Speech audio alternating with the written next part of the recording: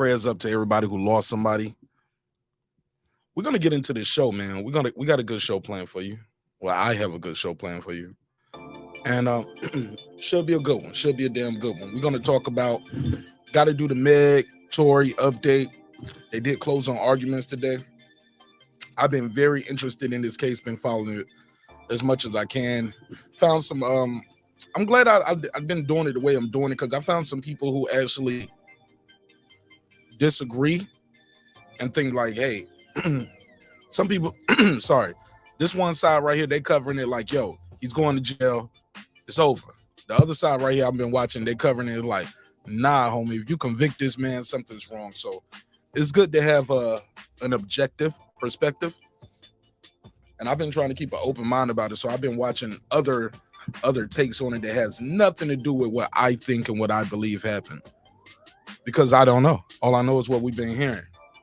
And what we've been hearing, depending on who you've been listening to, the story is going to sound a certain way. So we're going to get into that. We're going to talk about it.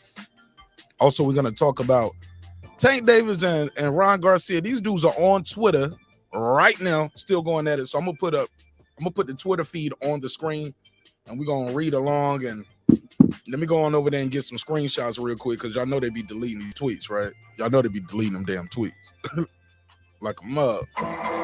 So we're gonna talk about it.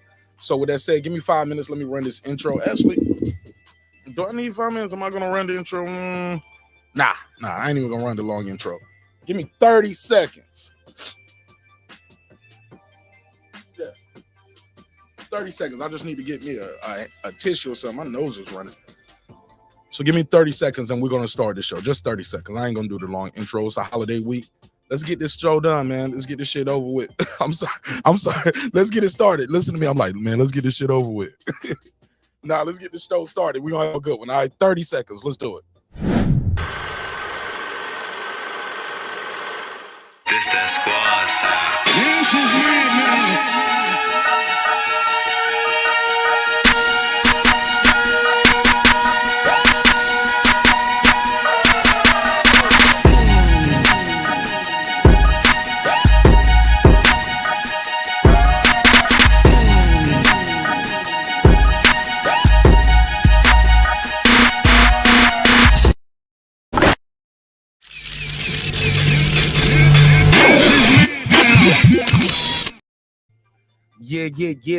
Yeah. What up, though? What's popping? What's happening? What's going on?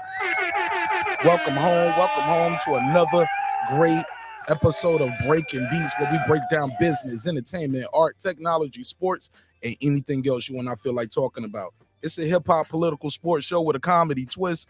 We like to let the jokes fly. You know why? Life is serious enough. Life is getting very serious in the life of these three individuals on the screen. Gonna talk all about it. We live pull up. Let me just put this on the community tab. I put it on Twitter and Instagram too. That's it though. I ain't putting this episode everywhere. Don't care. Don't really care tonight about certain shit like that.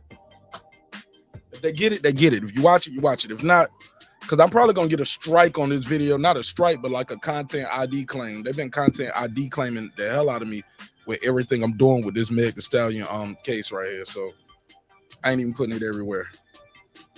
So it's not a monetized video. We just gonna have some fun on it.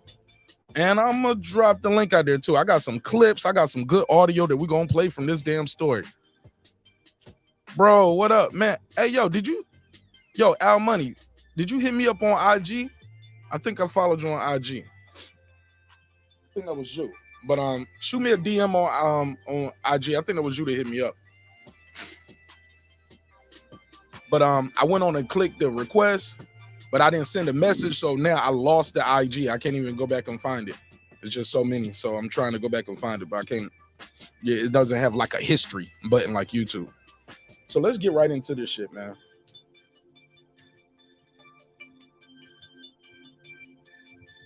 All right.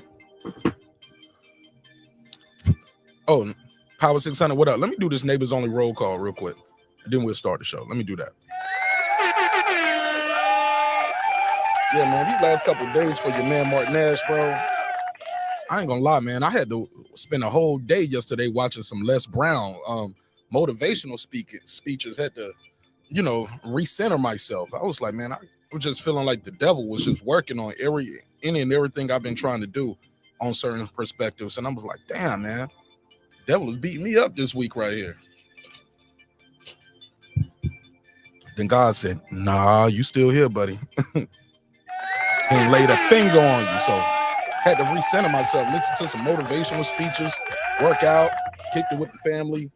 I just had to take a break from this social media shit. This shit will stress you out, especially dealing with like negative people, man. Some people are just so negative, like, yo, everything, bro, everything. So I'm like, yo, you got to cut negative people off, bro, because them niggas will bring your joy down. They'll bring your motivation down.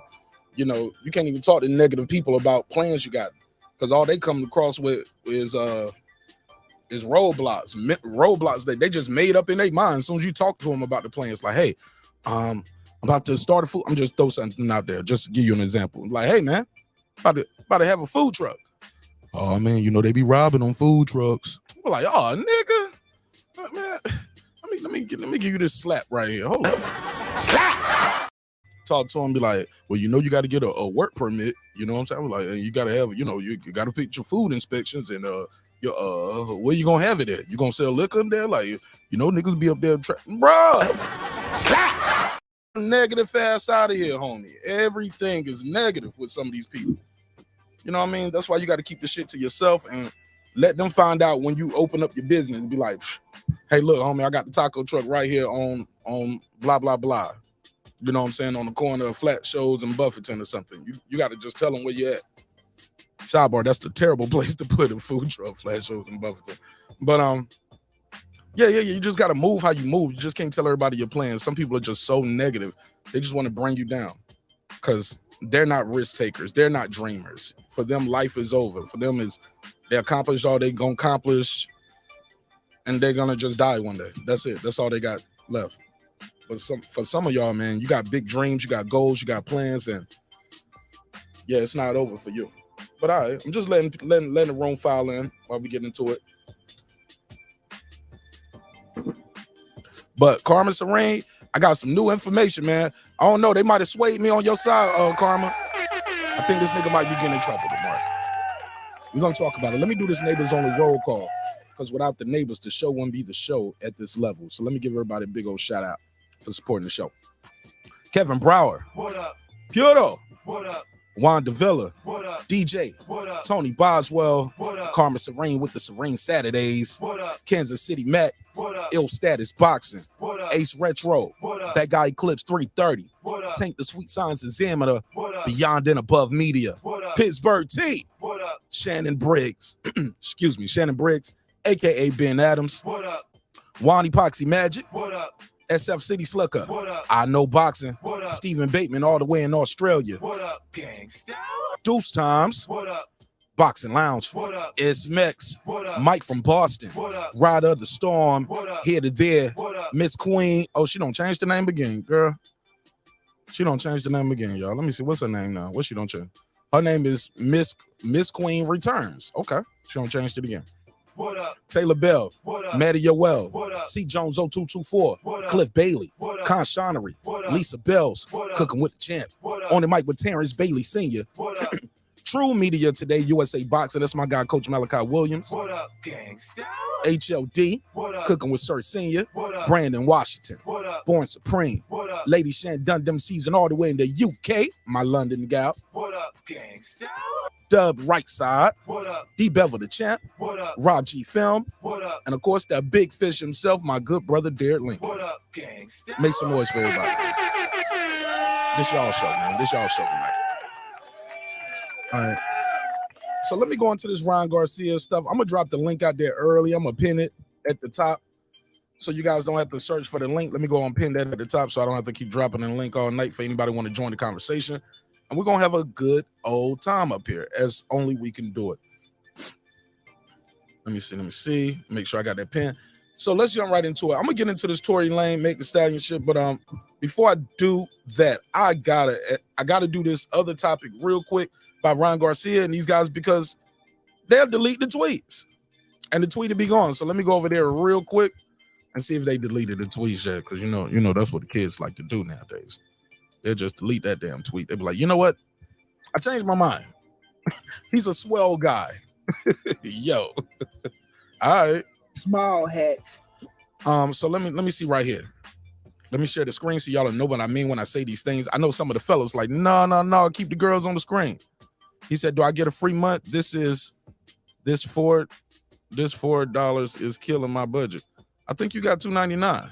You're on the $2.99 membership, Deuce. But you can cancel at any time. No problem. I won't even judge you. I won't be like, damn, Deuce canceled his membership. He don't like me no more. Bro, do whatever you want to do. It's all love. Don't go broke behind this show. $2.99 if it's killing your budget, Deuce. You can't do the $2.99. Don't let me put you in the poorhouse behind the $2.99, my brother. It's all love. Trust me. We'll survive.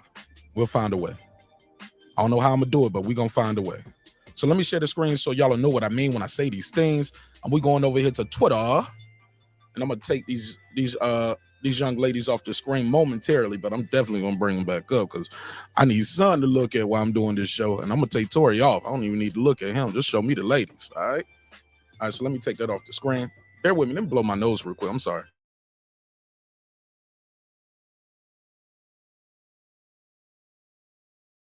Sorry about that. Excuse me. All right, there we go. Now my palate feel like I can breathe a little better. She said, I think he's being facetious. I think he is too. I'm being facetious as well. I'm just clowning. Okay, boom. Another great show. Shout out to my guy, Two Will Slim PJ. Reggie O with the Killer Show in the building. What up, fam? Bronze in the building. All right. So the gang is in here. All right. Let me do this. Let's do this. Where we at, though? Be acting funny about shit on the screen. There you go. Cover something up. All right.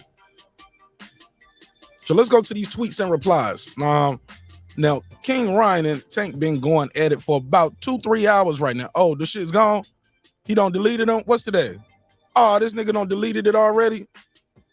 Ain't that about a bitch? I think I got some screenshots on my phone. Let me go to Ryan Garcia. Tank might have his Twitter just to automatically delete shit at midnight. Because this shit just disappeared. All right, boom. Let me see. Where we at? Damn, that shit gone? King Ryan. Let's go. Ryan didn't delete his. All right, so 57 minutes ago, he said, I'm going to do this. I'm going to do that. You ain't going to do shit. Look at Ryan. I like this energy. Yo. Small head. Ryan talking that shit to Tank already. It never heard of Let me scroll down. Let me see where we at. Let's go back a couple hours ago because it started a few hours ago. All right. So, yeah, Tank don't delete at all his responses. I just stopped looking at him. I was like, man, he ain't going to delete this. It's too many. Man, he deleted all of that shit. So Ryan Garcia, so I guess this comes from Tank Davis doing this interview. And he was talking about mental health. Let's hear this, what he said, and then we'll come with some commentary. You never heard of nobody, back in the day fighter talk about mental health. I think boxing, people the most right. We need mental health as coming around and fighting. I think we probably one of the toughest out there a whole like combat sport. I feel as though that people just was going that saying that just to get out of stuff. Like an excuse. Yeah, like an excuse. There's no like. Now I remember this. Now this was around the time where I think Adrian Broner had pulled out a fight, right? And some people was getting at him like, yo, the mental health is the reason why he pulled out. Which leads me to wonder, like, damn, is he gonna pull out of this Black Prime fight, the BLK Prime fight he got coming on? We'll see. He said, Karma, when you jumping on the panel, getting your tits and fat out. Hey man, don't disrespect that lady, man. Damn, that nigga. Hey bro, you know they got Pornhub for that, right? That is a Christian woman. All right, let's go. So Ron Garcia replied, he said, we all have mental health. First of all, you can't even conjure up a clear sentence. We all have mental health. First of all, you can't even conjure up a clear sentence. I boxed my whole life, fought over 200 times. I'd break a long time ago if it was that. If it was that I was fearful to fight. You simply have never done your research and simply have a low IQ. So Ron Garcia talking that shit at St. Davis. I like it. I like it. Make some noise for it. Yeah, boy, I'm ready to see that. If this is what they talking about before the this year, before their fight even happens, I can't wait to see what they do. He said, I think Tank is just dumb and can't hold a conversation longer than 5 minutes. Okay.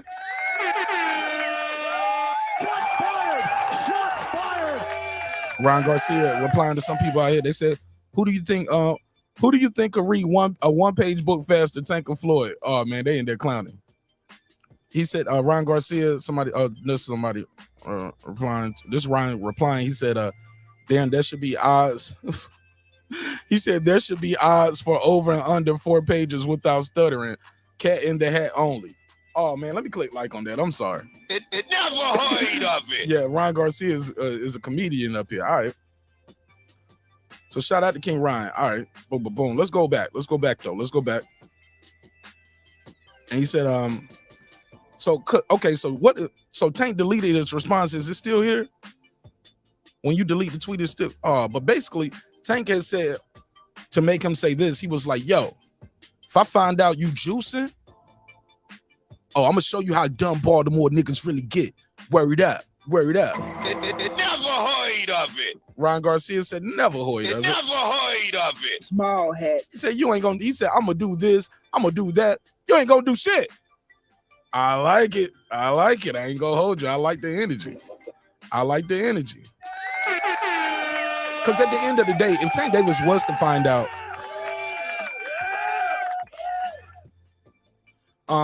if Tank Davis was to find out Ryan Garcia had did something nefarious, what you gonna shoot him, nigga? No. You ain't gonna do that. You just gonna go tell the commission like everybody else. That's what you gonna do. You gonna tell the commission. He was cheating on me. That's it. I would hope that's all you gonna do. Don't trick your ass off the street. Don't know dumb shit. But we'll talk about it. Let me see what they're saying. Yeah, so all of that shit is gone. Bam. All right. Took away that topic. I should have screenshotted it for real. I mean, this was just here when I clicked live and started the show. 2 hours ago, Ron Garcia said, never, I'm 100% ready to go. He said, I'm on his ass. He thinks he can say whatever. All right, I'm ready for everything. All right. Damn, my nose. Hold on.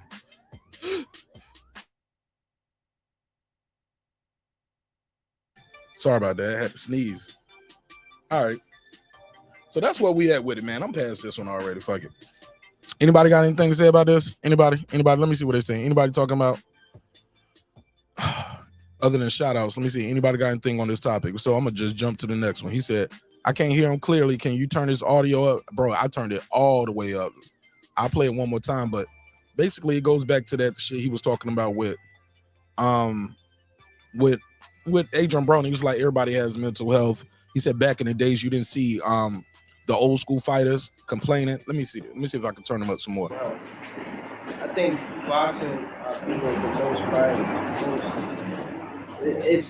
we need mental health to actually come in the ring and fight. He said we need mental health to actually come in the ring and fight. I think we fight one of the toughest out there a whole lot. Bro, his sentence is incoherent. He's all over the place. And not to mention he got bad audio in the background. Combat sport. I feel as though that people just was doing that, saying that just to get out of stuff. He said people just saying it to get out of stuff. Somebody's gonna help them. They said like an excuse.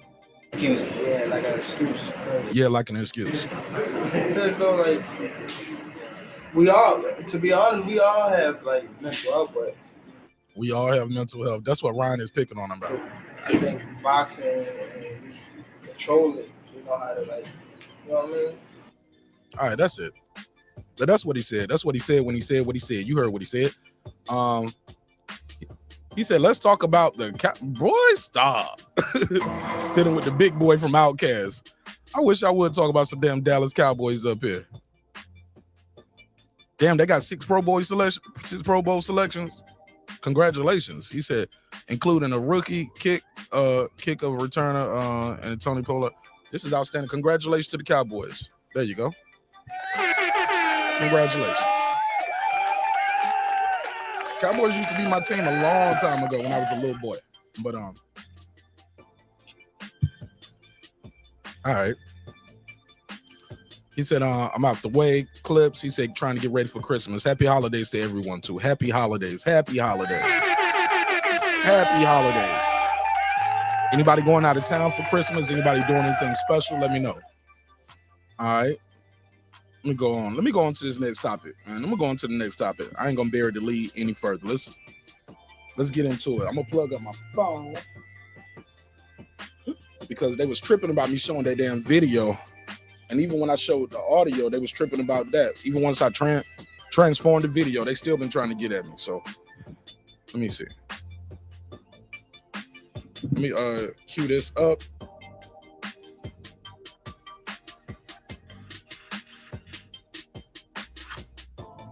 Yeah, so I took a couple of screen grabs because they was talking about, yo, I'm taking this video down. I was like, oh. So if y'all don't know, Meg Thee Stallion and Tory Lanez, this case went to closing arguments this week. Couple things happened in those couple closing arguments. Let me go to files on my phone. And according to one narrative, looked like Tory going home. If you watch this other video, it looked like Tory going to jail. So it's all about what perspective you want on this case. Now I was looking at this one lawyer. She's actually a criminal defense attorney out of New York. Her name is Aki, short for Akeisha. I think her name is Akeisha Al-Shabazz. If I'm saying your name wrong, sister, much apologies to you. I do apologize sincerely, not on purpose. So let me plug this up. We got a good battery. Damn, we only at 30%. We'll be all right. We're going to make it work, though. So let me plug this device up so y'all can hear it, hear what she said, because basically, according to her narrative, she said, there's no way he's going to get off on this because the defense brought a witness on the stand that put the gun in Tory's hand. As you know, they did have a witness that said, hey, I saw 2 women fighting. It was one point he said I didn't see a gun. It's another time he said I did see a gun. He said at first he was saying I saw the muzzle flash. Then he said, no, I saw the gun. Now, what's up, Hablo? Lisa Bells, what up? Mike Garner, what up? Rock from Brockton in the building. So let me play this clip right here. Let me see if it's gonna play now. Because these 2 lawyers start getting into it, and this debate is gonna get a little ghetto. I was like, damn, I thought y'all was lawyers. Y'all up there, total disrespect. Let me hear. Need a 1-week continuance because we're not ready to take his testimony. The defense made the strategy. All right, I'm gonna have to turn that up a little bit. You know, they like where they're at. They had 8 days of trial. I'm gonna turn this up. Said, fuck it. We're not waiting a week. Trial goes on, we rest. Case will go to the jury. Okay, let me turn this up some. I think that was a okay, now that's their audio cracking a little bit. So I'm gonna play this audio. We're gonna cue this shit up. He said allegedly Kelsey shot the first bullet in the air. Really? I don't know that. I didn't know she shot the first one in the air. That's new news for me, Power 600. I didn't know that. Somebody said, yeah, there was a 4-way fight. Now, I heard the witness, his name is Sean Kelly from London. He's the guy who lives right there, and the fight and everything happened pretty much where he could see everything over his balconies. He said lawyers are the most ghetto people alive. Yeah, I talked to a lawyer chick one time, and I'm gonna say she was kind of ghetto, but she was cool though. She was cool as fuck. But she I don't even want to say it 'cause I know she watched the show. She'll be that. This will be the day where she'll just actually be watching the show, right? So let me set this up properly. So let me see if I can get a screenshot. Let me get a screenshot of these people. So basically, you got Mo Gangat, right? This guy is people call him lawyer from workers guy, right? He's been doing these Gangat, Mo Gangat. He's been doing these lawyers for worker updates about what's going on with the Meg and Tory case, right? Now, to be fair, he is not a quote unquote criminal defense lawyer. He's a labor lawyer. He does labor law. So some people felt the kind of way like, man, why you even on this? Why you even talking about it? But, and so that other lawyer is going to actually, she's going to take umbrage. This was on Mr. Dennis Byron's show. But Dennis Byron took the live stream down. I don't know if it's still up on on YouTube, but he took this shit down. So I'm gonna play some of this audio because he's gonna bring in the lawyer, Mo Gangat. Mo Gangat is gonna talk because the lawyer he was talking to, I know it's confusing. The lawyer he was talking to earlier on his live kind of took some shots at Mo. So people tagged Mo into the live stream. It was like, yo, they talking shit about you, yo. They saying you don't know shit, right? So Mo pulls up. So he pulls up and he says what he says, and then let me see if I can find a picture of this lady. That's what I'm stalling for too. Oh shit. Let me see. Lawyer. I'm trying to get this lawyer. I'm trying to get a screen grab so y'all can at least see what they look like. New York. Akeisha Shabazz, New York City lawyer. Boom. Here we go. And this photo is courtesy of her Instagram. All right. So her and Mo are gonna be getting at it. Just giving y'all a heads up. They're gonna be cutting each other off a lot. And there's gonna be some bad audio. This probably couldn't have been on my show. I would have been saying audio. Fix your audio. So I'm gonna go to Mo first because Mo's gonna be talking first. Let's go. It might have been a little showboating there. The fact of the matter. Now keep in mind the guy we're talking about right here, Mr. Dennis. He's not. He was just talking to this lady right here. The lawyer. Her name is. Damn, I just said her name. Akeisha Al-Shabazz. She's a New York attorney. She used to be a prosecutor. Now she works for the defense. She was a law professor. She's qualified. She's very qualified. All right. Has some awards, testimonials. I'm looking at her website right now. She's all official. She took, like I said, she didn't like the fact this guy was like, why would you have a labor lawyer talking about a criminal case? You know what I'm saying? So let's get into it. Let's play some of this audio and let's roll it.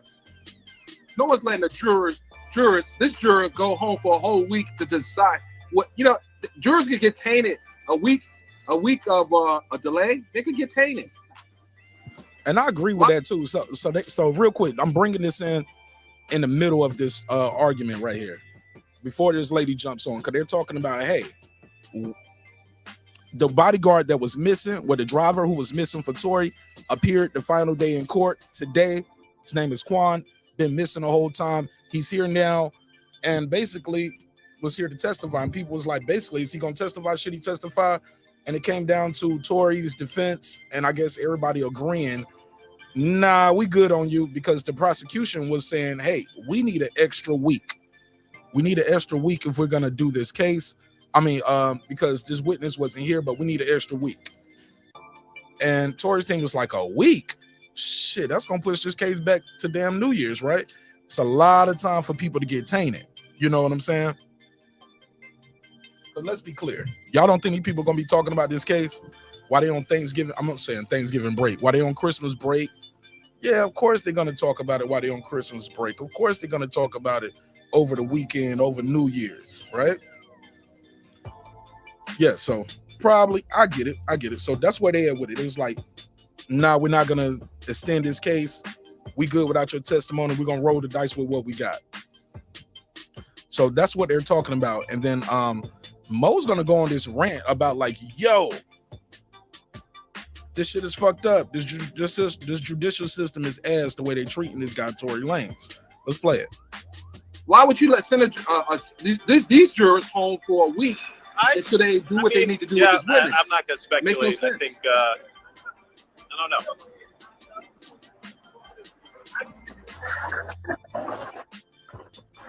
That's them. What do I think the outcome's going to be? What do you think the outcome's going to be? You sat in closing arguments today. You were there for closing arguments from the prosecution as well as some of the defense. Who do you think the case comes down to point, Megan's statement about how the shooting unfolded compared to Kelly's statement about what he saw. And then the icing on the cake is the prosecution and the LAPD's lack of investigation. Meg says, I got out the car. Seconds later, this man shot me. Kelly says, I woke up in the middle of the night. Two women are arguing. The argument escalated for several minutes. They continued to engage in an argument ensued by a physical altercation. The fact that Meg tells me none of that says, wait a second, before we talk about what she said, why would I believe anything she said? Okay, stop right there. Do y'all think Meg loses all credibility because she doesn't tell? Because here's his whole point is this. This is his whole point. His whole argument. And when I say him, I'm talking about the lawyer Morgan Gatt. His whole argument is, look, the lady didn't tell the police about the fight. She didn't tell the prosecutors about the fight. It took an independent witness to tell the police about it and tell the prosecutors about it. From there, they should have done some kind of investigation. They didn't even ask the ladies, hey, did y'all get into a fight? So he takes issue with that. He was like, yeah, that's very important because we don't know who shot. Are we searching for the truth? Or are we just saying, hey, this is a celebrity and they said Tory Lanez did it, we're going to arrest Tory. So that's his whole case. Like, yo, all her credibility should have went out the window once we find out, like, yo, it was a fight. You told us you didn't have a relationship with him, then we find out you do have a relationship with him. It's like she just wasn't questioned. That's what his issue is. So let's listen. If she doesn't talk about this minutes-long fight with her friend, like how there's a shooting, we don't know who done it, and there's a statement by an eyewitness that two women were fighting, and the victim, you're gonna not ask her about the fight? Come on. So yeah, I mean, I don't know how you can talk about anything else. I don't know how. That's a good observation. If all that happened, eyewitness told you that, victim told you something else, you never questioned the victim. 2 years later, you're going to sit here and you're going to be extra prosecuting like you're sanctimonious? You know, maybe if this is a laid-back, chill, in-the-cut prosecution, they're extra, Mr. Dennis Byron. They feel like they have the holy high ground here, that Tory Lanez is undoubtedly their man. They said today, who cares what Kelsey did? Kelsey's not on trial. What? Who cares what Kelsey? The people of the state of California care what Kelsey may have done and what you bothered to not look at and what you gave her immunity for. This man looked up there. He said, who cares what Kelsey did? It's YSL all over again. We just want the big guys. I don't give a fuck what my oath of office says. Oh, shit. He's snapping. He's snapping. He said, this is like YSL all over again. We want the big guys. Forget the oath of office. But according to him, that's one of the quotes from the prosecutor's office in their closing arguments today. One of the closing arguments was, who cares? Kelsey's not on trial. Some people are probably thinking maybe she should have been. Like, why was she getting immunity? What kind of immunity she has? Why didn't she got immunity, but we here today because she told y'all I did all of this. She comes to court, gets immunity, then takes the stand and say, I didn't do none of that stuff. And another thing he brings up is he says, hey, look, you guys have no proof that this guy did any intimidation. You have no proof that the young man bribed any witnesses. Yet and still, you guys wanted to add that charge. Now, on the flip side of this coin, we all know at this point, because it was testified to, that they're not friends. They haven't been friends since this shit happened. Yet and still, Megan paid for this girl's place for a year, paid her rent up for a year. Now, if Tory Lanez paid somebody rent up for a year, I mean, that would be bribery. But why is it not considered the same thing when Megan does it? I'm just confused on that part. Let's go. That's their audio. Well, let me ask you a question. You were there first day like I was. When the prosecutor opening arguments played the 5 shots, pow, pow, pow, pow, pow. Ooh. Have you ever fired a gun before? He don't answer that question. He's like, I'm not gonna answer that question. Okay. Okay. He just stared at the camera. Shout out to the lawyer. You said, I'm not gonna answer that. Shooter. No way a 9mm semi-automatic that requires 8 pounds of pressure on the trigger can be transferred. That gun can be transferred to the second person. I think the theory another of the person. case, it's impossible. from the prosecution's case. And that's not impossible. I remember when I got my first weapon, and it was a 9mm high point Luger. That was, my first legal gun. You know what I'm saying? It was I bought a little high point 9mm Luger. The very first time I shot it and it said pow pow, because it just happened so quick. I didn't even have to squeeze it like pow pow for and put all that 8 pounds of pressure. The recoil surprised me because I wasn't used to that weapon. I was young and probably shouldn't have been firing it at the time anyway, because I won't hit no range, if you know what I mean. But that shit went off twice. I was like, damn, I got to be more careful and be more deliberate with my trigger squeeze. But yes, that gun went off twice when I shot it that one time, and I was a man. Just wasn't familiar with that weapon. And matter of fact, I think I was probably in the Army at that time too. So but I was familiar with weapons, just wasn't familiar with that weapon, and I fired that weapon, and it went off twice with that trigger squeeze. Like, I just didn't know what I was doing with that weapon, Then anticipate the recoil to be like that. Didn't have a good grip on it, moving too fast, and pow pow. I'm like, damn, the shit shot twice. So yes, it's not impossible, especially if somebody's struggling for a weapon. It's not impossible. Be clear, prosecution is saying that seconds after Meg Thee Stallion got out of the car, Tory Lanez, in a matter of seconds, went from the back driver, either hopped over Kelsey or hopped into the front, seconds, pulled out a gun, unloaded 5 times because she insulted his artistry. Let's just talk about it. Let's talk about it. You're saying that this happened. Y'all pull over. Meg gets out after saying you suck as a music artist, and then Tory immediately grabs up the gun from where? I don't know from where. So he's in the back seat, he jumps, and now he's popping. Okay, that's your theory. Fine, great. It's a reasonable doubt case. You know what the eyewitness said? Eyewitness said, I woke up in the middle of the night, 2 women were arguing. Then I looked out my balcony and 2 women are fighting. How the fuck can I believe the rest of the story? How can I talk about the ring alarm gunshot? How can we talk about anything but this fundamental issue? But wait, it gets better. Nobody asked anybody about this contradiction. The lead investigator thought, nah, fuck it, we're not gonna talk about that. No, why would we talk about it? Why? Well, double fire. That's a good point he made.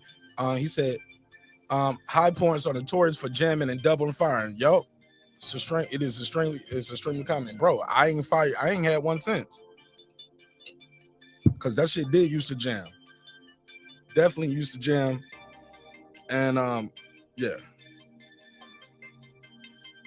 you had to be careful not to double fire. But I never had that issue other than that first time I fired it. But like I said, Clips, I was a soldier. Might have been like 21, 22 at the time, still in the Army. I think I was like 21. Yeah, I might have been 21. Had that pistol, and yeah, that shit was pop, pop. I was like, damn. So yeah, it happens. You can't double fire. And we don't even know what kind of weapon that was, do we? I just know it's a 9mm. Who made it? She said Kelsey said in her deposition that Tory said his attorney asked her to. I did hear that. I did hear her say, she was like, that's the way they told me to ask you, like, is there anything I can do to help you? You got a business or anything? You got something you need some help investing in? I remember her saying that. But she also took the stand, though, and said all of that was a lie. Actually, I think she said that part was true. She might have said that part was true. The bribe part was true. She admits that a bribe was offered, but she denies taking a bribe. So there you have it. She admits a bribe was offered, but she denies taking it. No, wait, let me finish. Well, Why the wouldn't we defense- talk about it? Well, Mo, Why the defense- wouldn't we talk about it? If we have decided that we're convicting this man, if we've already made up our mind on what's the story here, Have they determined who fired the weapon? That's the craziest part. I was listening to Ack and Milagro talk the other day, and they said the same shit you just said. She was like, at the end of the day, we still don't even know who fired the weapon. Because this lady's supposed to take the stand and say Tory fired the weapon. She threw everybody off when she got up there and said, I don't want to be here. I'm going to plead the fifth. And then we find out she get up there and say, yeah, I lied about that. I never saw Tory with a gun. She said, I never saw him with a gun. I never saw him fire a weapon. But she got gunpowder residue on her. And she originally said he attacked her. We're going to get to that Sean Kelly testimony too, because he testified, I saw two women fighting. And the other woman went and got the weapon. this credible victim, Megan Pete said he's the shooter. Fuck everything else. We want them. I don't care what else. But you don't think that might be happening when we have an eyewitness? The problem. I agree with you. Why? Well, I never bought. When they start saying we bumped into each other, we didn't even bump into each other. What's that all about? You have an eyewitness. Sean Kelly said there was a fight. And the witness who could be equally culpable in a shooting that we don't know who did, and a man, an eyewitness, told you that they were fighting, and you just automatically put the victim on her and the guilty on the man. That's what happened, Byron. Forget about everything else for a second. You can call me whatever you want. We cannot talk about how the LAPD investigator immediately stopped asking questions, assigned blame on the man, assigned victim halo on the woman, and then ignored an eyewitness's key information about a physical altercation. The only confirmed crime that was reported to the LAPD was not investigated. The only thing that an eyewitness actually told you that suggests a crime was committed was not investigated. I don't care about the rest right now. Since I heard that yesterday from Kelly, I can't think about anything else. Look at the media. Because again, his whole point is this, ladies and gentlemen. He's saying, look, the eyewitness told the police they was fighting. There was two women fighting, blah, blah, two women fighting. The second woman went to the car, went to the back of the car, and that's when I started seeing the muzzle flash. He said, I couldn't see a gun, but I saw the muzzle flash closer to the other lady, all right? Then he sees the smaller guy, which is Tory. He said, I seen him firing shots like off in the air crazy. He couldn't remember exactly, like, was he taking the gun from? Was he just firing in the air crazy? He was like, well, he said everything was happening so fast. But the biggest thing is this, though, and what this lawyer is trying to say, is the police never asked the ladies, hey, look, we got an eyewitness said y'all was into a fight. What was going on there? Did y'all ever fight? They didn't even ask them about it. Not even ask them about the fight.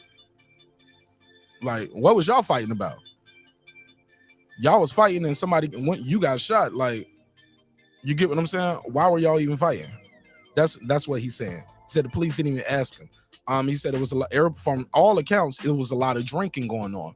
The police knew that. When they questioned the ladies, they never asked them about that, is what he's saying. Everybody's version of the story is drinking. But when you question the ladies about it, you don't ask them. That's what he's talking about right here. They don't even see it. They want to talk about post-George Floyd. They don't even see the LAPD putting the guilty label on the man, the victim halo on the women, and never asking a goddamn question about, was there a fight between you two girls? Right. And that's the big question. I'm not even done. The defense has to they did bring all that home tomorrow. And then when their case doesn't look good without evidence, they're going to say he's paying off witnesses. He's threatening and intimidating them. If that was a motherfucking white guy from Microsoft, he's paying off witnesses. If that was a motherfucking person who makes their money off some bullshit engineering, computer technology patent, he's paying off witnesses. Why is Tory Lanez paying off witnesses? He's fucking black. And you're gonna sit here and gaslight me about George fucking Floyd? I'm in the streets of fucking Los Angeles. I'm pissed. Ah, man, I'm pissed. I'm telling you. You're a long way from home, so be careful. I need to really make sure you get back to New and York. then they were talking about, fuck it. We're going to talk about all his rap lyrics, all his videos, all this. That's what we're going to do now. And it's not about Tory Lanez. It's bigger than Tory Lanez. But what about the rest the of the judge defendants, ruled, man? If this shit just goes on, and I'm the only person in a room of 200 who feels this way, either I'm crazy or the world needs a lot of looking in the mirror about how we treat defendants, especially black ones. Well, I can agree with you there. Hold up, Karma. Karma said, I think they both fired the gun. Both who? Karma, I'm about to call you the shooter, Karma. I mean, Kelsey and Tory, you think they both fired the gun? She said, here's the race card. Oh, he's not black. Karma, he's not even black. He's like a Middle Eastern type guy, I guess. Oh, I don't know where the fuck you from, to be respectfully. I know it. I mean, well, shit, I'm sorry. I don't know where he's from. He's from New York, as far as I know. But his name is Mogan Gat. And that Mo is short for Muhammad. So you figured it out. I didn't ask his background, but he's not black though.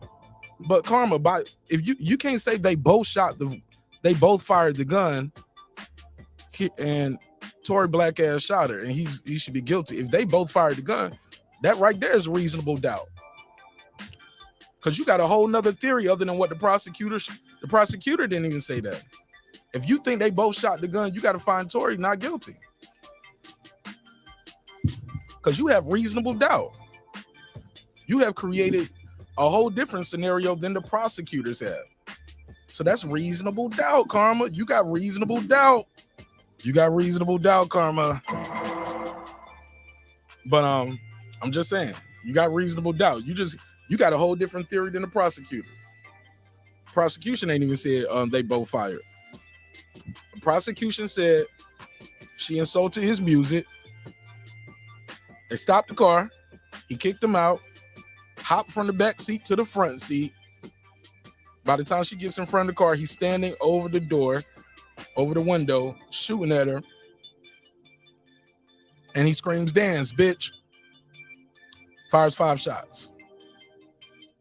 That's why she only got hit in her feet. He said, "Dance, bitch." All right, so that's the prosecution's case, Karma. But yeah, if you think they both fired, that weapon, that means you don't know who shot her. You can't say Tory shot her as you said, I think they both fired. So that's not guilty, Karma. Not guilty. British man stated that they did. Stated that they did what? They both fired the weapon. Yeah, he did say that. But he was contradicting himself too, which was crazy because 1 minute he would say, when the prosecution asked him, "You had a gun?" He said, "Yeah, I had a gun." When the defense asked, he said, "I just asked you, did you see a gun? Did you see a gun or not?" He was like, "Nah, I just saw the muzzle flash." And then the prosecution asked him again, and he'd be like, "Yeah, I saw the short guy with the gun. He was shooting in the air all wild," which is very possible.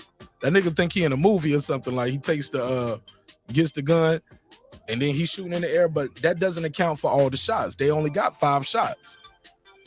So she couldn't. How many shots did he shoot in the air? How many times did she shoot? Because those shots are pretty close together. They are pretty close together. Glock shoot real easy too. I don't know if they had a Glock, but a Glock shoot real smooth, quick, no recoil, and that shit pop. Won't even. Yeah, you can shoot a Glock all day long. That's probably why the cops use them, huh? Absolutely. Oh, wait, hold on. I need you to listen to this. You have an attorney that just jumped on. Do you know? Now he rolled his eyes. He said, "Hold on, I need you to listen to this. We got an attorney to jump on." Mo rolled his eyes and put his lip out. He gonna say, "I gotta leave in 5 minutes," and he's gonna proceed to stay longer than 5 minutes. El Shabazz is, she's a New York attorney.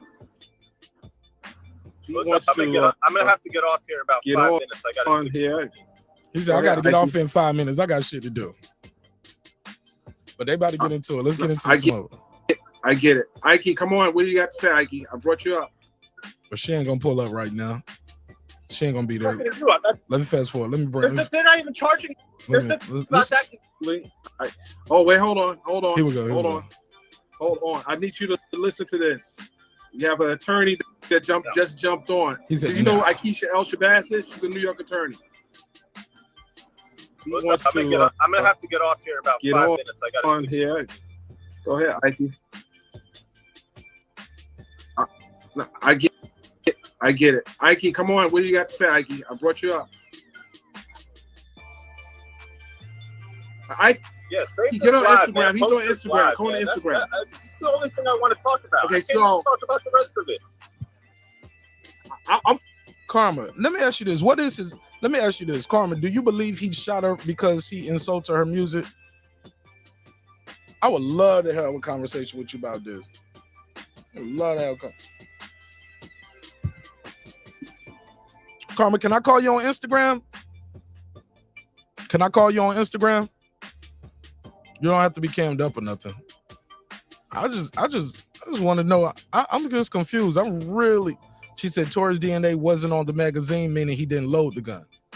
The gun wasn't registered to him. His fingerprints on it? I think they said his prints was on it, but it wasn't on. They didn't check anybody else's prints neither, though. They didn't even check the other lady's DNA. She said, "Yeah, he has a history of going off on people." Who has a history of going off on people? I missed it. Oh, Mogan Gat, he be going off on people. I never heard him go off. I'm posting this. I am posting this. Ike's here. Like, Ike, why are you not on Instagram? Come on Instagram, Ike. I know you see me, but come on Instagram. So, but here's my thing though, Carmen. Here's my thing. If you have, when you check the DNA profile, right? Matter of fact, when you see that, if you think you need to swab that girl for GSR, why not swab her for DNA as well? Just like you swabbed them for GSR and DNA. Like, why not find out what if her DNA is on the weapon, especially since she has GSR, especially since you have an eyewitness to say I saw two women fighting. Why not get her DNA sample? She tested positive for GSR. The reason why she told the court she got the GSR on her, she got on the stand and said that's a lie. It just seemed like it's just too much. There's too many inconsistencies to get this guy 22 years in prison. That's all I'm saying. It's too many. What's his motive? What you said about a black man shooting a woman or any man, any person. You just shoot somebody in cold blood for nothing, lock them up. Fuck it, I'm right there with you. Anybody doing nothing to you, lock them up. But damn, come on, we don't even know for certain that he shot her because the eyewitness, which is her, said he didn't shoot. I didn't see him shoot nobody. I ain't see nobody shooting. I thought she could have everything. It was just so weird to me. It just kind of threw me off to hear her do that 180. So for them to, and that was a crazy thing too. I thought that was weird. They let her 80-minute interview play, but after that, she should have been there for the defense to call her right back up and say, "All right, now we just heard 80 minutes of that audio," and that's when you re-interview her. I mean, you crossing his in. We played this audio, but who knows? They probably even argued that in court. Shit like that, we'll never even know. They probably already said, "Well, what questions you gonna ask her that we already didn't ask?" "Well, I'm gonna ask her about this and the third." "Well, she already said she lied about that, so no, you can't ask her that. We ain't bringing her back." Who knows? The judge might have just said no. and shit like that, we won't even know until later. Shit, it's just shit that you won't even know. You just won't even know. Let me play this. Let's play some more. But it's like I said, that shit right there is crazy. What's his motive? Because we know we know what her motive would be at this point. They fighting over a guy. What's Tory's motive? She didn't like his album? Huh? What's the motive? He was just drunk. In a drunken rage. But he has no history of having a drunken rage. And I get it. LAPD is notorious for botching cases. I'm not even talking about none of that. They're I'm notorious literally talking about one thing and one thing only. And why the did fact I that tell you 2 women were fighting 4 days after there's a shooting? You don't know who shot who, and you never asked the 2 women whether they were fighting moments before the shooting. Can we all just talk about that? Can that be the headline everywhere? People stop talking about Mo and this and that. This is a fact. I told you, man, somebody was talking about him and they tagged him in his video. Yo, they tagged him in his shit. Let's go. I'm just giving you the facts. An eyewitness told an LAPD detective there's a shooting. And he said there were 2 women fighting moments before the shooting. I got woken up by 2 women in a shouting match. I walked out on my balcony. I watched them fight. And then there was a shooting. And nobody is asking either of these women about a shooting. And we're 2.5 years removed talking about with no evidence that this guy's paying off witnesses. They're not even charging him with paying off witnesses. And so they're using the testimony of the victim. guys to the request. They tried to add that charge, Mo. Like, oh my God, no. That's my impression. The judge said no. It's never gonna happen. No. They tried to. The fact that they added that charge means nothing to me. The facts are what I just said, Dennis. That the eyewitness told the LAPD detective he never asked either of these 2 women a single question. Full stop. What else is there to talk about right now but that? And until we talk about that, how can I take you seriously that you want to have a serious discussion? I'm not talking to you. I'm just saying in general. People want to say stories like this. Okay, and then she don't pull it up. She don't pull it up. So she said, I like that. She's media. He said media saying Tory was mad because Meg called him short. Right. And he gonna murk over that, right? Karma said, she said, you're judging him by your sensibilities. He has a history of violence. Why is this so unbelievable? I don't think that the reason why, Karma, I don't think they did a thorough investigation. They didn't do a thorough investigation. They never got the young lady's DNA, but they established that she had gunshot residue on her. You have an eyewitness that said, I saw 2 women fighting and the other lady had the muzzle flash near her. Couldn't see if she had a gun, but I saw the muzzle flashing, you know?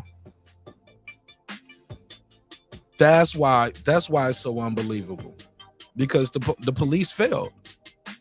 If he did shoot this lady, if he did shoot this woman, the police failed her. But also, she didn't do herself no favors by lying about the intimate relationship. He never said nothing. That's why it's so unbelievable. She lied about the relationship. We saw that. Are we just gonna ignore that? Gotta put a case on it. We just gonna ignore the Gayle King interview? You know you the fam, man. But I'm just saying, I just think that's ridiculous. We can't just ignore that. And then the opening statement is, yeah, they were in a relationship. I'm just saying, what's the motive? Because she said he was short, or he just went in a drunken rage. He ain't never shot nobody before. First shooting gonna be Meg the Stallion because his music was wet, or she called him short. All right. I seen niggas snap, though. I know niggas can snap. My only issue is the investigation. Why? I did not know the police and the prosecution knew about an eyewitness, and not only did they not do an investigation, and like they totally just ignored it, just like, all right, yeah, whatever. What about, why not get the girl's DNA? Especially now we find out it is a woman's DNA on that weapon. We can't even exclude Kelsey because they didn't never get her DNA. If they was into a search for the truth, why not get a subpoena for the DNA? The prosecution can do that. The police and all of them, they can do that. They can say, hey, look, we need to exclude you out because you got GSR on you, blah, blah, blah. You know, I know you told us you got it that way, but let me see if your DNA is on this weapon. Wow. Never even checked. So now the sister Akeisha is up here, her and Mo about to go at it. What? Explain to me how an LAPD detective hears from an eyewitness that, sir, I was awoken in the middle of the night. There was a shooting. There were two women fighting. And at no point in a 2.5-year investigation, the LAPD asks the two women, hey, moments before the shooting, were y'all engaged in a violent physical fight? That's simple as that. At the beginning, why not ask that question to the ladies? Hey, was it a fight before y'all got into it? What was this fight about? What was going on? Like, why not get that information? Why not swab that lady's DNA? Why not? Why not? Just to at least exclude her, if nothing else. They said they was banking on Kelsey telling the truth. They don't even know the truth. They didn't even seek out the truth. Meg and Kelsey have been lying.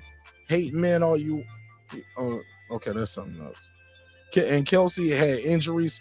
The guy said everybody was over there beating on Kelsey. I mean, beating on Megan.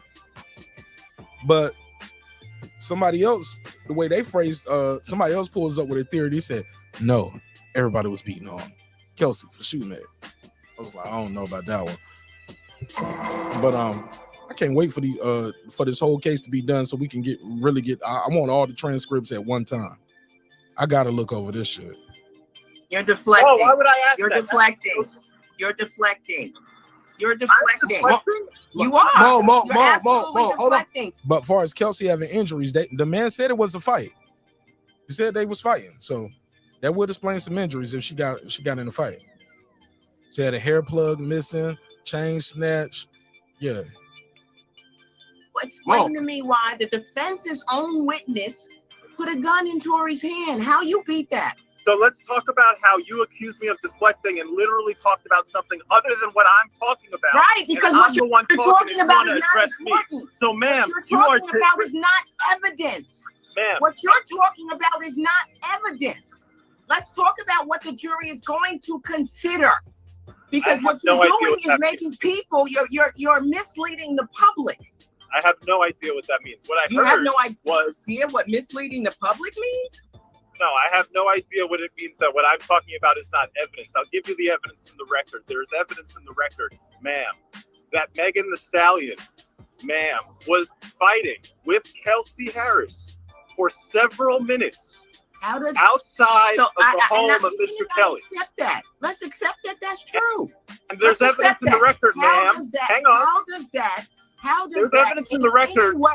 In any way, keep this gun out of Tory's hand? And I'm the one deflecting. You want to talk about something else? I want to talk about the case. He's charged with possession of a gun. Let's talk about that. You're not at all talking to me. You're just saying there was a gun in somebody's hand. I'm talking about what the witness, the defense witness. Let's talk about the defense witness. The defense witness. You don't want to talk about that? Dennis, is that not deflecting if you come on here to talk about what I'm talking about and then say, Mo, you're deflecting. I want to talk about something else. I accepted what you said. I accept that. So let me finish. I accept that maybe two women were fighting. That still does not. I'm not asking you to accept any of it. You asked me what is the evidence in the record for my point. I'm giving it to you. Are you ready for it? But you're not mentioning the evidence that I'm talking about. Why are you not talking about the defense's own witness? How can you skip that? No, ma'am. You accuse me of not talking about the evidence. I'm giving you the evidence. Okay, so talk about that. Okay. The evidence piece of evidence. Talk about that particular piece of evidence. Man, they hiding there, man. They turn it up. Let's go. The defense's witness that puts the gun in his hand. Okay. Exactly. I'm not going to do that. That's I'm happy exactly to have my the conversation. You can't do it. You can't do it, and neither can his lawyer. There's a very simple explanation for that. You want to deflect and talk about that? Fine. The defense's point on that point. We're not deflecting. She ain't even let him talk now. He said fine. So let him talk about it. Come on now. Talk about that evidence. You are. Yeah. Well, the point is the LAPD's accountability for not following up on eyewitness information. That's the point. You want to deflect from that? I'll gladly deflect from it. Okay, but where does that get us? Where does that take us? That the LAPD didn't follow up? Ask yourself. Repeat that question to yourself in the mirror. That take us? Why do we do I don't this? know. Repeat. What does it mean if the LAPD doesn't actually investigate eyewitnesses who tell them credible things and instead rushes to judgment to put the cuffs on a black man? I don't know. You tell me what it means. No, you tell me where that gets me. I think it gets me to America 2022. That's so where what it gets you're saying. So let me understand what you're saying, that when a black woman reports that she's been a victim of a crime, she should be disbelieved. Where's the rest of the because evidence? it's a black What about when the man eyewitness said she was in a fight? Is that what about when an eyewitness said she was in a fight? No, Dennis, wait. No, wait, Dennis. She put up a hypothetical. You're right. A black woman. Do you have an issue? Every woman, every person who calls the police needs to be believed. What happens when an eyewitness tells you, I saw her fighting with another woman moments before the shooting? What do you do then, ma'am? You write it down. You write it down. It wasn't even written. Okay, now that was weak right there. She said you write it down. No, man, you investigate. See, she didn't even want to say it. Now, that's my issue right there. Now, come on, sister. Like, you write it down. You write it down and then what? But what he's saying, y'all didn't even write it down. Y'all just heard it and kept moving. That shit wasn't even part of the record. They had to find that shit. Bro, that's what I'm saying. You don't just write it down. You investigate. Forget about written. It wasn't followed up on. Now where are we? Oh, but what I'm trying to see, I've been doing criminal work. I've been a prosecutor. Don't deflect. Where are we? I'm trying. You tell me. Why do you think that I'll tell you where I am. I'll tell you where I am. I saw something as bad as a knee on the back of the neck. It has. I saw an investigation rush to judgment to put cuffs on the black guy. Okay, so let me understand. Are you saying that the defense's witness is not a credible witness? That he was an eyewitness? No, absolutely. I'm not saying that. Okay, so who said that? So Nobody the defense's said that. Witness. He was an eyewitness. The defense called an eyewitness that said Tory had a gun and was shooting everywhere. So it's impossible for that to be the evidence when the individual on 7 times, you saw a tweet, and you're going to tell me 7 times this individual said on the record and on the stand in open court, I never saw anything that looked like a gun. But did he not 7 say? times he said, I never saw a gun. Right. So please forget about that for a second. So let's go back to where we got to. If a woman, any woman, calls the police, they should be believed. Yes. And if an eyewitness says that moments before the shooting outside my house, I was awoken by 2 women fighting, shouldn't that woman, that victim who called now, have another question put to her? Ma'am, yes. You ever fight? What did that happen here? No. Yes, both of them were interviewed. Kelsey had a statement that was in September. That was interviewed. It was admitted in evidence, was it not? The detective did not ask her if she was in a fight with Kelsey. Never happened. The detective. He meant Megan. Heard her say that the shots happened seconds after I got out, in complete contradiction. Whatever it was, we can go and get the transcripts and get into the specifics. I'm making a very simple point. There's reason to believe that Mr. Kelly told the detective that there was a fight. And if that happened, shouldn't Mr. Kelly ask the victim about that? And shouldn't he ask the other woman? He meant shouldn't the police or Detective Schroeder or Schrader, whatever his name is, Shariah, whatever. The detective should have asked, but he said once Kelly. He's saying Kelly, but he meant the police. About that, and did he? I don't think he did. And if he didn't, I have serious questions with the LAPD. What kind of investigation are you running that you just blamed Mr. Lanez? But unfortunately, because the LAPD is not on trial. Tory Lanez is on trial. Everybody's on trial. Have you been on the internet? Everybody's on Literally. trial, but only one person is facing jail time. So let's keep it a buck. And that's all the more reason. She said, for let's not. keep it a buck. Let's keep it a buck. This man's life is on the line, and people are, dancing around with, politics and profiles. It's not politics on the line. It's the evidence. It's when the defense brings in their own witness, despite the fact that he may have said he didn't see a flash. He very clearly did say he saw the short man who was angry and speaking all manner of epithets and cursing. He was very, very angry, right? Was that not the testimony? Well, I don't know. You told me that it was something he very clearly said, and then you asked me, was that not the testimony? I will tell you. You can play that game if you want to. That's checkmate. He got on down. She was like, she said, I heard him clearly saying that. Is that not what happened? He was like, you telling me they clearly said it, but you asking me. All right. Well played, Mo. Well played. All right, come on. Fight back. Fight back, Aki. I'm not playing the game. You can play that game. You can play that game. It's cool. It's just cool. You can play that game, but it is what it is, and that's what the jury is going to consider. They're going to consider that. They're going to consider that testimony, and whether you think it's inconsistent. But you said, she said, he said, and they weren't trying to investigate. They weren't trying to investigate, bro. If you checking people for GSR and you check Tory for DNA, why you didn't check the other girl for DNA too? You checked Tory for GSR and DNA. She said, I truly believe something nefarious went down that night, and I don't know who to believe here. It's a cesspool of mess. Absolutely. Karma Serene, she said, Megan initially said she stepped on glass, so they weren't initially investigating the shooting. I disagree with you on that. Cause they checked Tory and the girl for GSR. They checked Quan for GSR. All three of them got checked for GSR, so they were investigating the shooting.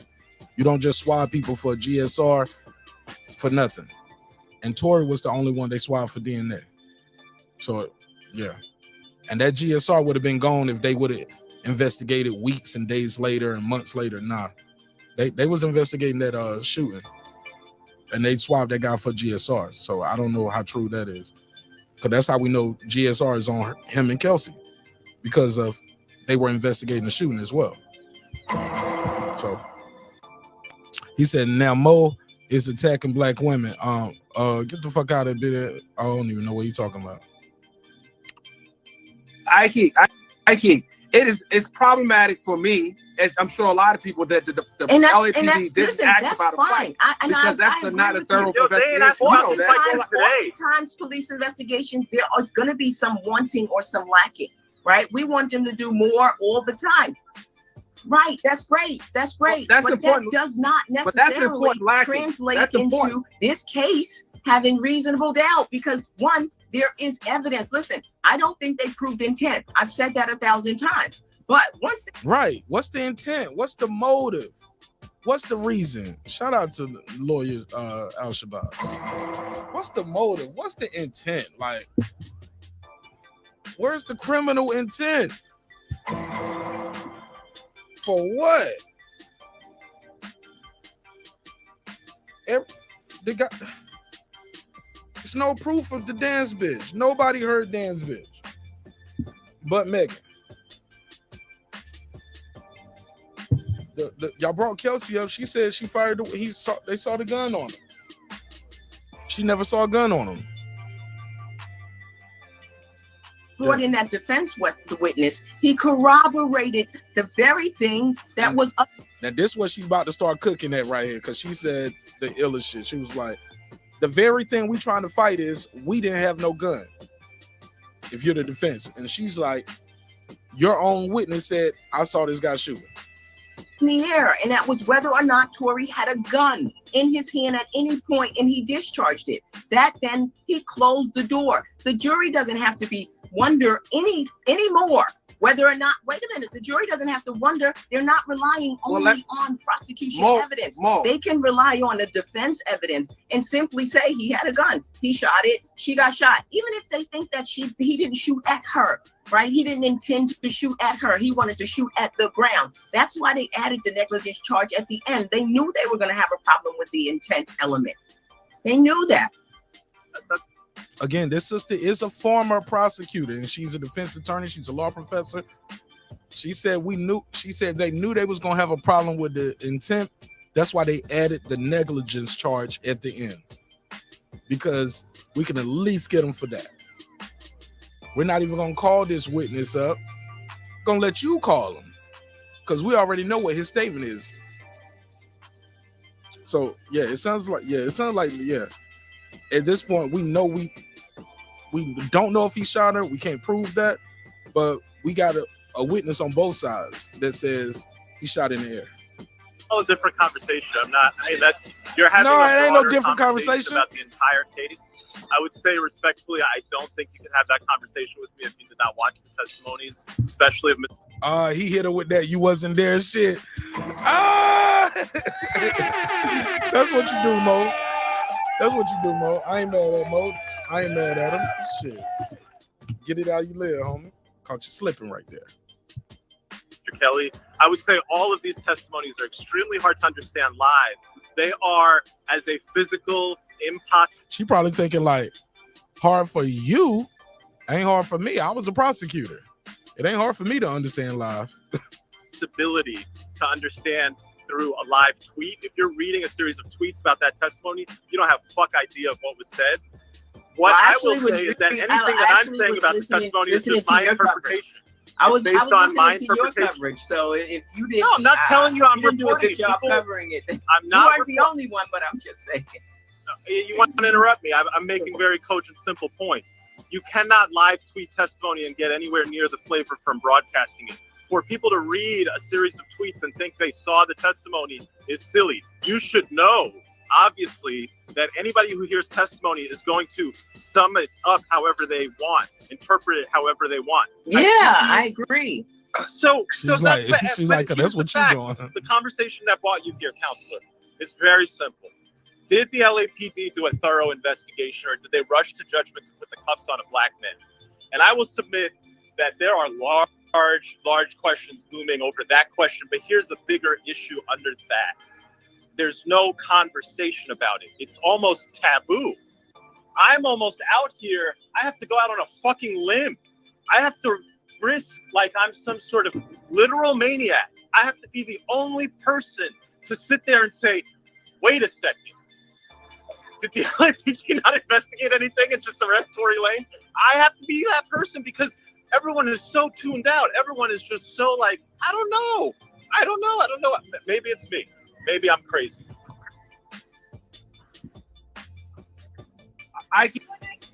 At this point, I'm going to invite Mo to the barbecue. I'm sorry I had to invite him. I ain't in charge of the invite, so.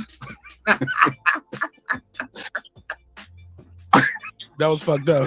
She said, I ain't in charge of your invite, so. Ask me, Mo, before you go, because I know do whatever you want to do. What do you think about the fact that the prosecutor didn't allow the bodyguard to? It sucks. We should have seen it. But given the public interest in the case, it should have been seen. Ultimately, it's not seen. It is what it is. I don't think the judge didn't allow it. I think the judge put out an option, and the parties ultimately took their positions, and it didn't happen.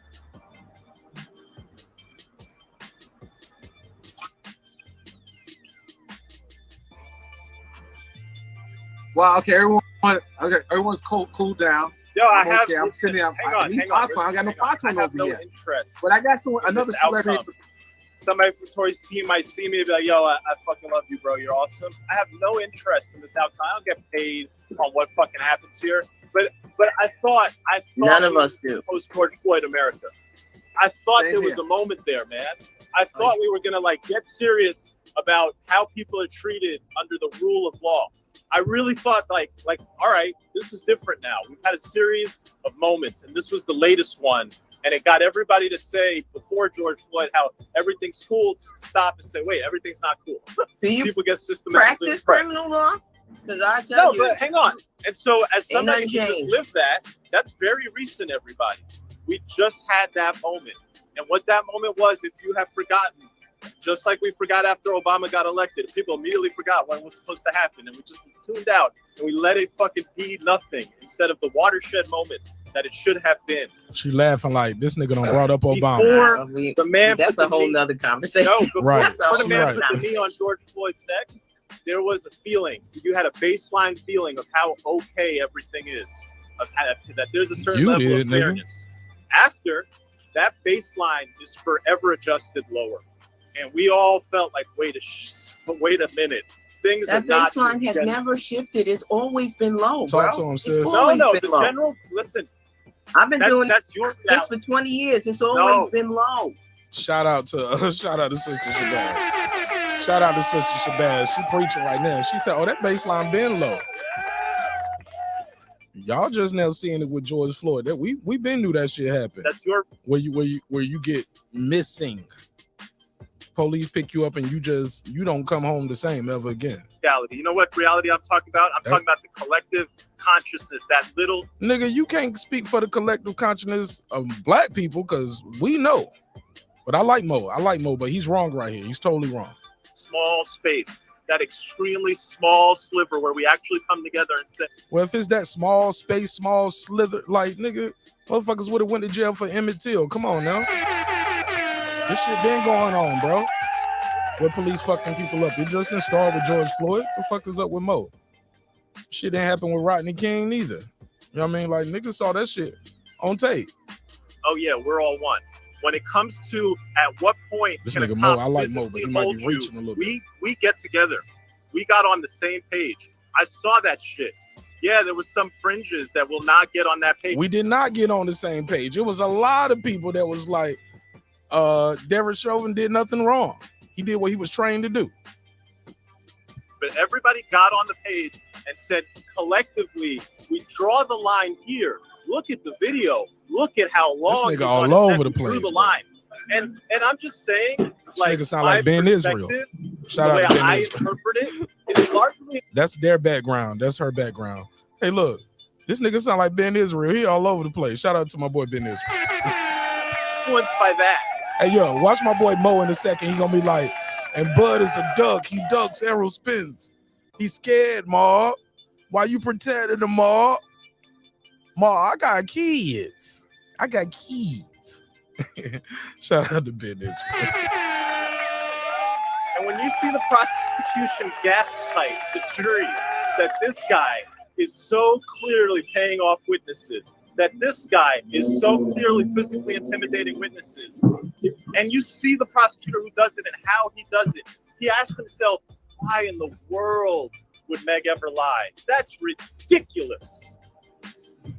And you would go, and I'm telling you, counselor, if you think about that and you go through that direct line, you sit there after a week and a half in court, you would have some issues. You would have some issues, and you'd say, man. Listen, I had issues. What I'm telling you is the prosecution did have issues. The problem for me was the defense bringing in a witness that corroborated the prosecutor's evidence. Yeah, but that's a whole other conversation. The defense theory there is That's Nah. the conversation. That's the conversation. Hell yeah. Damn, man. See what I'm saying, y'all? This shit was hard for me to watch. Cause I fuck with Shorty and I fuck with Mo, and I thought they both made some good points. But man, I'm listening to the counselor right here. It don't matter what I think. She's right. His defense team dropped the ball a couple times. It was another thing we talked about on I think whatever the second time I did this live about this, where his team said kids. I got kids.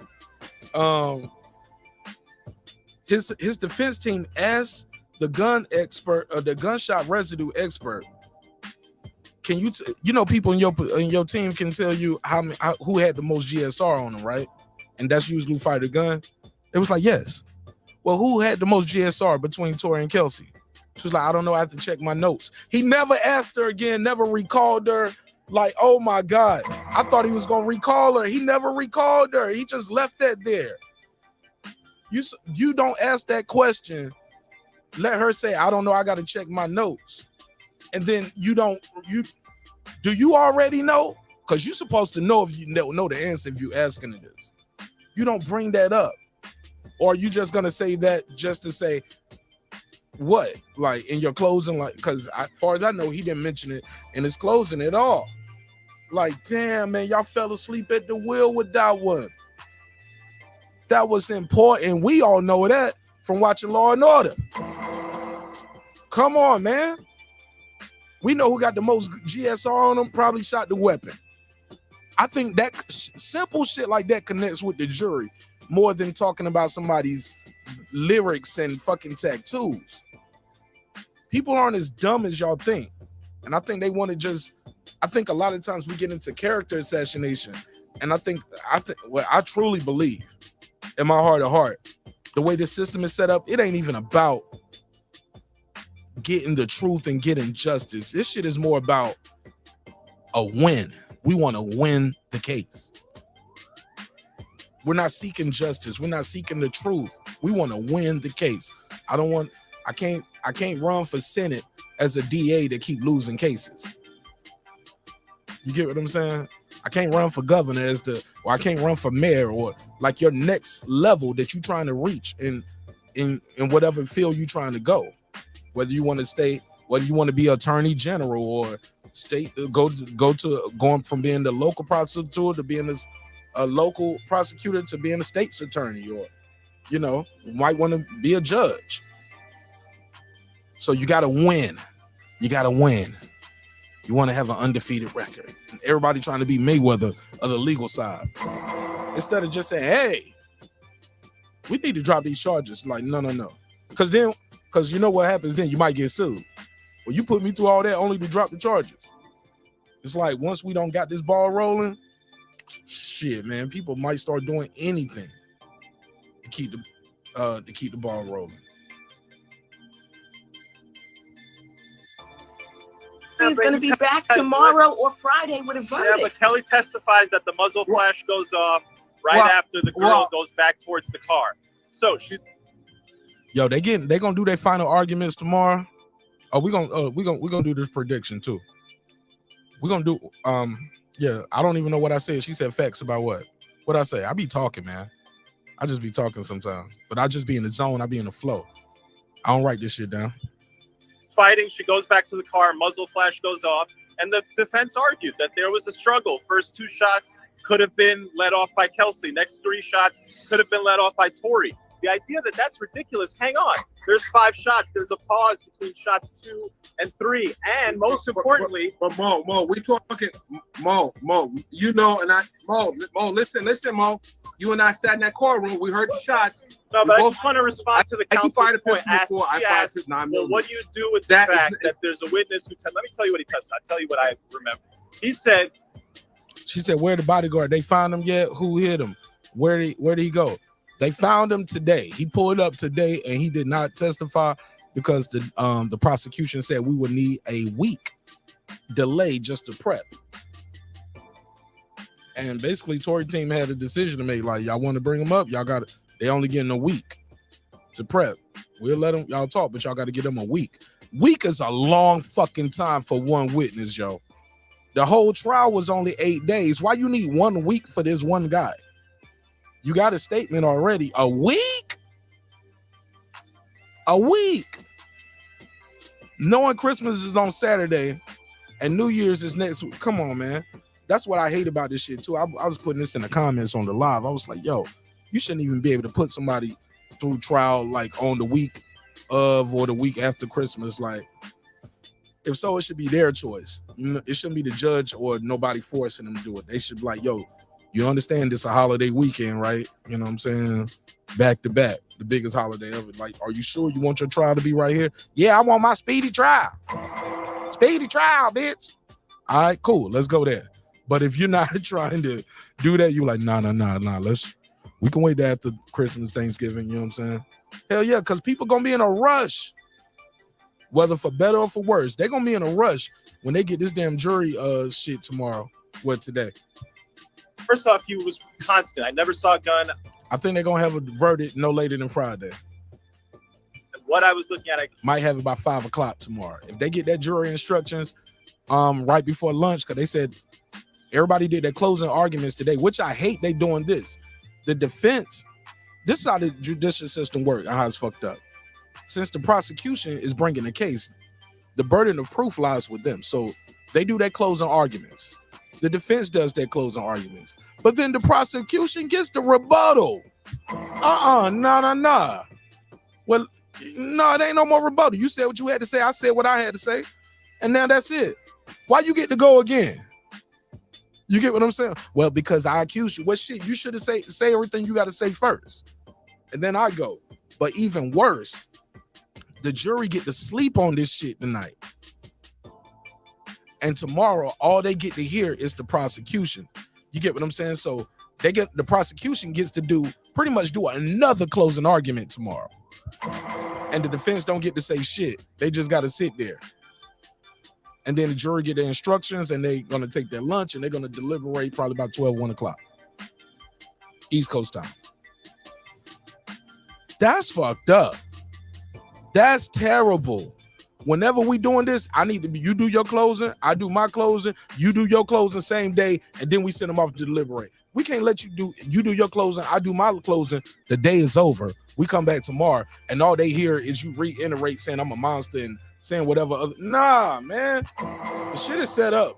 When they say it's you versus the state or you versus the United States government, they mean that shit. They mean that shit. Y'all better stay out of these damn courts, man. This shit is not designed for you. All right, let's play some more of this shit. Let's go. Kind of went on a tangent there. My bad. Tell it's a gun. He saw flashes. He thought it was fireworks. Now, with hindsight and the whole story, he can put together that what was there must have been a firearm. And he said that, and you have to understand, this is cross-examination. The prosecutor goes up. So the prosecutor leads him into these answers. But these are the answers. I'm not going to lie. He said, I saw the short little man going like this. Okay. Right now, he got his arm waving in the air like he doing the nay-nay. So for those who can't see it. Okay. Meg and Kelsey both said the exact same thing. This guy, after seconds, is holding the gun, pointing down, and lets off 5 shots. Okay. Kelly said this. Kelly said, I saw the girl crawl back to the car near the guy. Kelly is the witness. Sean Kelly. He's the guy from the UK. All this shit happened in front of his house. And I saw a muzzle flash closest to the girl, followed by more shots by the guy. It is so plausible. It is so beyond plausible that what you're hearing, and this was the defense's argument, is Megan and Kelsey are fighting. Kelsey goes back towards the car. Kelsey grabs a gun. Tory grabs the gun. Shots go off. The idea that that's implausible, I mean, I guess you can say it's implausible, but I'm not crazy, people. That's very plausible.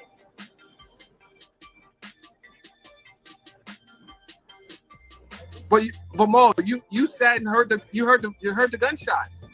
The gunshots was almost consecutive. That. There was a significant pause between gunshots. No gunshots. I'm not sure if it was 2 and 3, and then the next 2 and 3. There was a pause. Wait, you're telling me there wasn't a pause? It was 3. It was 3 and 2. You're telling me how long do you think it was a 2-second pause? How long do you think a struggle for a gun goes on for? Good question. Mo, this ain't the movies, dog. It didn't happen, Mo. I don't know what firing a gun. I'm telling you, Mo. I have targets now. I can show you targets. But that means, but he said, I got targets. I can show you targets. And shout out to the good brother Byron. But my brother, that means you're trained. You're a trained shooter. You practicing on your shit. This is a rapper and a rapper's assistant struggling for a gun. It's not the same as you going to the range knocking down targets. It's just not the same. I'll tell you what it has to do with it. But you get what I'm saying? Does that make sense? A guy who goes to the range and knocking down targets isn't the same as 2 people struggling for a gun. A small man, respectfully, and a woman. Especially if the woman has control and he's trying to get control of the weapon from her. Maybe that would be why his arm is in the air waving, because now he's done pointed it, got aimed it up. It's very plausible because they both had gunshot residue on them. And my biggest question is, and nobody asked this question in court, if Kelsey saying, if she said, hey, look, if the original reason why she got GSR on her is because after Tory shot Meg, he attacked her, pulled a hair plug out, snatched her neck, she's fighting him. If she says all that's a lie, well, how did you get the gunshot residue on you? Huh? That's key. That's very key. And nobody's talking about it. Nobody asked that question in court. A lot of people who doing these breakdowns didn't even bring that up. And I was like, why y'all don't, even in y'all breakdowns, when y'all talking about how she played the fifth, I'm watching the people do the breakdowns. I was like, that's a good point. Bring that up. Huh? Put a case on it. They didn't say nothing. They say nothing. They do nothing. But I thought it was a genuine point. If the original premise of how you got the gunshot residue is a lie, tell us how you got it on you. I'm just curious. Let's play some more of this. 8 pounds of pressure on a trigger. Let's see the lawyers. Fired 3 times, then 2 times. It's not transferred to someone else. That's physically impossible. Again, I'm not following what you're saying. What I understand is that when two people, when one person shoots a gun and then somebody else grabs that gun, the gun can go off 5 times in the manner I heard. If you're telling me that's impossible, you can say that, but that's not expert testimony. No, he said that's not the expert testimony.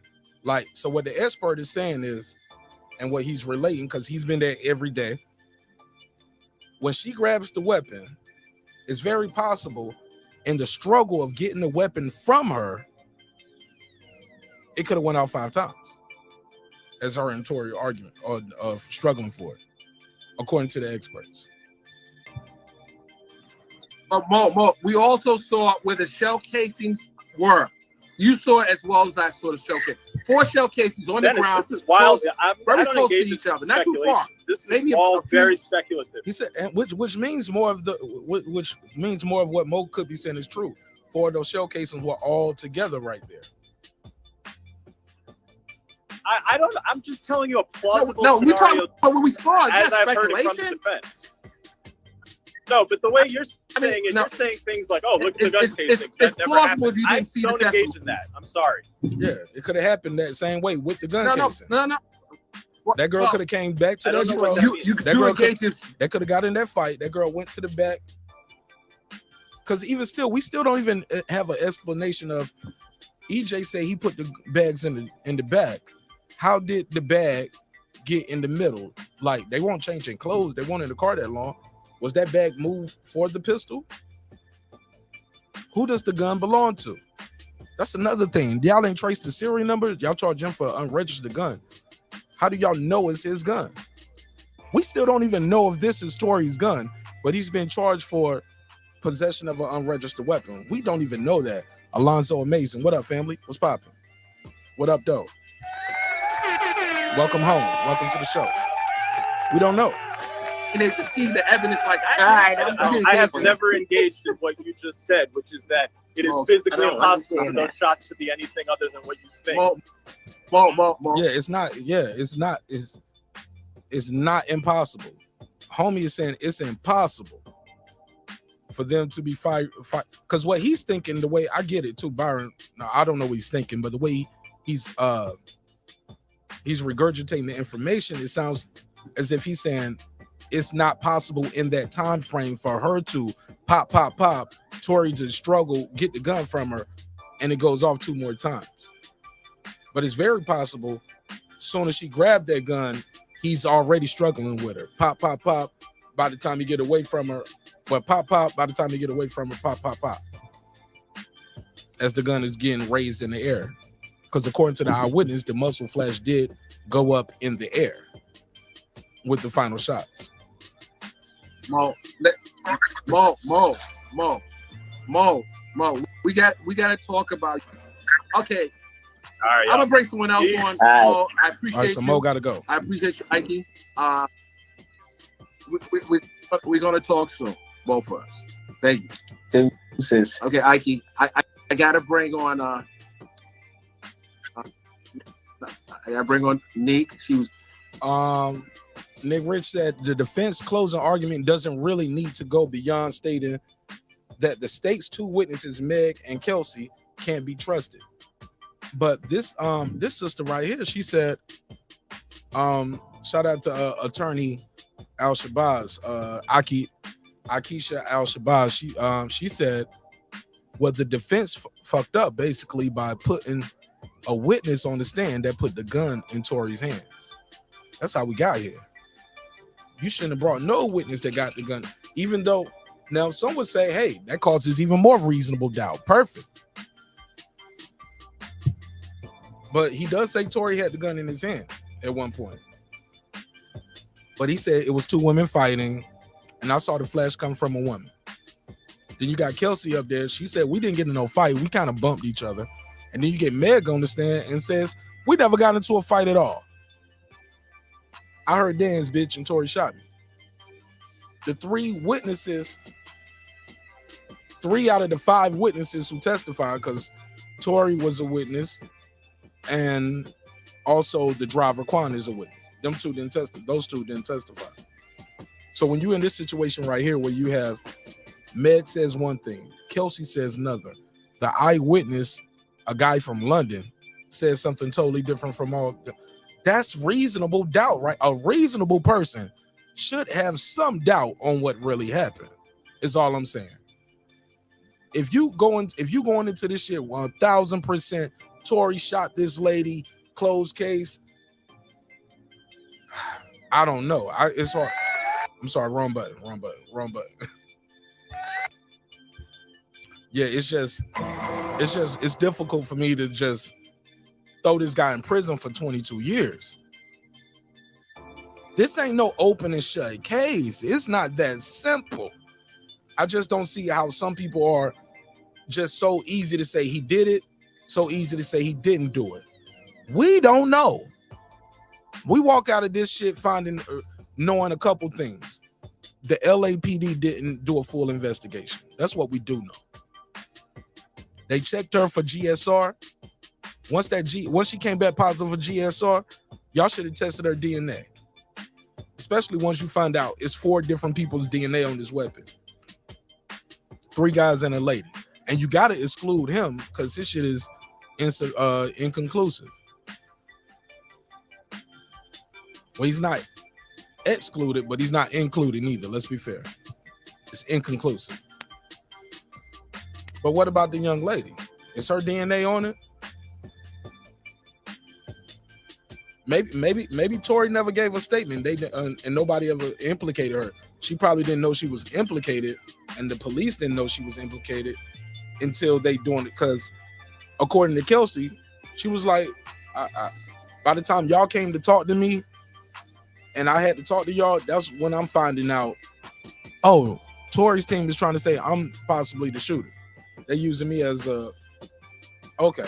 But even then, you guys could have got her DNA. It's like, well, hey, well, we just want to exclude you out. And when they interviewed Kelsey in September for this case, they should have asked Kelsey about that fight. When they interviewed Megan again, they should have asked her about that fight. They should have told them about that witness.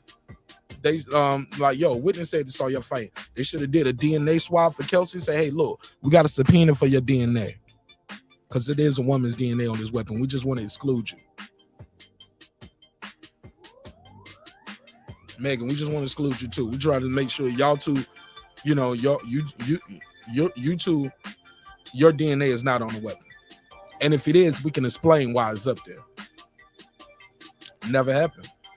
She was there. I want to bring her on real quick. Nick, I just because they have the power. They have the power to subpoena. You get what I'm saying? For shit like DNA. I think I'm gonna get Ack over here real quick. I'm in my car Nick. driving home. All right, well, that's Nick at night.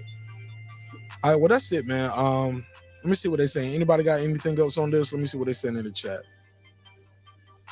Because this shit is a little longer. But I ain't got to play all of it. I think that's enough. Let me see. Exactly, Nick Rich. This has nothing to do with truth or justice. Let me scroll. I missed a lot of these shits. Let me see what it's saying.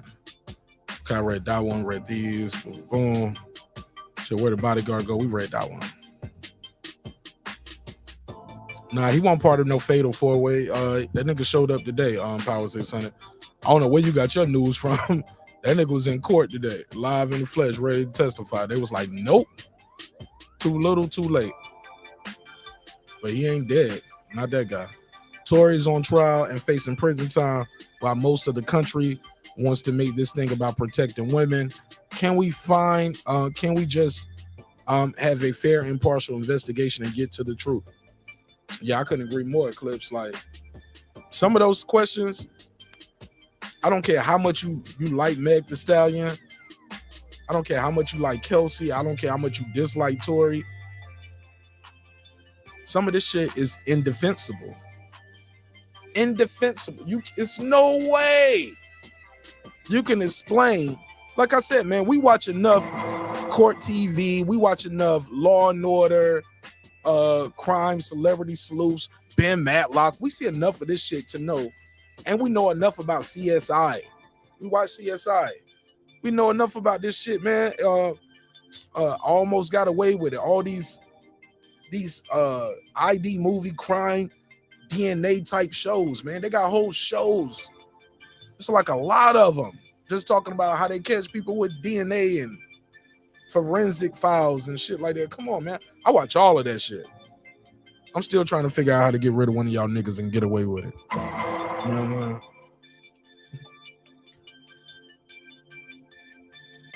I'm joking. I gotta say I'm joking. They'll subpoena this episode. We heard him on this episode. He said he wanted to kill somebody. I heard him on his show. He wants to kill somebody. It's a joke. Commerce Rain. Niggas ain't logical. That's why the homicide is their leading cause of death until their late 40s. All right.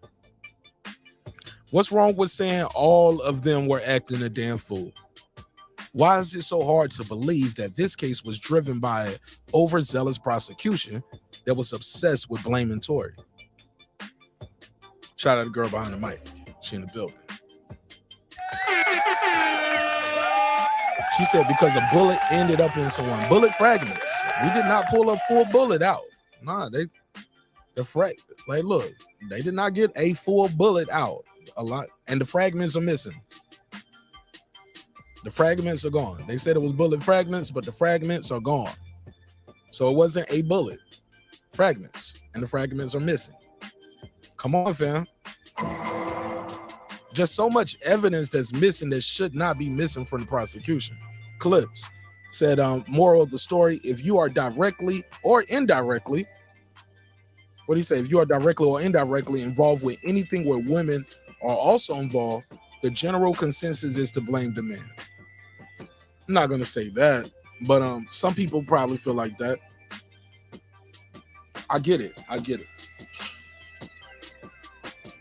I disagree, but and I know you're being facetious when you say that, but I understand where you're coming from. Clips also wrote, women are more violent. He said women are more violent than men statistically and in nature. I don't know about that. In all species on earth, I get it with the lion, the female lion, yeah. She hunt for the pack and all of that shit, but I don't know about that. I think more men than women go to jail for domestic violence. But they do call and then the women's prison is full of baby killers though, and bitches that's fucking with babies. So yeah, most women that's in prison, they ain't in there for armed robbery and murder. And so most of them in there for fucking with them kids, abusing kids, yeah, shit like that. But I don't know. I gotta check the stats to be specific. No, so I don't want to put no case on nobody. But I disagree with that. I need the data for this clip. Women are more violent than men statistically and in nature. I don't know about that. Maybe in animal kingdom, yeah. In the animal kingdom, I could agree with you there. But in real life, with humans, I don't know about that. I need the data. It's all love though. Nick Rich said very true, Clips. The focus from the get I think she's talking about this first one. The focus from the get up appears to have been following the women's victim narrative instead of what happened. All right, shout out to Nick Rich. Nick Rich said she lied. Y'all niggas worship her. He lied. Y'all niggas worship him. Clips. I think Tory a goofy, but that doesn't mean throw him in prison as a scapegoat for this nigga moment without holding Meg and Kelsey accountable as well. All right. You thought niggas was gonna stop being niggas, Mo? We don't believe you. You need more people. Right. She said he going too far now. Okay, this is when he started bringing up the George Floyd shit, I guess. Clips. He said, if not, charge Meg with lying to the police and in court, she should be charged for assault and battery. I don't know if she should be charged. You don't have a complaining witness. Can't just charge her with assault and battery for a complaining witness. And who you gonna get to testify? Kelsey? Huh? Shit. They probably, if anything, they looking at how to charge Kelsey with some shit for putting them through all of this. Because Kelsey, all of that, I didn't see Tory doing and all of that. Why did you lie to us in September? She said, I was trying to protect myself. Protect yourself from what? Plead the fifth. Plead the fifth again. I don't see how you bring the shoddy investigation against a celeb who can afford proper lawyers. Maybe they took him light. You know, he ain't had no record deal no more. He was independent. Maybe they didn't think he had the money for it. Keep in mind, a lot of these dudes, shit like that happening, everything go downhill for them because they ain't got no lawyer money. They ain't got no lawyer money. They ain't got the big label backing. Or even with the big label backing, you can get railroaded. But yeah, maybe they just took her word for it. Thought it was a slam dunk. He did have GSR on him. Meg said he shot her. The other girl said he shot her. That's why that's it. They thought it was it. They thought I had a slam dunk. Look at these two girls right here saying this dude shot him. If we're going by the picture, I believe him too. Fuck it. Put a case on it. Put a case on it. I'm like, these beautiful queens wouldn't do that. It wouldn't lie. This nigga shot the moles. Put a case on him. Put 3. You know what I'm saying? Put 3 cases on him. Hey, look, and then we're going to escalate that third case. Like, so even if nothing else. Yeah, that's crazy. That's crazy. They probably didn't expect them to take it to trial, neither, QT. He said, another non-black speaking on black people. Shit crazy. The minority, though, probably know what it feels like to have the man oppressing you. He probably know what that feels like. I guess. She said, yeah, I'm surprised this flimsy case went to trial. Me too. But I'm not surprised, though, Nick. I'm not surprised when I hear that the investigation went the way it did. The investigation had, they didn't do a full investigation. That's all I'm saying. Let me speed this shit up. Rob G, he said, seeing the bias of team female versus team male without viewing from a neutral standpoint to seek truth is almost as bad as some Spence and Crawford fans arguing narrative. Peace. Have a good show, Mark. Hey, look. We ain't even talking about Spence and Crawford. You the only one who brought that up. I don't even know why we were having a good show, Rob G. So I brought Spence and Crawford into it. Yeah, but that's what we're trying to do. We're trying to have a neutral thing. That's why I played the argument of a woman who is a former prosecutor in New York. And you heard the guy speak his piece. Yeah, they had different arguments. She agreed that certain things wasn't right, but she also agreed that his team might have dropped the ball. She's a defense attorney now. So she's speaking from a place as a defense attorney of what she would have did, what she would not have done, how she would have secured that not guilty verdict. That's it. Definitely ain't talking about Spence and Crawford, though. Nick Rich, there's a big difference between protecting women and having a hatred towards men. This whole thing is insane. Yeah. Absolutely, Clip. She agrees. She said they probably knew, but it was Tory. Karma, stop. What up? Karma, we do not know 100% it was Tory. And we do not know that, sister. We don't know. Nobody who was in the courtroom and who's covering the case even knows. And all we getting is a lot of people, all we getting are breakdowns, recaps, we reading tweets. But we don't know. Even those people don't know it was Tory. They don't know. If that's the case, why not charge him with attempted murder? He shot 5 times. You know why? Because to prove an attempted murder, you got to prove intent. They have no intent. So you can't charge him with attempted murder. Why not charge him with kidnapping? I mean, he put her back in the vehicle after he shot her, right? So that means the gun was already in play. It ain't just waving a gun. He put her back in the vehicle and drove. They drove off. Quan should have been charged with kidnapping too, right? He's the driver. Tory's with him. They don't shot this woman and put her in the car. Why not charge him with kidnapping? Because they don't know. Does that make sense? Come on, man. Y'all tell me that makes sense. Charge the man with attempted murder.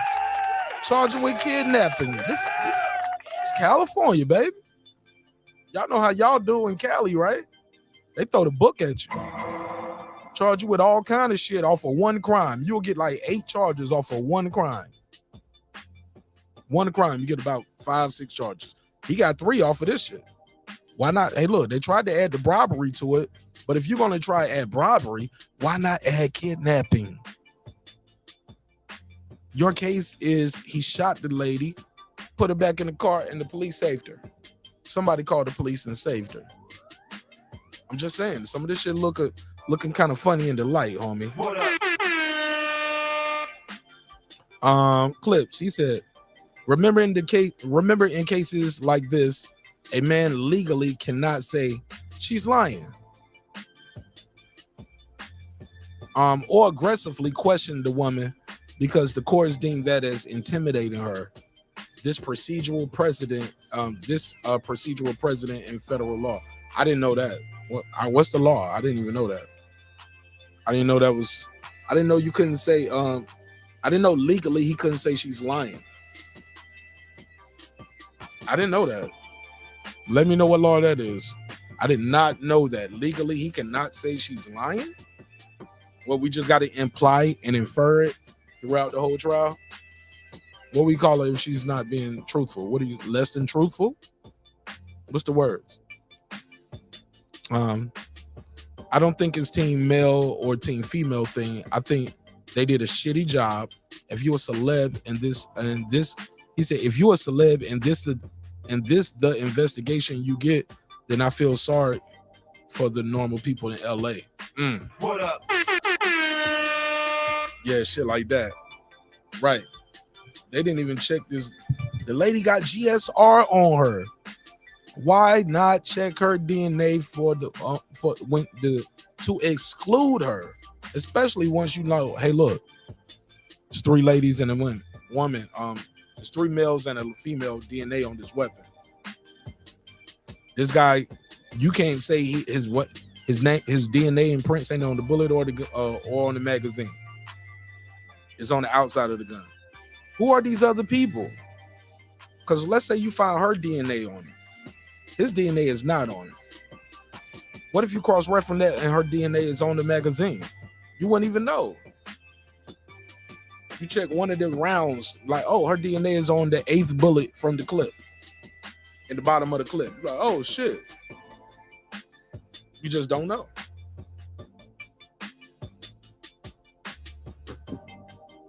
Yeah, I just think they went a route. The investigation was kind of shoddy. Tory defense team could definitely do more, but because of the nature of this case, They could be nervous about saying, nah. Fuck that, Clips. Fuck that. You need some new lawyers. I watched Ben Matlock lock women up for 20 years. Ben Matlock could shred them on the case. Hell nah. Nah, Clips. I ain't with that, because like I said, they asked that one question about what they say. They was like, well, you know, people in your profession can tell if about, you know, who had the most GSR on them, who had the most particles. Right. Well, you also, you know, that usually determines who probably was the one firing the weapon, right? Right. Can you tell us who had the most GSR particles on them? I got to look at my notes. And then you just move on? Ineffective counsel. Ineffective counsel right there. I'm sorry. Even if Tory was to get off, I wouldn't hire these lawyers. I don't think they did the best job.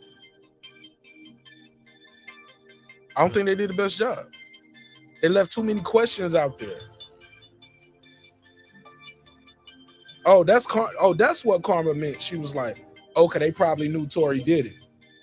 Nah, Karma, I ain't going with that, because they shouldn't even brought it up then. That's even worse. You know, your client did do it and he got the most GSR on him. You wouldn't even bring that up. You open the door to it on for cross. The prosecution gonna be like, hey, he asked you about this. Did you ever go through your notes? I'm glad he brought that up. Who had the most GSR particles? So let me see. What you said about the prosecutors are too busy focusing on the win, not justice. Absolutely. Too much of that. Somebody said wait a week. Right. Ain't nobody wait no damn week to get some more people in here to let people go on Christmas break and Thanksgiving break. You know these folks gonna talk about this damn case with their family and friends over Christmas dinner. Or while they in the back taking that break from eating food and watching football and basketball. Basketball. Yeah, the motherfuckers gonna be on break. They're gonna go outside. You know how they go for that walk. Everybody who had that family dinner, you know about that walk, right? Niggas come back smelling like pine cones. I ain't lying. So y'all know the vibe. So yeah, they would talk about it. Yeah, it was residue on both of them. Yep. Shout out to the girl behind the mic. She said, support the Cash App, man. Absolutely. Let me make sure I don't even get no notification sometimes for the Cash App. And I get the notification after the show over, and I'll be like, damn, man. Okay. Nope, nobody sent one. Ain't nobody fucking with me. They won't even hit the like button. All right, let me see. Bunch of shout outs. Here we go. She said the defense closing argument doesn't really need to go beyond stating, okay, I read that one. And I think it should. I think it should go further than that. The defense closing argument need to talk about, hey, look, the prosecution was overzealous here. They didn't even check this other woman for DNA. They didn't even ask. I think the defense should be very aggressive with questioning the LAPD's investigation as well. I think the defense, the problem is this though, whatever the defense wanted to do with their closing, the prosecution has damn near 24 hours to come up with their rebuttal. They get the next day. Fuck that. Nah, we need our rebuttal same day. Oh, Yana, I'm good for the day. As for recess, I want to do my closing arguments tomorrow to give my client the best advantage. Judge might say no, but whatever, you gotta try. Who knows they didn't try though? Maybe the judge's like, nah, fuck that. Do your shit today. They do their shit in the morning. I'm sending this to the jury at lunchtime. Tired. Judge was like, I'm tired. What's up? I'm tired. Judge said he tired. Yeah, but I definitely would have bring up a couple more things. She said, yep, more confusion. Gun was in Tory's hands, but when? Before the shots went off, when the shots went off, after the shots went off. all three of those people who testified, who saw it, Meg, Kelsey, and Mr. Kelly, Sean Kelly, all had different accounts of that night. How do you convict the guy? How do you convict him? Y'all know cops aren't smart enough. Smart enough for what? Nah, man, these cops know how to find a motherfucker when they want to find somebody. How about that? When they trying to get you, they gonna get you. But when they ain't, yeah, they'll find a way to let shit slide. They all lied. Smollett case. Both women admittedly lied to police and in court. Well, we don't know that. We don't know if they lied to the police but told the truth in court. They might have lied to the police but told the truth in the court. You get what I'm saying?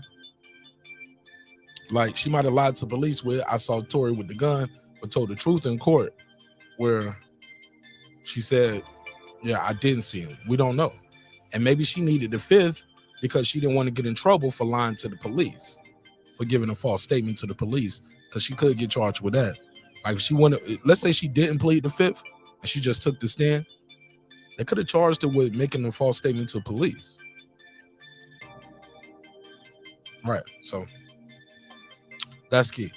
But moving right along. He said people that defend Tory and people like him are why I vote for Republican judges. All right. That's generalizing, but I get it. Bud is also ducking Errol Spence. Why are we even talking about Errol Spence? Carmen Serene, the champ loves you. He said, let's go, champ. The champ loves you. Prosecution know a lot more pieces of this case, but like most high-profile cases, when the lights are bright, prosecution is in it for the win. Truth is not in this. Damn, Pittsburgh T. Shout out to the home Pittsburgh. Pittsburgh T, you been following this shit? I didn't even know you was following this case. You been following this shit?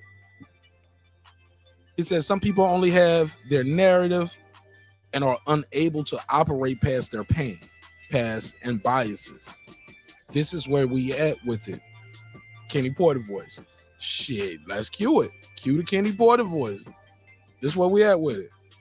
I mean, you know, when the guys get to certain levels, they believe they know what they're doing and they don't necessarily take all the information. So, you know, this is where we at with it. And I had to make that decision. It's an easy decision for me. It's easy.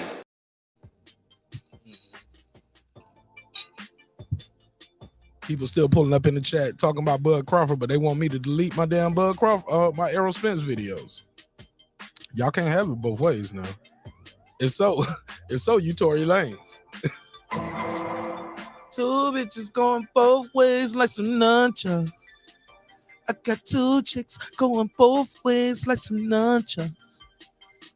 Yeah, Tory got off on that song. Pittsburgh T, he said Megan can't recant at this point.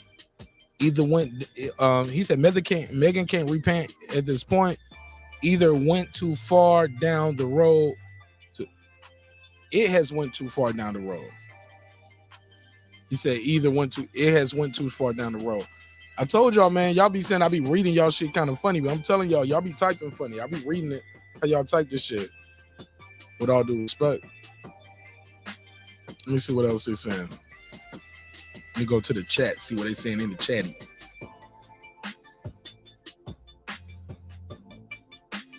Hold up. There we go. Hold on 1 second. Boom. Hold up, what up? You missed the Ron Garcia topic. Shit, Tank Davis missed it too. He deleted half the tweets. He said it's called procedural precedent. If you are in civil or family court, this ain't civil or family court though. This ain't civil or family court, so that don't even. I think that might be null and void already. He said you can't use those words, phrases. Look at Johnny Depp versus Amber Heard. The defense never said she was lying. They just proved it. Well, I thought that no. It's the other way around. He took her to court, Clips. When you said the defense never said she was lying, they proved it. She was the defense. He was the plaintiff. He sued her ass. It wasn't the other way around. Yeah, and that was that whole shit was she was lying. She's the plaintiff. Johnny Depp was the plaintiff. She was the defendant. Martin Nash, love you, brother. But why do you care so much about this case? Just a question, no hate. It's hip hop. You know, my show is called Breaking Beats. We'll be breaking down business, entertainment, art, technology, sports, and anything else you and I feel like talking about. It's a hip hop political sports show with a comedy twist. So yeah, I kind of care about this. Yeah, if Tory Lanez is proven guilty of shooting Meg the Stallion and is facing 22 years, yeah, that's kind of news. That's more of news than if and when Errol Spencer's gonna fight Bud Crawford or vice versa. And that shit probably ain't about to happen. Somebody going to prison, or if they prove that this young lady was lying, wow. Or if he gets not guilty for this, yeah, to me, this is news. This is news, and this is a lot of news. It's not just Martin Nash covering this. Go to Twitter, homie. I don't know if you got Twitter or Instagram. This is a trending topic. Motherfuckers talking about this shit right here, and they talking about the Young Thug YSL case. So, ain't no hate, but yeah, that's what we had with it. This shit is news. Kelsey shot that chick. It's because Megan was beating her ass, and she got tired of Megan sleeping with her dudes. Well, from the witness testimony, he said the little chick was getting off on the big girl. I think that when they started the car, they said Kelsey got out and went up there and started fighting. They said the girl got out the back seat. According to the eyewitness, the girl in the back seat, as far as we know how everybody left, Meg was in the front, Kelsey and Tory in the back. But technically, they had more of a relationship. You know what I'm saying? Supposedly, that's when we all find out at this time that it's not what we all thought. So they supposed to be in the back, Kelsey and Tory. Meg is in the front. The vehicle stops. Meg says she got out. Tory got out right behind her and shot. Kelsey says she got out and Meg got out and we was getting our bags because he told us to leave. Yeah, we bumped each other, but it wasn't no fight. The eyewitness says the girl in the back seat got out the car, walked around to the front seat side of the door and started looking like she was putting the beats on the girl. And then you see a lot of kicking. So maybe Meg was kicking. You know what I'm saying? You know, somebody got you in their car, that's your best move. You know, lean back and do the bicycle, homie. Bicycle. So they in a scrap. So we don't know who was winning or at that point, but sometimes the drunk rage, whether you winning or losing a fight, makes somebody draw a gun. But we don't know. Peaceful mind vibration. We don't know. We don't know. We don't know if Kelsey shot her. We don't know if Tory shot her. That's all I'm saying. Reasonable doubt. She said, that's what I was saying. Tory probably had the most particles, so they didn't want to damn it further. What? So you don't think why even ask that question though? That means he got ineffective counsel. Some dumb motherfuckers. Why would they even ask him that without knowing it though? Why ask a question that make your client look bad? But also, why ask that question that can make your client look better and not get the answer? So, yeah, it's ineffective counsel, Carmen. Because if they knew, if you say they knew Tory probably had the most particles, it ain't no they probably knew. No, you supposed to do your research. You're supposed to find that answer out. And you don't even say, you know what I'm saying? You don't ask that question in court. You can't aggressively question a female.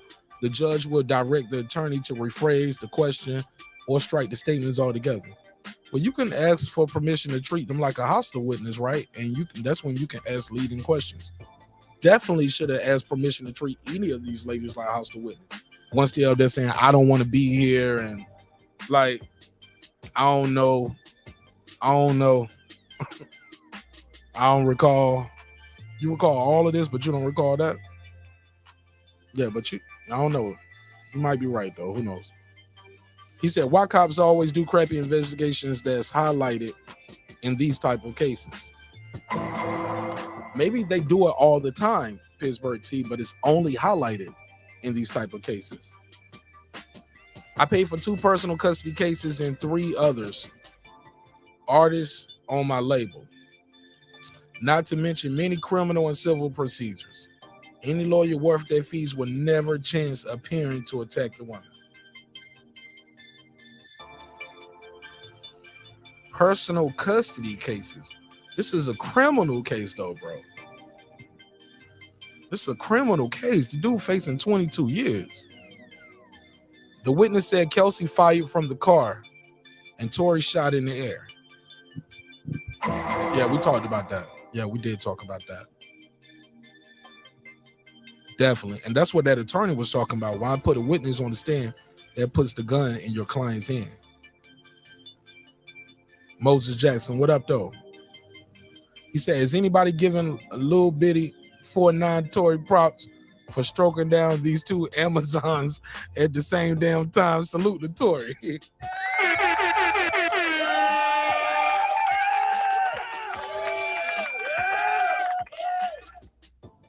Tory said, 2 chicks going both ways like some nunchucks. Like some nunchucks. He said, right now, the shit I'm gonna help. He said, right now, the shit I'm helping cuz with is currently still pending, but the state's witness is a woman and things have been in limbo since she got caught lying.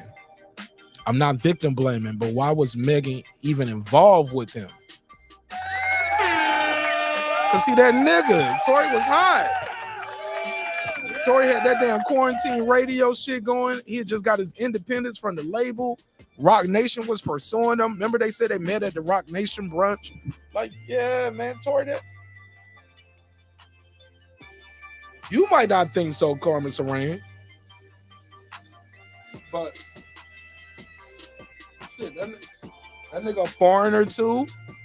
He's a Canadian. You know, Canadians supposed to be some of the nicest people in the world, you know? So yeah, who knows? You said why? He said, you know, why was she messing with him? Maybe she just was feeling his vibe. Maybe he talked to her nice. He treated her sweet. Talked to her respect. Treated her like a queen. She said they connected on different levels because his mother had passed away. Her mother had passed away.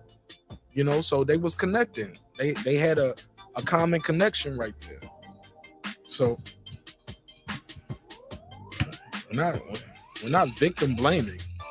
We also not. Are we 100% she's a victim?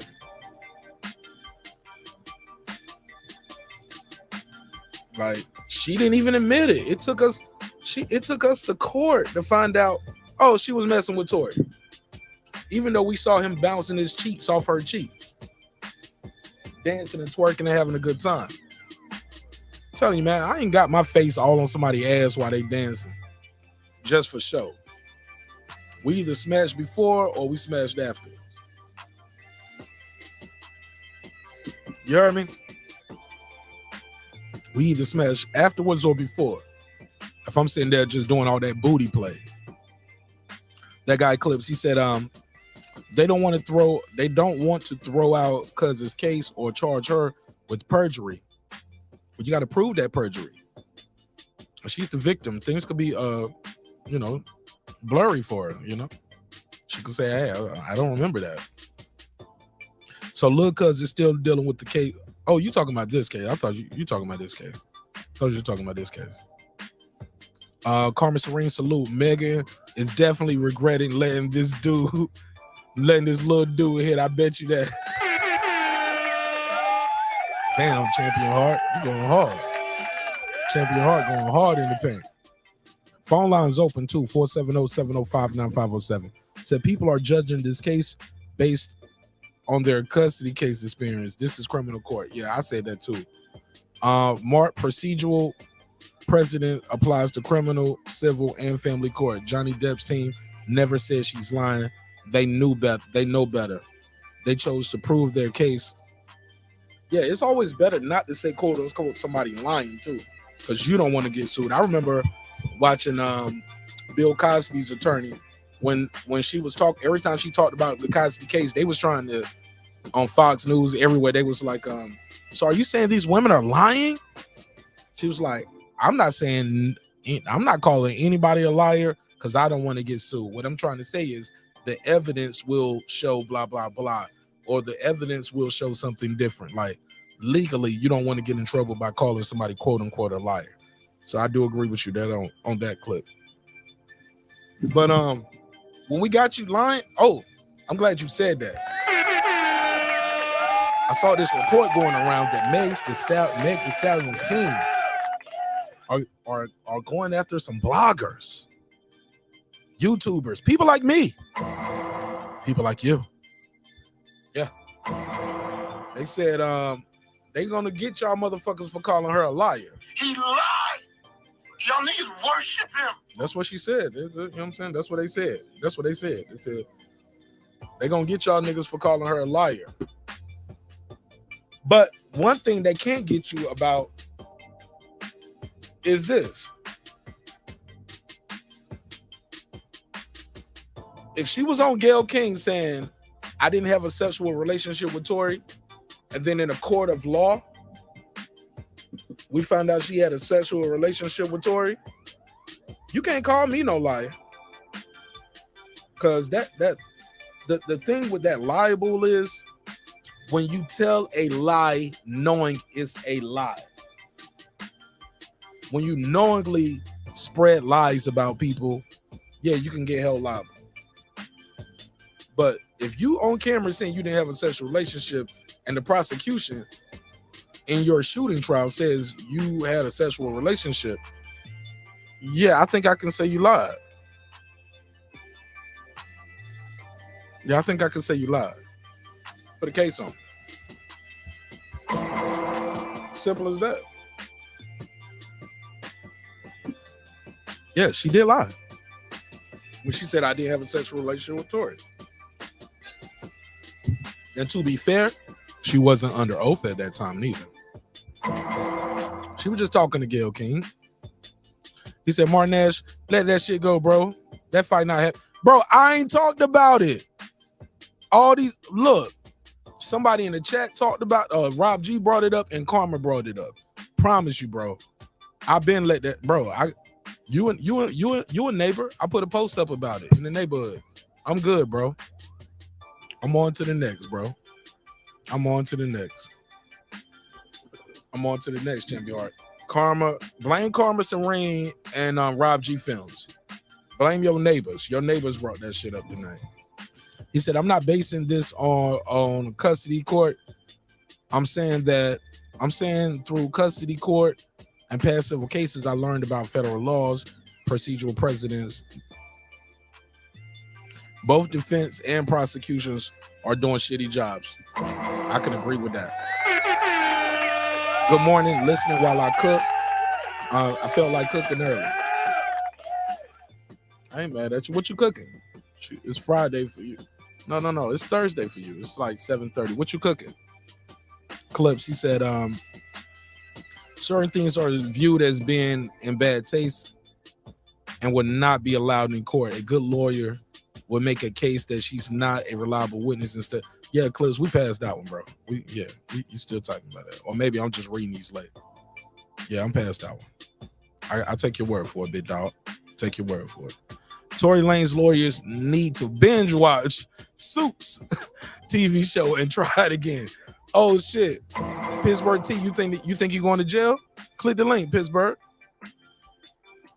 You think you're going to jail? You think they failed? They dropped the ball?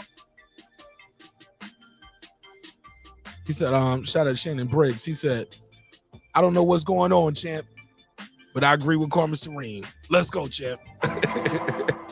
He said, Lady Shannon, she said,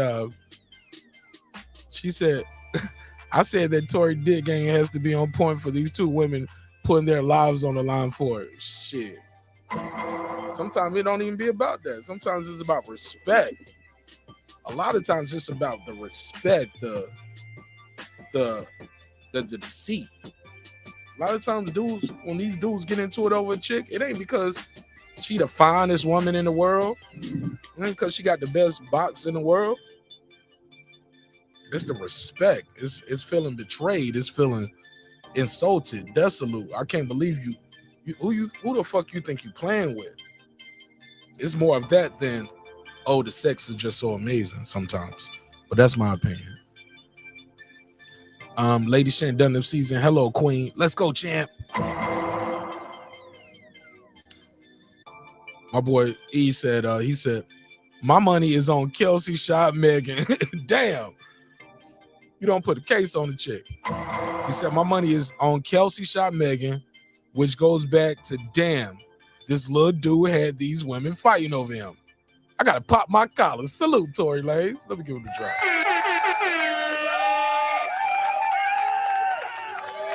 Tory Lanez said, yeah, y'all niggas think I'm short. I'm out here with two chicks swinging both ways like some nunchucks.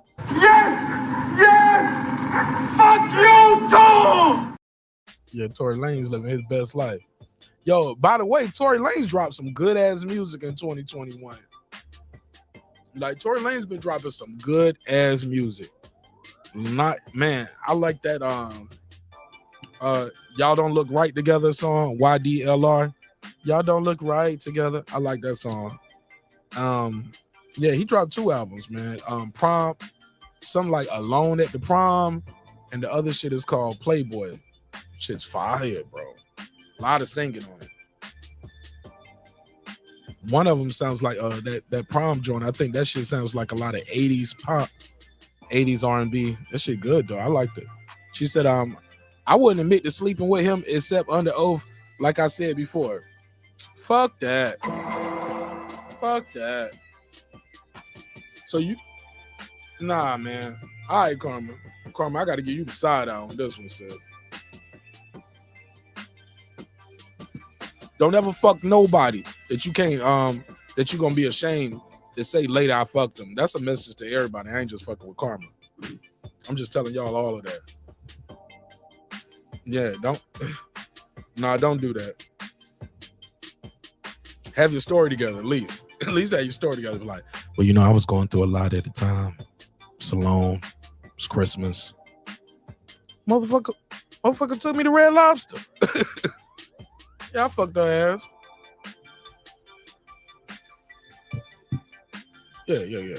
Get your shit together though, right? You can't just look, everybody, please just don't be out there fucking random people that when it come down to it, you gotta lie on Gayle King. Don't even do the Gayle King interview then. Stay silent. Don't do the Gayle interview only to lie and the truth come out in court. Well, I lie until I'm on the oath. Well, nah, fuck that. Fuck that. To each his own, though. Somebody said, yep. And they wanted, and he wanted some of that Kardashian. Yeah, he did. That's what started it. Man, Tory got this song called Queen and Slim. Let me see if I can play a little bit of it. He got this song, Queen and Slim, where he kind of talk about it. What happened that night, some would say. Some would say he's kind of talking about what happened that night. I'm going to play this shit. Tory Lanez, Queen, and Slim.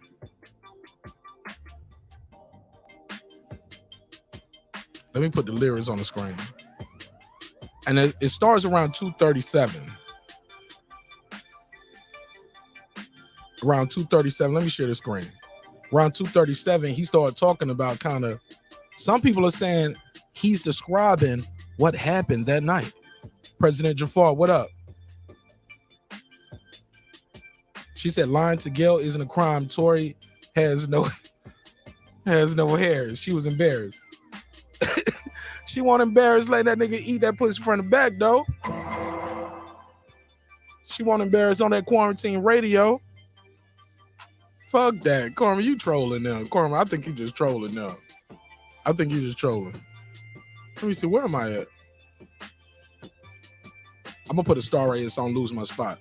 I'm going to play some of this Tory Lanez shit. Hey, look, real quick. Has anybody heard Tory Lanez, Queen and Slim? press A in the chat, like A, I heard it, or press B for bullshit. Anybody heard this song Queen and Slim by Tory Lanez? I'm about to play this shit. I'm gonna play a couple lines at a time and I'm gonna stop it so we don't get no strike. But I'm gonna put the lyrics version on the screen too so y'all can read along. Matter of fact, I'm gonna play it from, I'm gonna see if I can find it on Twitter. So QT heard it. Shout out to QT. Let me see if I can find this on Twitter. Because regardless, I think I'm probably gonna get a claim for this. But we ain't monetized this shit tonight anyway. We doing it for the people. Doing it for the people. Oh, shout out to Lisa Bells. Thanks for sharing the link, sis. Appreciate it, man. Shout out to Lisa Bells on Twitter. Supporting the show. Supporting the show. Thank you so much, Lisa. I really appreciate that. Thank you, Lisa Bells. Rest of y'all don't fuck with me. I'm fuck with you. Yeah, I fuck with y'all. I get it. Y'all don't know what this show gonna happen. Y'all be like, Nick, I can't have this on my Twitter feed. I don't know what the hell you about to do. Let me do this. Tory Lanez. Let me see if this Queen Slim pull up on Twitter. All right, here we go. Yep, somebody got it right here. It's like a 30-second clip. I'm gonna share it right here from Twitter. And y'all can read along. Let me put this on the screen. But yeah, in this song, he describes about like, yo, I was kicking it with you. We want exclusive. You invited, I was feeling Kylie. She was looking like an angel. If I knew you was leaving, I would have dealt with you because you invited me. All of this shit is hitting a little different 2 years later.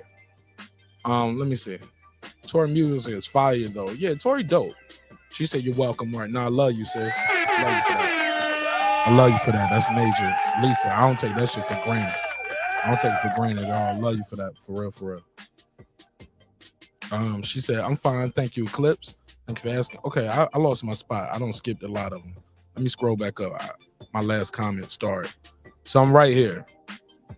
Everything after that, I'm going to read from here after that. So let me play this. Listen to this audio. Stations all I'm bargaining. Next time the pool was showing Kylie hopped in it, cool a nigga wild, and she was looking like a fucking angel. All right. See, nah. We see even before this, he talks about how the dude used to bring her to the crib and drop him off, and she didn't think he was like, I thought he was hating on the kid and all of that. Shit, let's play this from 237. We ain't talked in a long minute. Shit we used to do was authentic. Why we had to put our hearts in it. Love came, put some scars in it. Feelings changed, put some darts in it. Heart has changed and left me sharp with it. Left the bike and left the bar spinning. Everybody play their parts in it. Woo! Everybody play their part in this shit. Oh my God. This nigga's nice, yo. I'm sorry. The nigga's nice. And he can sing. This nigga can sing pretty damn good too. I ain't even gonna hate, man. The nigga can rap and he can sing. Can't shoot for shit though. Bad joke. I'm sorry. Justin dropped you straight into the crib. He be low-key hating on the kid. Remember that? He said Justin dropped you straight to the crib. He been low-key hating on the kid. Justin even said that, and when he testified, it's like, yo, I didn't like Tory at first. Thought this, that, and the third about him, but we end up, basically we felt comfortable enough to leave Megan alone with him without security. They took trips together. Yeah, vacations. Yeah, they was kicking it, kikiing, booed up and shit. She was going off to see him without the team. Even Justin said this. So Tory said this 2 years prior to Justin saying that in court. Well, not Justin, EJ. EJ said that in court. But according to EJ, they all kind of felt that way. You know what I'm saying? I'm paraphrasing, of course, but that's what he said. He didn't say he was hating on the kid. He was just like, yeah, we wasn't really too fond of Tory at first. Thought he was different, but he ended up being a nice guy. Everybody play their parts in it. Justin dropped you straight into the crib. He be low-key hating on the kid. You and Munchie drunk inside of Ellie. Been anticipating in front of Telly. He said you and Munchie drunk. Now, later on, he's gonna mention Munchie again. Okay. It now is that Kelsey nickname? Is her name Munchie? Because he's gonna mention Munchie again later. Who knows? But he's like been anticipating from the telly. Walked in the penthouse ready. Walked in the penthouse wavy. Finna put the dick up in the belly. Ride me like a motherfucking lady. Like this nigga going in, but let's go ahead because we're gonna get to the Kylie pool part. Let's go. Walked in the penthouse ready, walked in the penthouse wavy. Finna put his dick off in the belly, ride me like a motherfucking lady. House called the Jordan Woods house. This nigga going in. Knocked out and woke up on the couch, woke back and drove to your crib. This time I know just what it is. All right, he said, house called the Jordan Woods. Man, let me share the screen so y'all, because I got a different screen up than I'm reading the lyrics from. Let me share that. Let me share this shit.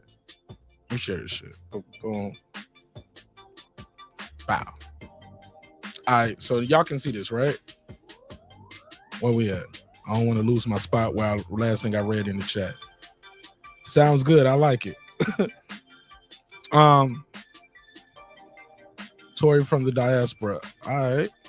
Yeah, Shane, drop some music. We fuck with Lady Shane. She said, I love you more, Mark. Lisa, don't make me cry in here now. God, come on now. Don't make me cry in here. Y'all know I get emotional. Emotions make you cry sometimes. Man, I want to do one of those episodes, man. We're going to do a tragic hip-hop R&B episode because some people lost their life tragically, man. Like, I just want to do one of those episodes. Like, because some stories I was talking about to somebody, they told me a story. Like, y'all remember that kid from Steve Harvey's show and what happened to him? With the girl, he was dating this younger girl, and oh my God, that shit is crazy. I didn't even know all about that. Then we was comparing that to the was the football player? Was it McNair? Was it Steve McNair? Got murked by the side chick or some shit like that. It was so now we don't went down a whole rabbit hole of like, well, what about this one? And it was like the kid from High Five, like what happened to High Five, that whole R&B group. Like, so I was like, damn, man, we can do a series on this, or should we just make it a whole episode? Because y'all know we do some of the longest episodes ever, but I should be fire though. Should be fire.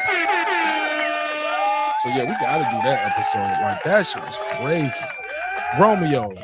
Yeah, that was sad as fuck. Yeah, Romeo. Thank y'all. So yeah, it's a whole bunch of shit like that. I got a different topic, man. We gonna told you anything but Spence and Crawford. That's my motto right now. I'm done with that shit for a minute. It better be some extravagant breaking news, but they ain't gonna clickbait me and trick me to do stories about that fight that ain't about to happen no time soon. I'm good. Let's go. Next time the pool with Sean Kylie hopped in. Hold on. Let's go back a little bit. Oh shit, my music playing in the background over this shit. Damn, my bad. Was my music fucking this up? Was my music in the background fucking this up before? Because nobody even said nothing. Nope, Lisa Beth said, sounds good. I like it. So I guess the music was good. All right, let's play some more of this shit. I think his music is drowning mine out, so that's good. Let's go. Penthouse ready, walked in the penthouse wavy. Finna put his dick off in the belly, ride me like a mom. All right, we read that. We did that part. Let's go. Drove to your crib. This time I know just what it is. Now he said, woke up, drove to your crib. This time I know what it is. Like it ain't no mistaken. Like he said, house called the Jordan Woods house, knocked out, and woke up on the couch. So basically, is he saying, hey, look, I met you at Jordan Woods' house and I fucked you over there? Like he did a house call over there? Like that's what they fucked at Jordan Woods' house, knocked out and woke up on the couch, woke back up and drove to your crib. This time I know what it is. What is he saying there? All right, he don't put Jordan Woods in the shit. She can verify it, okay. Next time the pool with Sean Kylie. He said, now the next time we linked up, next time the pool with you and Kylie. Next time in the pool with you and Kylie. This where everything go bad. Woke back and drove to your crib. This time I know just what it is. Next time the pool with Sean Kylie. Hopped in it, cool a nigga wild. And she was looking like a fucking angel. Looking like a baby in a manger. Okay, stop right there. He could have left the baby in the manger out of it. I mean, I know this is music and you're looking for a word to rhyme, but the baby in the manger is baby Jesus, man. I'm sorry, Tory, I got to put a case on you for these bars right here on this one part. He was like, I get it. She was looking like an angel, like a baby in a manger. No, nigga. Give me a different bar other than her looking like a baby in a manger. What does that make you? What does that make you if you wanted her? She was looking like a baby in a manger. Well, she's Jesus. Okay, man. You on the R. Kelly side of the game? I'm done.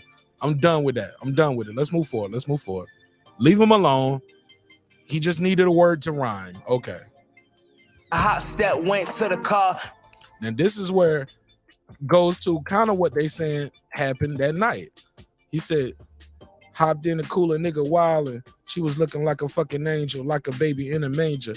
Hop step went to the car, and he brings in this ad lib of a girl saying, motherfucker, but bitch, you got me fucked up. Like somebody drunk. Listen to it. Was looking like a fucking angel, looking like a baby in a manger. Hop step went to the car. Motherfucker, but bitch, you got me fucked up. And you can hear the car door shut. You hear it? Did y'all hear it? Hop step went to the car. Motherfucker, but bitch, you got me fucked up. What is he talking about right there? She was like, he should have said, ready to receive a stranger. There you go. She said, yeah, there you go. She was looking like an angel, ready to receive a stranger. Okay. Look at Lady Shan on the bars. I see you, sis. I see you, sis. Lady Shan said, I can ghostwrite, nigga. Holla at her. All right. Somebody said that, Kelsey. I didn't take it that way because he talks about both of their parents being deceased as the lyrics go on. So I think he's talking about his connection with Meg. Everything in this goes with him and Meg. You know what I'm saying?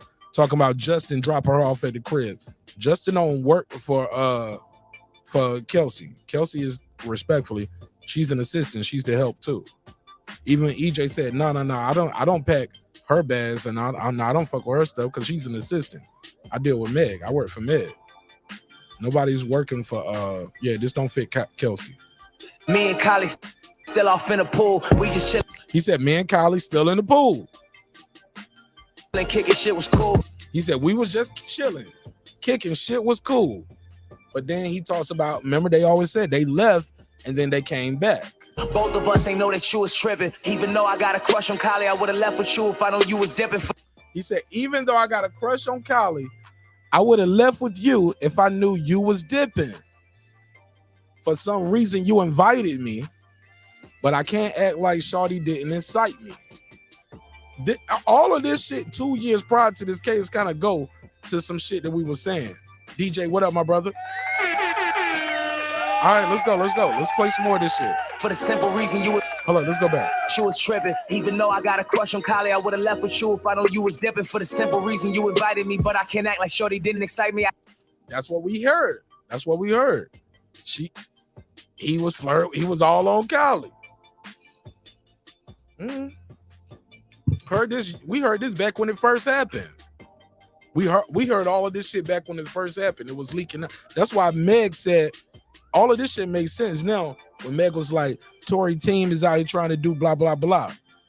Because only Tory team knew this shit. Only Tory team, quote unquote, knew the truth.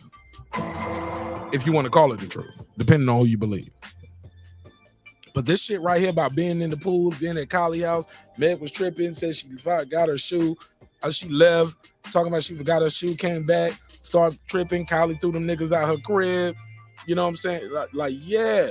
And Kylie never thought them niggas would get into a shootout. These niggas done fucked up all the nigga parties at the Jenner home. Ain't that about a bitch? Y'all niggas done fucked up all the Jenner parties. I guess there would be gender parties if Caitlyn is there, huh? Put a case on it.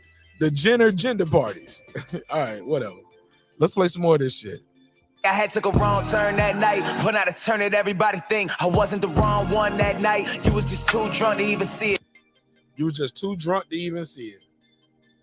More of what we've been hearing.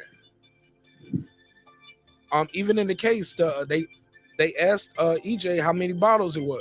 How much drinking? He said, I recall it being a lot. He said, I don't drink, but I remember it was about 6 or 7 people there, but I saw 6 or 7 empty bottles. You know what I'm saying?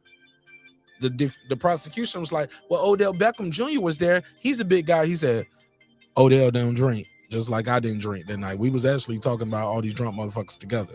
You get what I'm saying? Wow. It wasn't anticipating. I've never put you in no situation. He said, bro, come on. He said, you was just too drunk to see it.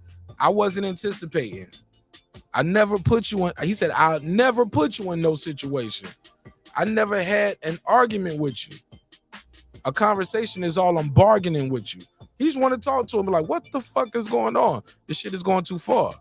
Because I think Carmen had brought it up earlier. When this shit first happened, Meg didn't go out there and say, Tory shot me. It was at the wild when the fans and a lot of people was calling a drunk or a jealous chick. That's when this shit went out. No, nigga, I'm not playing no papoose. I'm only playing this because it's going with the story of the case. This nigga just told me to play some papoose. Nigga, you play some papoose. You play some papoose. Or you click the link one day and then I'll play some papoose. We can play it together. How about that? That nigga told me to play some papoose. For what? Nigga. It never heard of it. Papoose. Man, we breaking down these lyrics in relation to what happened with the case and the story being told and this song being 2 years old and how this song hit a little different as this case is going on. This nigga come in with some, can you play some papoose? It never heard of it. Small hats. Nigga, I'm gonna hit every drop in the world over here. He lied. Y'all need We to don't worship believe you. him. You need more people. All right, I'm fucking with you. Let me get back into it. Damn. Let me get back into the flow. That nigga said, play some papoose. What does papoose has to say about this situation, Martin? I'm gonna tell you what papoose said. Papoose said, It never heard of it. that's what he said. Let's go. I've never even had an argument with you. Conversations all I'm bargaining with you because you was my nigga for real. Oh man, they was close. They was close. If you can agree, then you owe me that. If you can agree, then you owe me that. Our mothers would tell us to do the right thing. And it's friendship. My nigga, you told me that. Wow. Our mothers would tell us to do the right thing in this friendship, my nigga, you told me that. So even when niggas is coming at me on their Twitter and Insta, I'm over that. Cause what's a couple months of memes of me if it means I'm gonna get my homie back? Woo! Come on, man. Come on. What up? Bro, am I tripping? Am I tripping here? He said, hi, everybody. I have one question. Where's Travis Scott? Where's Travis Scott? Right. What up? Travis Scott didn't want to be there when he found out Tory was coming. You know, Tory and Travis Scott, they got into before. And that shit was recorded. Tory's team recorded him kind of, I guess, checking Travis Scott. You know what I'm saying? About some song or something. Don't get me into it. The nigga got enough cases on him already. I ain't trying to put another case on him. Damn. Nigga facing 22 years. Let me leave him alone. He don't need no extra cases. All right, let's get into this. We get into more of this reaction. That nigga said, he said, our mothers would want us to do the right thing. It's friendship, my nigga. You told me that. So even when niggas is coming at me on Twitter and they Insta, I'm over that. Cause what's a couple months of memes of me if it means I'm gonna get my homie back? It never heard of it. Wrong button. Damn. I love it. It sounds like he's saying, yo, let's have a conversation. But at this point, they can't have a conversation. But according to him, when he did this song, he's gonna say it in the lyrics. It's been 2 months. At this point, according to him in this song, it's been 2 months since the incident. Fuck it, let's talk about it. Do you think anybody else inside of the business that know they ain't did it would sit here and listen to critics while niggas is tripping and bashing me out? Hey, attacking me, actually. Woo! Now that's what he said. He said, fuck it, let's talk about it. Do you think anybody else in the industry of the business that know they didn't did it would sit here and listen to critics while niggas is tripping and bashing me, you think anybody else would just sit here and be quiet? You know what happened. I know what happened. You think anybody else in the industry would just sit here through it like that? Man, I'm just saying, man. Look, if the look, monsters come in all shapes and forms, and there's some talented monsters out here. Let's just make some noise for that. Like, but if this guy is a monster, he painting a picture to make himself look like a guy who's just like, wow, I can't believe you're doing this. I can't believe this is happening. And this is 2 years prior. This is 2 months after the incident, according to the lyrics. The business that know they ain't did it was sit here and listen to critics while niggas is tripping and bashing me out here attacking me. Actually, only reason why I let them do it is because I figured that you would have called a nigga. But look, it's been over 2 months and all you did was stall my nigga. It's been 2 months. He said, you out here attacking me. He said, actually, only reason I let him do it is because I figured you would call a nigga. But look, it's been over 2 months and all you did was stall my nigga. He's talking to him, man. Yo, in battle rap, that's what, if battle rap would, if this one don't beat, people like, talk to that nigga, Rex. Talk to that nigga. Talk to that nigga. That's what they would be saying in battle rap right now. As you hearing this lyrics, they be like, talk to that nigga, son. Talk to that. It just, it's painted a certain way. Keep in mind, this was before the trial. This is before the indictment. This is like 2 months after. He's like, what the fuck? And the song is called Queen and Slim. The drama is bigger than ever. I thought that we were both bigger than that. Yeah, and the shit that I did, it was whack, but you don't get your nigga back like that. Just oh, shout out to Hov. He don't put the Jay-Z reference in there. That nigga slick without it. You cheated, nigga. And that's the cheat code right there. That's the cheat code right there. Y'all know that's that song cry right there. That's that song cry. Listen to Jigga on that one track, song crying while I play in the back. I never. And he got the sample in there. He got the ooh, ooh. That nigga got the song cry going. That nigga cheating. He cheating right here. Let's hear some more of this. Nigga back like that, just listen to Jigga on that one track, song crying while I play in the back. I never cared to be that nigga in your fame, shorty. I was playing the back. He said, I wasn't trying to take advantage of your fame. I was playing the back. Wow. Wow. And then that song cry song, you remember, he was like, once a good girl gone bad, she gone forever. And I guess in these lyrics right here, he's trying to, it sounds like he's kind of blaming himself for everything. Like, oh man, I'm fucking around with these shorties and I'm just caught up in my celebrity and I'm doing too much. I'm doing too much. I'm violating their trust.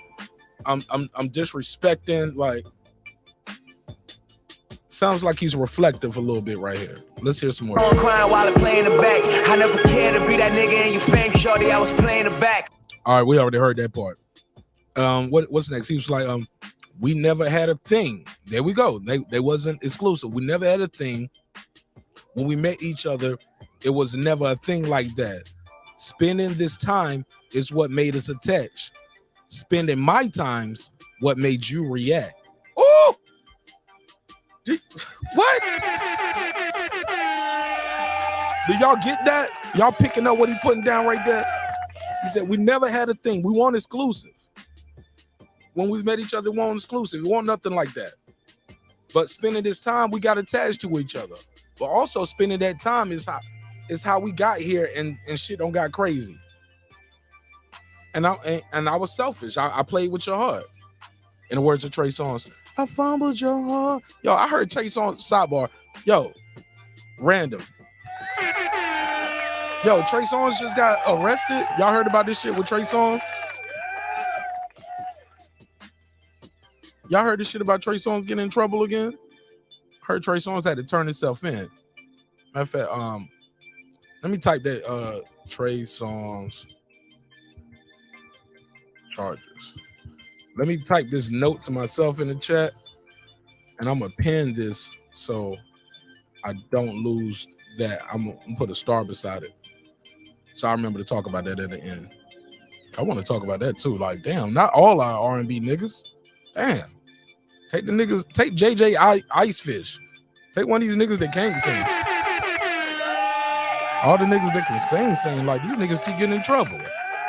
Damn. R. Kelly, Chris Brown, Trey Songz, Tory Lanez. Shit, these niggas can sing, man. They all fucking up. Usher with the herpes, like, god damn. Can we have a solid R&B nigga out here? Damn.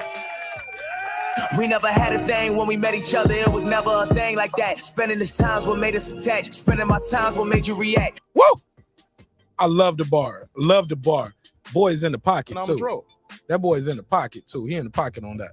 I'm only human, I gotta be real and tell you that the pain that came with that, even the feeling is strange at that. How you going up and just change the facts? Wow. I'm only a human, I gotta be real and tell you that the pain done came with that. Even the feeling is strange at that. How you gonna up and change the facts? Times what made us attached. Spending my times what made you react. I'm only human, I gotta be real and tell you that the pain that came with that, even the feeling is strange at that. How you going up and just change the facts? Queen and Slim by Tory Lanez. Check it out. He gets into the zone around 2 minutes and 37 seconds of the song. I'm gonna drop the link one more time. I hope y'all been enjoying this motherfucking show, man. I've been having a good time, man. I had a good time doing this shit tonight.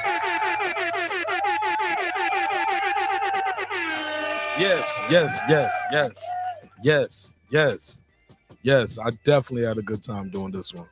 Let me pick back up in the comments, but yo, I know they're gonna tag me for that one. But shit, I do it for the people. Matter of fact, I'll do that. That's what I do. So after I'm done with this one, if y'all want to check the playback, I'll leave it on the backup channel. They don't fuck with me too tough on the backup channel because it's not a monetized channel. But over here, shit, I gotta walk on eggshells on the main channel. So I'll probably leave this up on the backup channel so I don't get in no trouble. But shit, y'all got anything else? Let me pick up where I left off.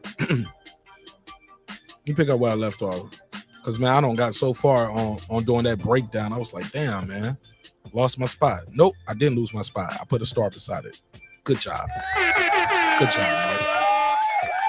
All right, so let me see what we left. They're charging him for the bullet fragments in her foot, not sleeping with him and lying about it.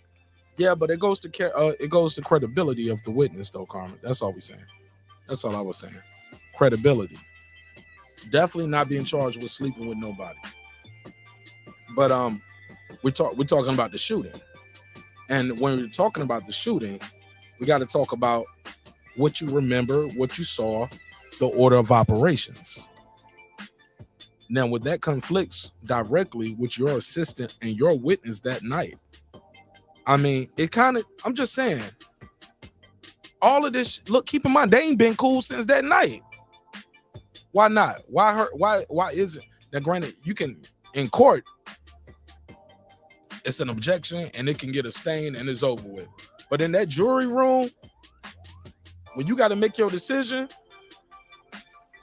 you got to ask yourself, like, do I just want to lock up this dude just to lock up this dude? Or do I have some unanswered questions? Do I believe this woman? Because that's what it comes down to. Do you believe the victim? And once the victim has been proven to tell you falsehoods, it's not even about sleeping with him and lying about it. No. It's about credibility. It's about what was y'all. It's the whole argument even about what you said is about. You said you was ready to go and you called him short and clowned his music. He was drunk and he shot you. Is that the story? Because the other lady who was with you already said that's bullshit. That dance bitch is bullshit. The other witness who heard the argument before the shots said that's bullshit. He ain't hear that. He watched the whole argument and watched the shots and everything. Yeah, it's just, I don't see the intent. I don't see the criminal intent when we speaking about it in that reference. But I'm glad you participate in the conversation, though. Because an objective perspective, also, even if it's not objective, even if you are like stone hard on like, yo, that nigga Tory did it, he need to go to jail. You know what I'm saying? If that's how you feel, that's how you feel. if you just stone hard on like, yo, Tory's innocent, he need to be free. That's how you feel. That's how you feel. I'm not here to change nobody's opinion, because at the end of the day, if you're listening on this chat and you're able to type or call in, chances are you're not on the jury anyway. You know what I'm saying? So this shit is all just conversation, court of public opinion, just homies kicking it, talking about the case, what you think, what you believe. It's a family affair. And it's always fun whenever the family's here. So I appreciate all of y'all, whether y'all agree or disagree with me. I got love for all of y'all for taking your time out of your day, your night, your evening, listening to this while you get ready for work tomorrow, or if you're listening to this while you're at work. I appreciate your time and energy. Nonetheless, shit, even if you already off of your Christmas break, Thursday, Friday, Saturday, Sunday, you know what I'm saying? However it go, I appreciate you. Somebody said, yep. And then he wanted some Kardashian. I read that one. Karma Serene, please call in. Nigga, you call in. Nigga always telling somebody, yo, that be the funny shit. Niggas be in the chat telling other people to join the conversation. I be like, you here too. I can't. All right. I got Instagram. We got Twitter, Facebook. We got a lot of ways you can call in and join the conversation. You can click the link. You can call in. So it's available to everybody. President Jafar, Kelsey shot Meg. He just got it. You never heard of it. Nah, I ain't gonna put that. I ain't gonna put it on her. He said Medcat. I ain't gonna put it on. I ain't gonna put the shots on her. But we do not know though, President Jafar. We do not know how she got gunshot residue on it. According to her, the reason how she said she got it on her, she lied about it. That's her words, not mine. She said, yo,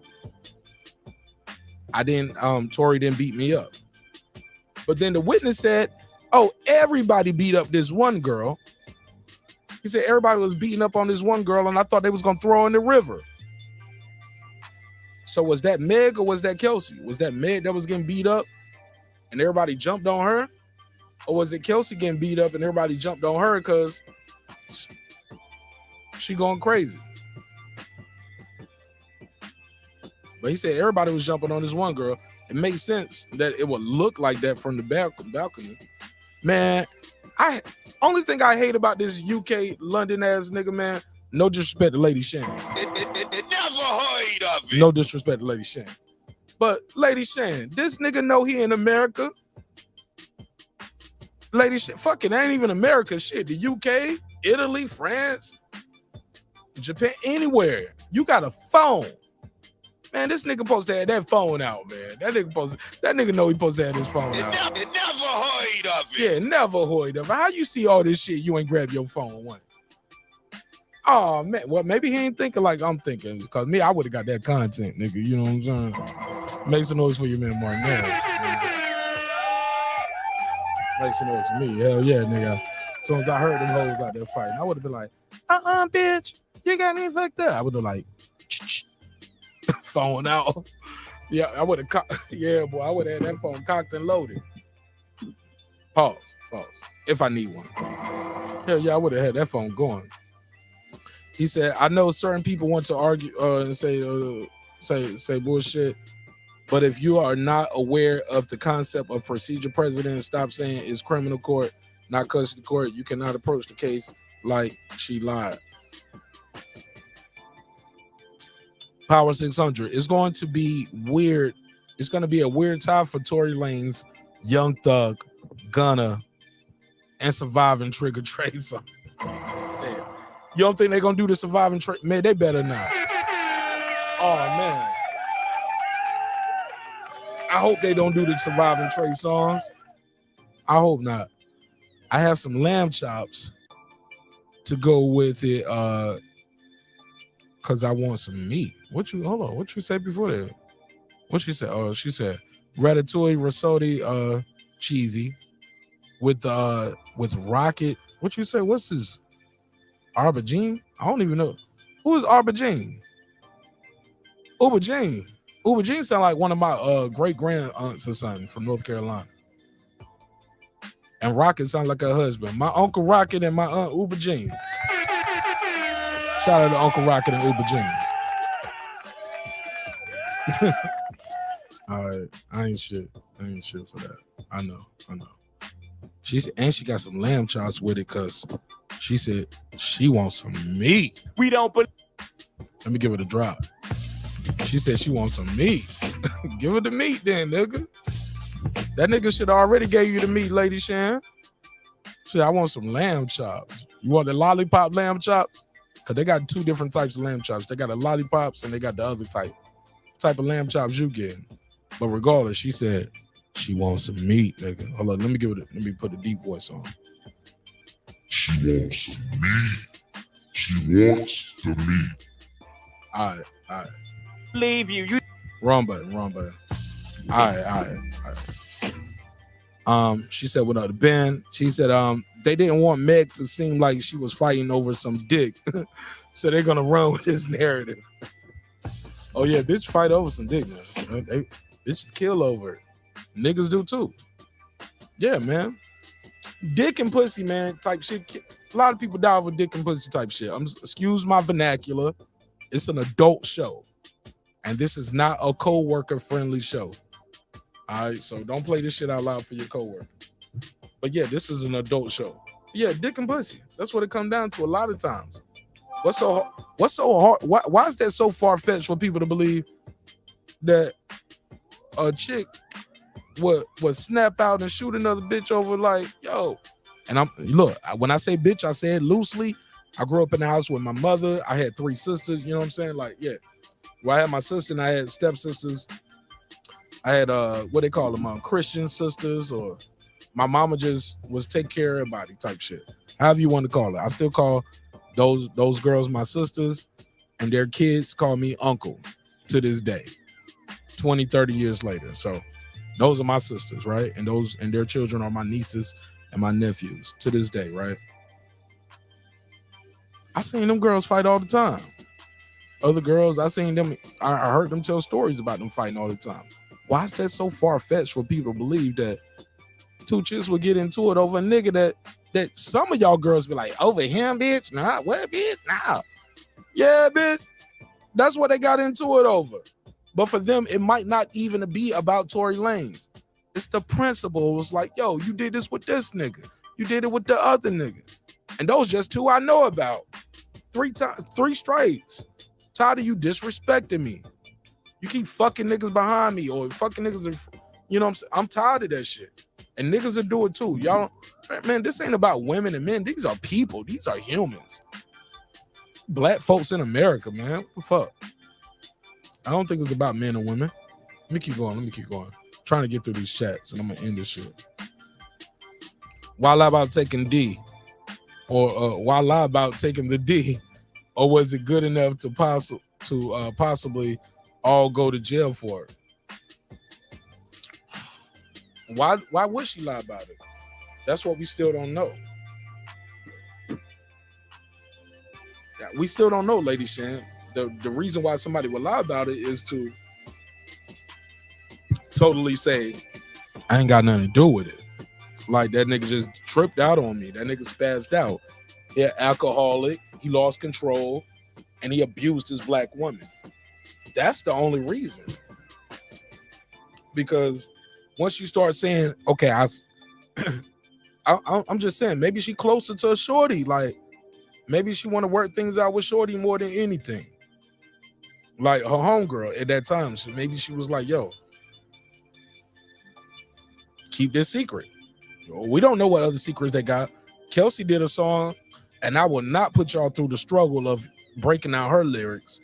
But she did do a song, and in her lyrics, she was like, she was threatened by Roc Nation, like, if she says or do certain things, a sex tape will come out. She said that in her song. Meg the Stallion did pay for her rent for a year, according to her, on the stand. After she had immunity, she admitted to that. Why? If y'all ain't cool and you ain't fucking with it no more, why did they fall out then? Was it over Tory? Was it over the shooting? What's the reason why they fell out? That's what I'm curious about. Why did they fall out? Did they get into a fight that night? Why didn't the police or the prosecutors ask them that? Under the penalty of making false statements to investigators. Because once you ask them that and they lie, if you don't charge them with it, how does that make them look? But if you can always go with, hey, I never asked them, that's a whole nother thing. He said, thank you, Mark. If you got to lie about fucking them, then don't fuck them. Period. Full stop. Cooking with the champ. Lisa Bell's in the building. I agree, Clips. Like, yeah, don't. Why are they fucking the dude? And why fuck them and then lie about fucking them? Again, excuse my language. Excuse my French, but I'm in France. QT, he said, I don't understand why she took the shit to trial to not give full disclosure of the events. Tell them everything. They fucked, they fought, this nigga shot me.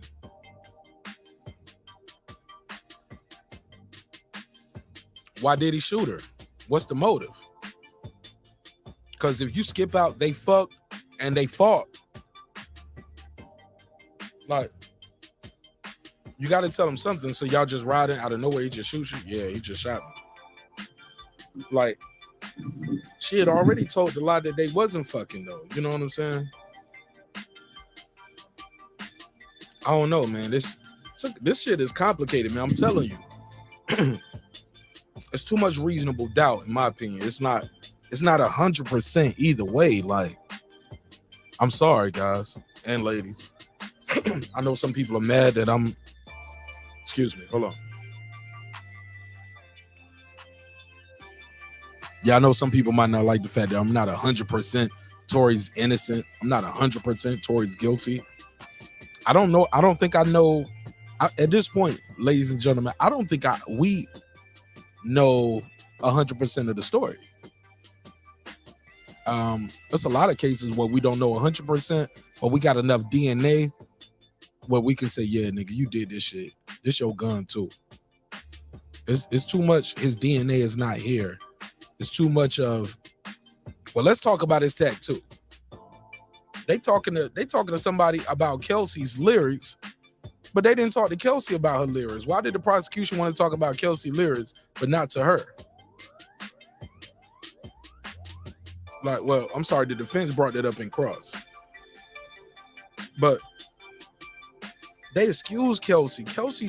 After Kelsey's 80-minute testimony played, the defense should have been able to recall her back up, especially once she has already said, yeah, I lied about that. I lied about that. I lied about that. Well, okay. Well, play her tape before she testifies then. Play her tape, play the 80-minute tape, then let her testify and let us do our cross and all of that. But the order of operations just seems chaotic as fuck. Like, why would you let that whole back and forth for 2 days with with her testimony for 2 days of that shit? Well, a day and a half. Only to the very next day, well, we're gonna play her whole tape of what she said. Nah. Okay, well, let's bring her back on the stand. And I want to rebuke some of that again. I don't know if legally they couldn't do it. Maybe they tried to do it. That's one of them arguments that they'll be having before court that we'll never know. That the judge said, no, I'm not letting you call her back. We won't know. We won't know until the dude is in jail fighting for appeals. And we'll hear about the shit later.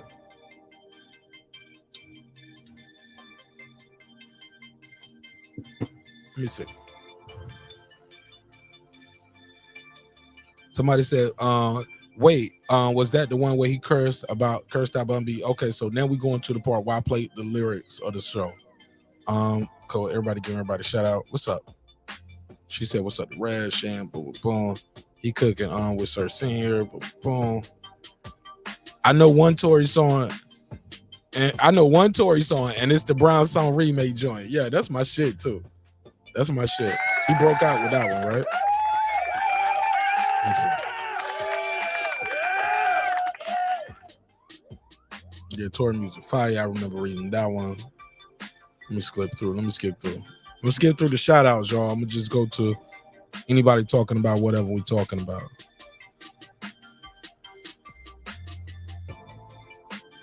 We'll just skip through it. People telling Lady Shan to drop some music.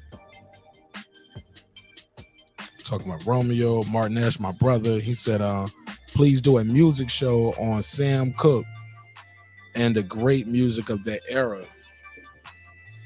All right. Screenshot that. Let me put that in the box. Put that in the box right there. I put that in the suggestion box, good dog. You gonna pull up for the episode? Don't be one of the people tell me do the episode and then I pull up, do the episode, and you ain't nowhere around. Like, you wanted me to do this shit. He was like, nigga, I ain't, and won't even leave a comment on the replay. Like that nigga just skipped that whole episode. Told me to do the episode, then watched the episode, wasn't there, didn't even leave a comment. Let me see who this is. Welcome home, welcome home. Hat, what up, neighbor? Mark, you're way too deferential, bro. You're an OG now. You're a great guy. But I just jumped on because the guy said something about Sam Cooke, and Sam Cooke was my favorite singer growing up my whole life.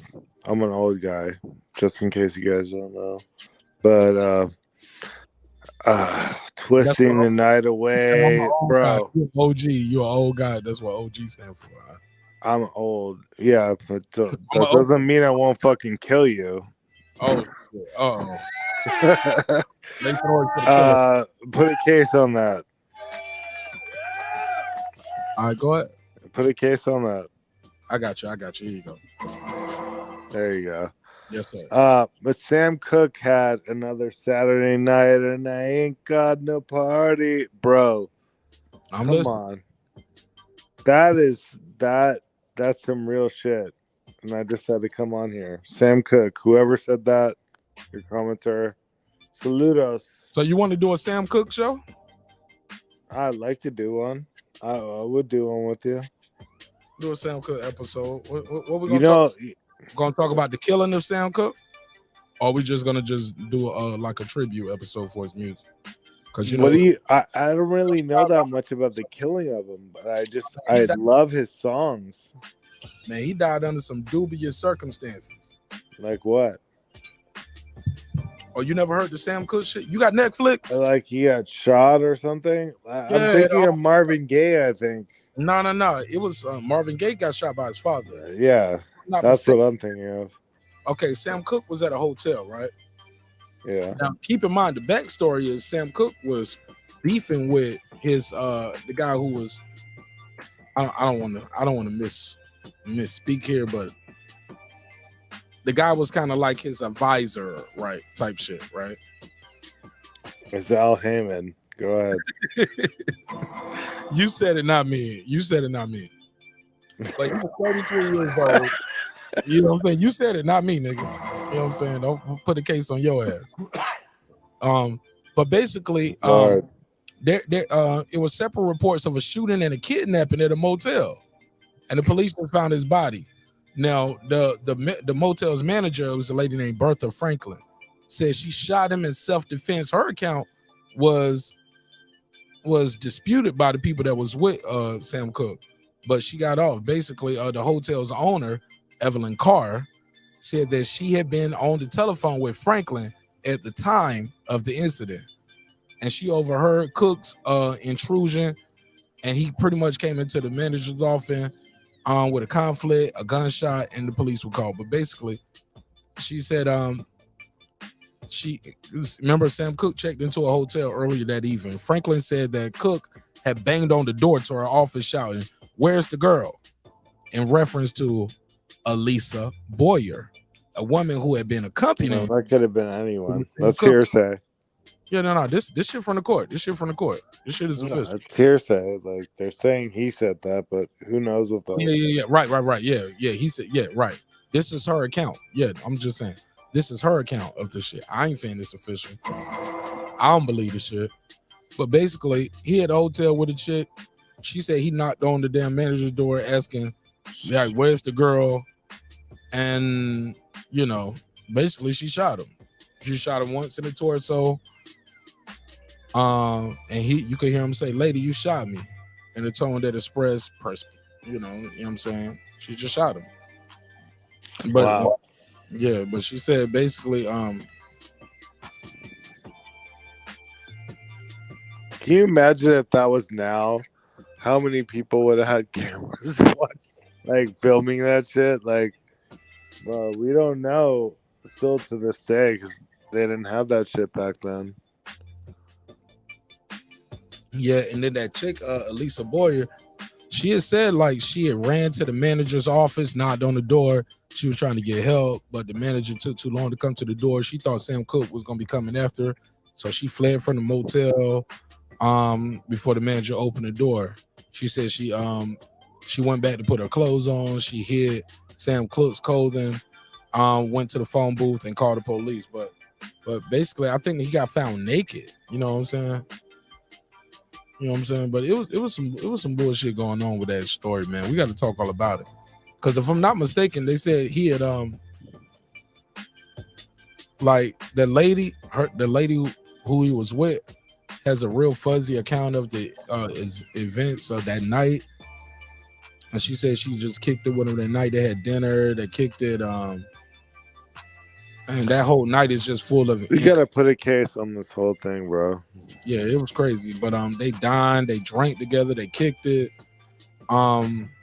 That's why people thought she went with him willingly to the hotel, but according to her account, it's like, nah,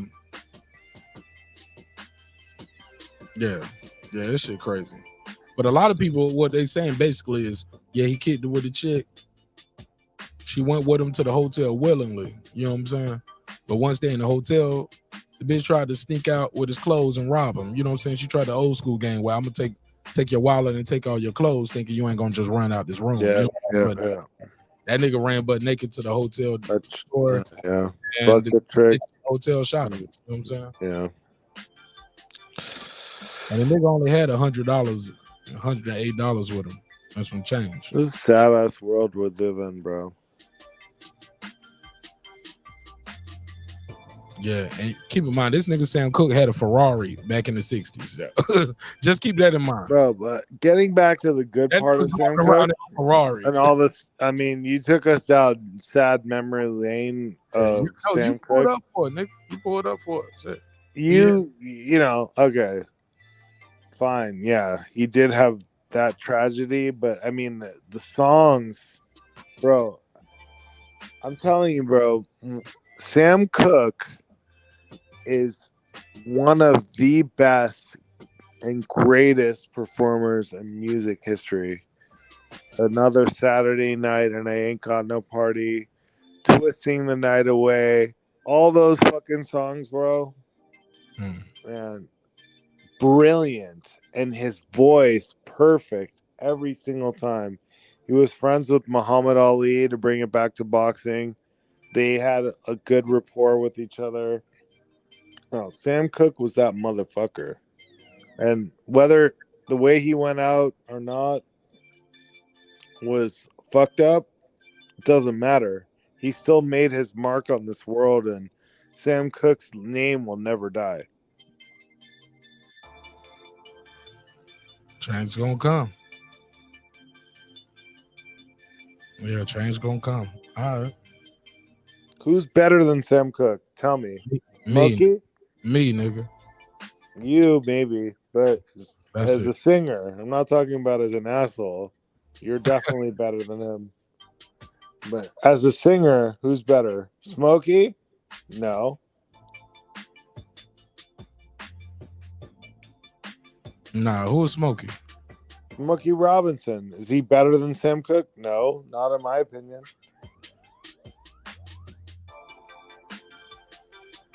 Nah, I don't know. I think he wrote more hits though, right? Didn't he write more hits for other people? It's a whole nother conversation, but are we talking about who's a better singer? Who had more hits? Oh shit, Sam Cooke.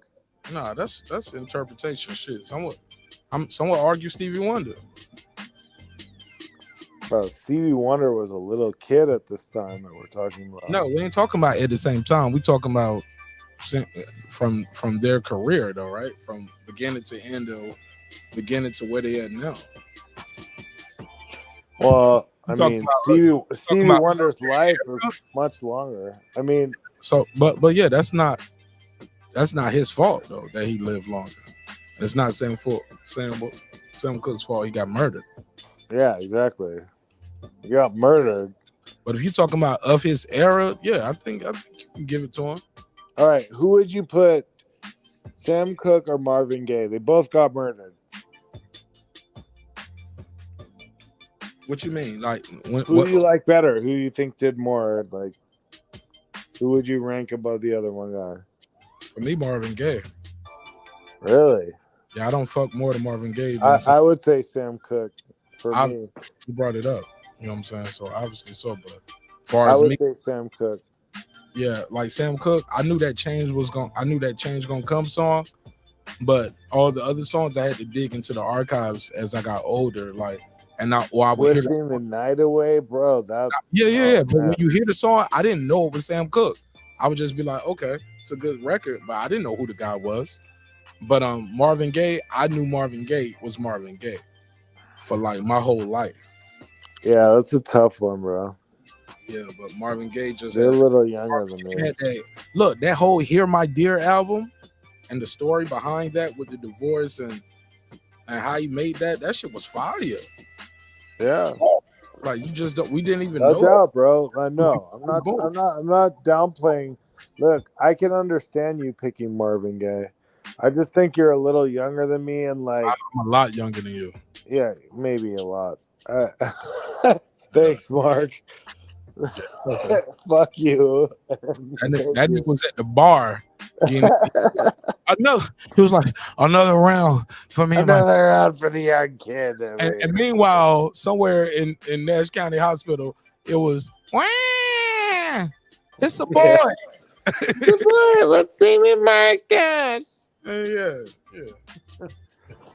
No, but seriously though, that's a close one, man. I'd really have to study that. Marvin Gaye is amazing, and so is Sam Cooke. So, like, two of my really favorite singers. Anyway, I don't mean to take up all your time. No, you're good. I enjoyed the company. I really enjoyed the company. All right, brother. You sign off. I'm gonna go bye. All right, my man. Be safe. Hey, look, let me get your take real quick on Tank Davis and Javante. I'm sorry, Tank Davis and what's his name? Ron Garcia. Damn, they was going back at it again on Twitter. Yeah. Tank Davis did the fucking tweets again, man. I'm tired of that shit, man.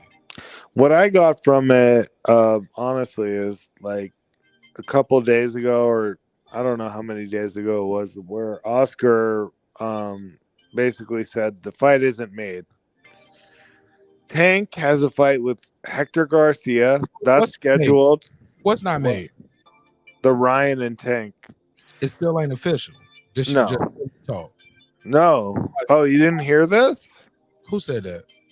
Oscar De La Hoya today was like, no, this shit isn't real. Like, that's not, we haven't signed anything. But what is signed is Tank Davis versus Hector Garcia. That's signed, and I guarantee you Tank Davis will win that fight. Oh, yeah. Other than that, I can't promise you anything, brother. Is that Oscar saying that, or are you saying that? No, me. I'm saying other than that Tank Davis versus Hector Garcia fight, I cannot promise you anything. The Tank versus Ryan fight is not made. It's just not. Okay. I had somebody tell me that shit was like, look, it's going down. Who is that? Bet Israel? Nah, his name Rooster. He fuck with Team Garcia, bro. He fuck with him heavy. Like, okay, well, far as I hope he's right. I want to see the fight. How about this? I'm gonna tell you how I certified him. Right? Okay. He got a lot of pictures and videos with Ryan Garcia, where they just hanging out at the club. Ryan at his house. He at Ryan's house. Ryan's walking his dog. Like he got footage that nobody got of Ryan Garcia. Like and it ain't like, I get it. If you're a fan, you can meet a guy once, twice, but you don't meet a guy 15 times. You get what I'm saying? Mm-hmm. And y'all at each other's houses. Y'all just playing poker. He's sitting there with Canelo's camp when he's hanging out with Tio. Like, I got to get a guy credit. You know what I'm saying? No different from anybody else. So it's like, you can say what you want to. How about perfect example, Tay Jones? You can say what you want to about Tay Jones. You can't deny that the guy has Deontay Wilder's number probably, right? You saw him inspecting the gloves. You see him wearing the Wilder gear. You see him walking, doing the ring walk. You know what I'm saying? Whatever you think about him personally, that's something different. You can't deny that. Are you saying he's all in the videos dancing? Stop it, bro. Stop it. We ain't gonna do that. Respect my show, man. Respect my show. We're going into a new era this year, man. I'm trying to get bigger than Ellie Setback in 2023, man. Bro, you're way bigger than Ellie Setback, bro. I was here when Ellie Setback started. He tried to interview me one time outside of a gym in LA. What? Ellie Setback wasn't as big as Martin Nash. And I was like, and he ran away. I fuck with Ellie. Ellie always been nice to me. No, Ellie's a good guy, bro. He's a good guy. He hustles hard, but he just doesn't know that much about boxing. And to this day, even after all these years of doing it, you still don't you don't think Ellie Setback knows about boxing? I think Ellie Setback's knowledge of boxing is as deep as a casual fan can get without actually understanding boxing. So what you mean? Like, you talking about the X's and O's, like how to the X's and O's, like if anybody, let me rephrase. Mark, counselor, let me rephrase. Do you case on me? No. Hey, look, I've been watching too much of this. Look, I got the Young Thug case, and that shit right here in Atlanta. Niggas been. You have a lot of cases out, Mark. Man, rappers. We're gonna have to hire a staff to help you with that. Man, we looking for a staff right now. We're looking for a staff right now. We'll get you one. Going in 2023, I'm definitely looking to expand the brand and the team. I'm actually thinking about changing the name of the show. No, don't do that. No, I'm talking about the name of the channel. The show gonna be the show. No, don't do that. Just keep it the same. Can't just have Martin Nash on YouTube. No. It gotta be, bro. Well, I'm giving you my advice as someone who's been the same name since 2006. Keep your name. Don't let anyone fuck with that. I don't know what your goals were in 2006. I had no goals. I'm just saying, don't let anyone take your name from you and like make you. I ain't saying nobody can take my name from me. No. I ain't say that. Just trying to reach the masses and make it easier to find on YouTube. And what name would that be? Well, actually having the title of what the channel name would be more of what I do. So when you see me in comments, you just see a name. You don't know that name does content. You get what I'm saying? Something besides the name to let them know what I do. I don't know. I think Mark Nash has a nice ring to it, bro. I would keep that. That's my name. Yeah. But as far as the channel and the way to find the content, but I'm exploring other options. But what are you thinking about? Like, I won't tell you right now because I don't want anybody to steal it all the time. You're still in beta testing? Yeah, not even at beta testing. I'm algorithm conceptual. Yeah, it's still in the concept phase. Yeah, yeah, absolutely. Shout out to my guy Brandon Washington. What up, Brandon Washington? He from Texas, so I know he automatically saying Tory shot my sister. Put that nigga in jail. I'm joking. I don't know what he think about this case. I will say this though, man. It was something I wanted to tell you about not the Sam Cook. Was it about Ryan and Tank? Gotta be about Ryan and Tank. I still got it up here. Ryan had put this tweet out, right? I'm gonna share the screen. Ryan Garcia put this tweet out, right? And he and Tank was going back and forth at it for a minute.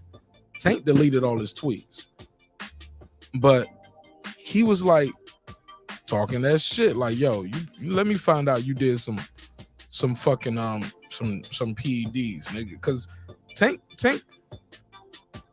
again today, he kind of trying to use the right word so I don't get sued, but allegedly he allegedly inferred or implied, allegedly, maybe, possibly, coulda, shoulda, woulda, maybe, but didn't.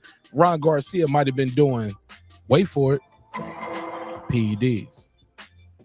Perhaps. Why does he keep saying that? Why does he keep saying that?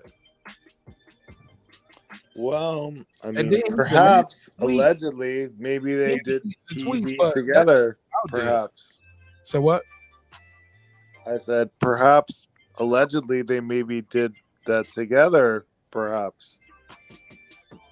No, I don't know about that, but I'll put a case on it. I'm just saying, why would he say that about the other guy if he didn't, you know? If he wasn't there, maybe. Ryan's been deleting some of his tweets since then, too. So some of his tweets and his replies are going, too.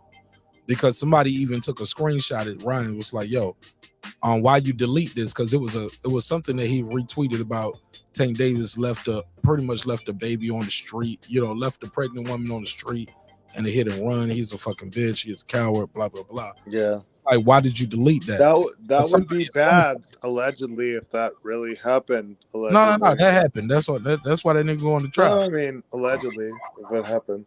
But I mean, if you look at the picture you have on screen right now, you're right. Mark, so what, sir?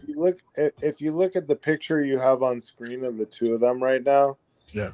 I mean, to me, they look like two guys who would meet up in West Hollywood and probably make out.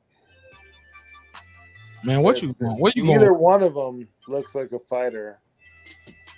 Bro, what we going with this? Why are we talking about them making out?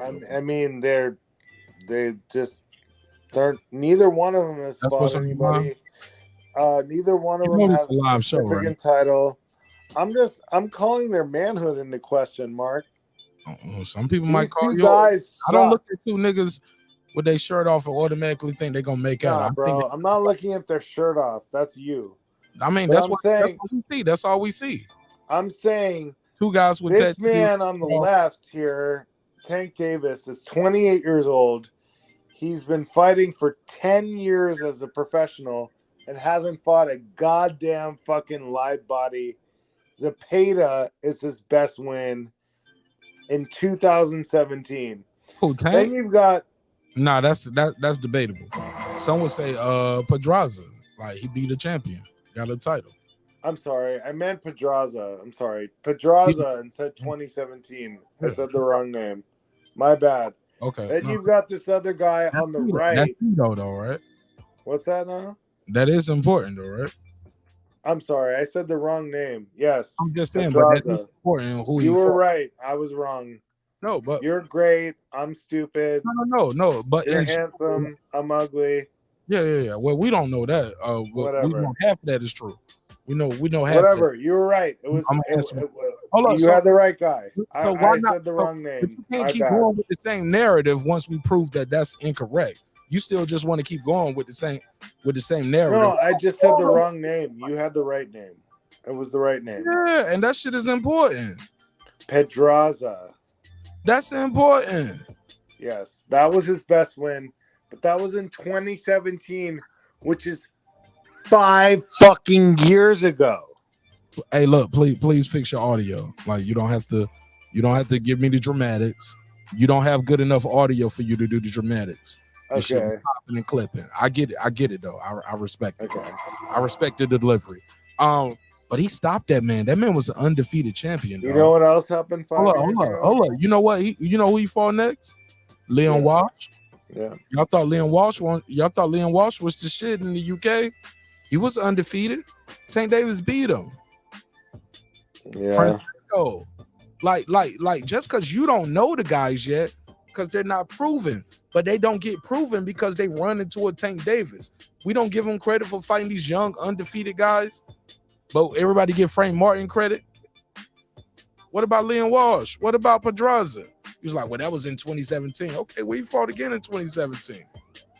You know what else happened in 2017? He took that shit overseas with it, bro. Hold on. You know what else happened then? What? What you mean? Loma, in his prime, called out Tank, and right around the same time. And guess what happened? Floyd. Hold on, slow down. Was Tank in his prime at that time or not? Was Tank in his prime? I don't know. No, he wasn't. He wasn't. Maybe not. Stop it. Get off the That was a good chance. Y'all ain't even gonna be fair. You ain't even gonna be fair. Come on. I didn't say he was in his prime. You can't have I'm being fair. So you want a prime Loma? I'm being fair. Maybe Tank. I'm saying But Loma was in his prime. But on the flip side of the coin, Devin is about to fight an old Loma. Right.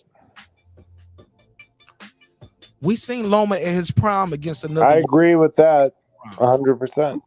Prime Loma versus Prime Tio, right? Huh? We agree to that? Prime Loma was Prime Tio? Or was Loma past his prime then too? I'm just trying to figure out when the All I know is that experts, because I consider you an expert. I don't know. I mean, that's a gray area right there, Mark. I'm just trying to be clear. When do you experts consider somebody past their prime? Do you have to see them lose in the ring? I mean, what experts are you talking about? I'm talking to you right now, so I'm talking about you.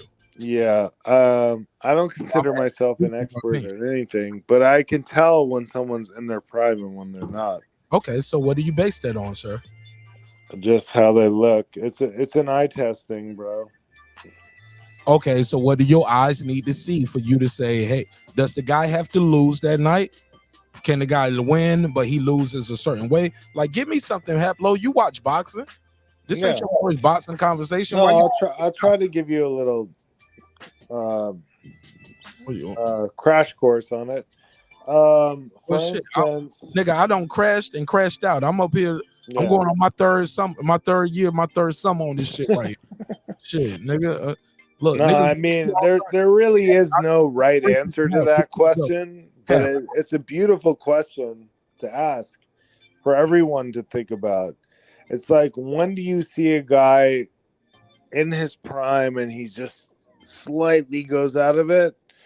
I mean, the closest thing I can think about with it probably would be like a Floyd. When he beat Cotto, he was still in his prime, but then when he fought Maidana, he was kind of slipping out of it. That's one example. What you mean he was slipping out of it? He beat that man. Huh? He beat that man. I mean, he barely beat Cotto, and then he kind of had a draw with Maidana. What? You talking about on your scorecards, or you talking about the official? I'm talking about in reality, motherfucker. What are you talking about? I'm talking about what counts on the scorecards. Oh, you mean Well, on the scorecards, he beat Cotto and he barely beat Maidana. But in my opinion, did you go to that fight or did you score it from the crib? I watched that fucking fight at Eddie Murphy's house, motherfucker. Okay, I ain't got to be okay. On a big screen with Eddie. I ain't got to be all of that. When you throw Eddie Murphy in there, you hating ass nigga. You know, I watched it, and I was the only one cheering for Cotto. You said that shit. I ain't never been in. I almost got my ass kicked. You play dirty. I gotta watch you have, bro. Yeah, I know you do. You cheat. Yeah, you be cheating, man. But I had Floyd winning. I had Floyd winning. By that shit, nigga. God damn! Can I finish a goddamn sentence? How you end up at Eddie Murphy house watching Mayweather Cotto? You don't need to know that. Fuck that. If not, man, you know they're gonna call cap on you. Big sombrero. All cap on it. Hold on, let me give you the drop. You know what the beautiful thing about that was? He had like all the different food stations set up. Like he had sushi over here, Mexican over here, like Italian. Paint the picture. Paint the picture for us peasants. Please. Well, he's got a tennis court. He lives in Beverly Park, right up here, like about 5 minutes from where I live. Okay. He's got a tennis court. He covered the tennis court with a tent. He puts up a screen, a giant screen, and makes the tennis court into like a movie theater where you can watch the fight. And he's got bars all around it. And then he's got like a Mexican food station, a Japanese food station, Italian, this, that, and the other thing where you can go all around and get all the food. That nigga just didn't have hot dogs and hamburgers like Martinez. Oh fuck! Oh no, they had that too. Though. Oh man, they had that too though, but not just that. Okay. But we got was one station. Oh, they had the Italian. They had the. Did he have the fried chicken and macaroni and cheese? I'm sorry. He just has. I can't remember. I was. So I don't remember the nigga shit. I'm sorry. I didn't say that. All right. Did they have put that on me? Hold on. Did they have? Yeah, I'm gonna say a lot of shit. Hey, look. Did they have caviar there? Caviar? Yeah. They had caviar. They had everything, bro. Oh my god. I was sitting right behind Barry Bonds. And what? Let me tell you something. This nigga lying now. This nigga lying. No, I'm not lying. Oh, you I was sitting behind Barry Bonds. I could bring people on to verify this. My god. Everybody in that fucking motherfucker was rooting for Mayweather, except for me. Really? I'm fucking Puerto Rican. You hating so ass. Every time Cotto landed a punch, I was like, yeah! And like Barry Bonds would look over his shoulder at me like, hold on, let me give you. Fuck are you? I was like, drop. Hold on, Barry Bonds was looking like this. Let me give you the drop.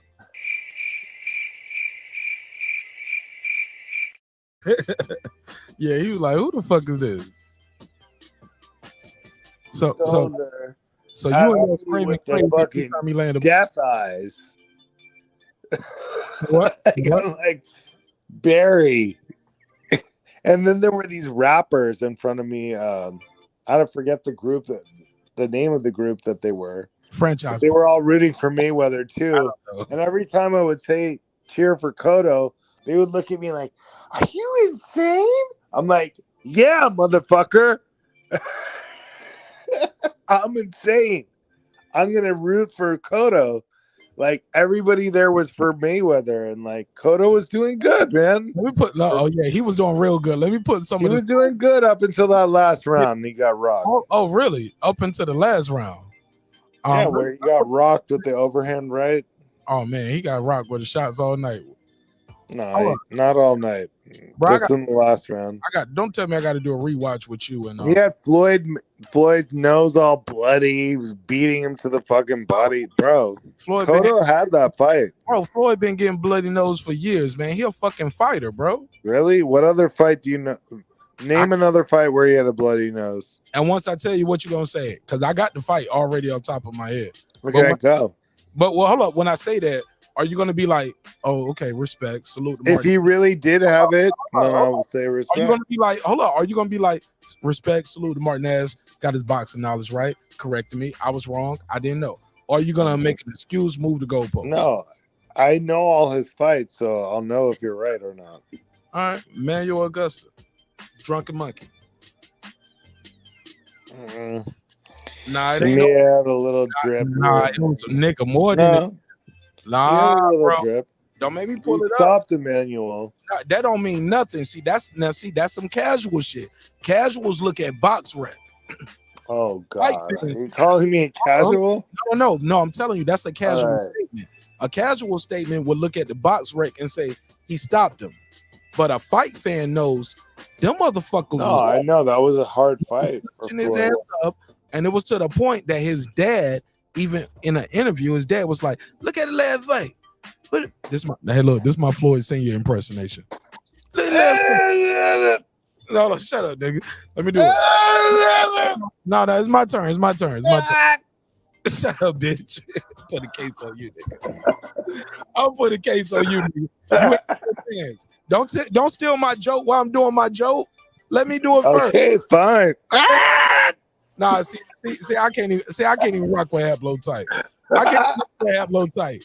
This nigga stealing my joke. Go ahead. Live on air before I'm gonna mute. Nah, I'm done. You stole the joke, nigga. Nigga, you should have created it first.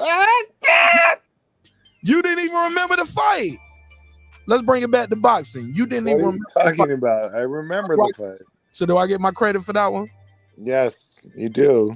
He bloodied his ass up, and his daddy was saying he ain't get hit that much when. I don't even feel good doing it no more. You don't fuck up. Just do it loud. Just be like, nah, I'm done. Like that. Nah, nigga. Go ahead. Okay. I'm gonna do it. You ready? Do it. Come on, man. Brandon Washington, you ready for this? Yes. There you go. The worst note ever hit. Yeah, that's what his daddy did. His daddy. All right. This has been a good one, man. This has been good. But that's all I'm saying. Floyd got touched up before. So you at Eddie Murphy's house watching the Mayweather Cotto fight. Let's go. Let's not escape from that. Yeah, I was there. Who invited you? Ty James, Rick James' daughter. Dope. Salute. Yeah, she's good friends with Eddie. She good friends with who? With Eddie. Eddie. How'd she know you? Through the business. Does she do music business or she's in film? What does she do? She does a lot of stuff, but basically, is she I don't want to put her business out there like that. Is she trying to sponsor any podcasts right now? Never mind. We'll talk off. Trying to get a date, Mark Nash. Maybe I can hook that up. Trying to get a deal, nigga. Not on the air. Date. I want a deal. That's because she's trying to work with some podcasts. We'll put propaganda for her. No, she's a good friend among others. But yeah, that was a fucking awesome time. We went to the Cotto Mayweather fight. Allegedly. And it was hilarious. Allegedly. I can bring people on to verify this for you if you bring want. them, bitch. We don't believe. But you're such an asshole. You're funny as shit. Anyway, you said anyway, the monster? Undisputed? I thought you said anyway. I'm sorry. You said anyway. I said anyway. Yeah, nobody cares about Undisputed. Go ahead. I do. Y'all don't give a fuck about Undisputed. Why do you say that? You already know my vibe. I did a whole video about it. Y'all don't give a fuck about Undisputed. Clarissa Shields would be bigger. Jamel Charlo wouldn't have sold out a half an empty arena. That was half an empty arena on regular Showtime. But Undisputed, Mark, isn't really about... I said it, homie. You asked me. I'm telling you, that's what the network put in. Now I'm responding. Networks put in what they know the fan, like they know their business, right? Y'all don't give a fuck about Charlo and Castano. That's why it was only 4,000 people in an arena that only hold 8,000 people. And that shit is on $10 Showtime with some of the lower viewership of the year. That's why his next fight, defending Undisputed, ain't on pay-per-view. Why is that? Brian Custer didn't show up in no suit for his shit. That motherfucker had the background with the wet t-shirt on it. Nigga, I ain't lying. Don't get me on it. Go ahead, though, cause I'll tell you some real shit. Cause I know the real for real. But I'll let you speak your piece. Go ahead. You said it all, brother. You're right. No, I'm just saying. Motherfuckers don't care. And the motherfuckers who wear the suits. I mean, some people care. No, I mean, we care, but Y'all are hardcore fans. Y'all No, don't but move. I feel you. I get what you're saying. Y'all don't fucking move the I needle. get where you're coming from. They put NUA on at fucking 3 in the morning, nigga. 4, 5 in the morning for NUA. Yeah, that kid should really come over and like Charlo, have a fight 4,000 here. people, regular showtime. Tank Davis ain't fighting for no real belt. We all know undisputed is who. Tank Davis has I was arguing with people earlier about this. Tank Davis has never not even unified. Tank Davis has never never even fucking unified, dog. And I like love honestly his resume.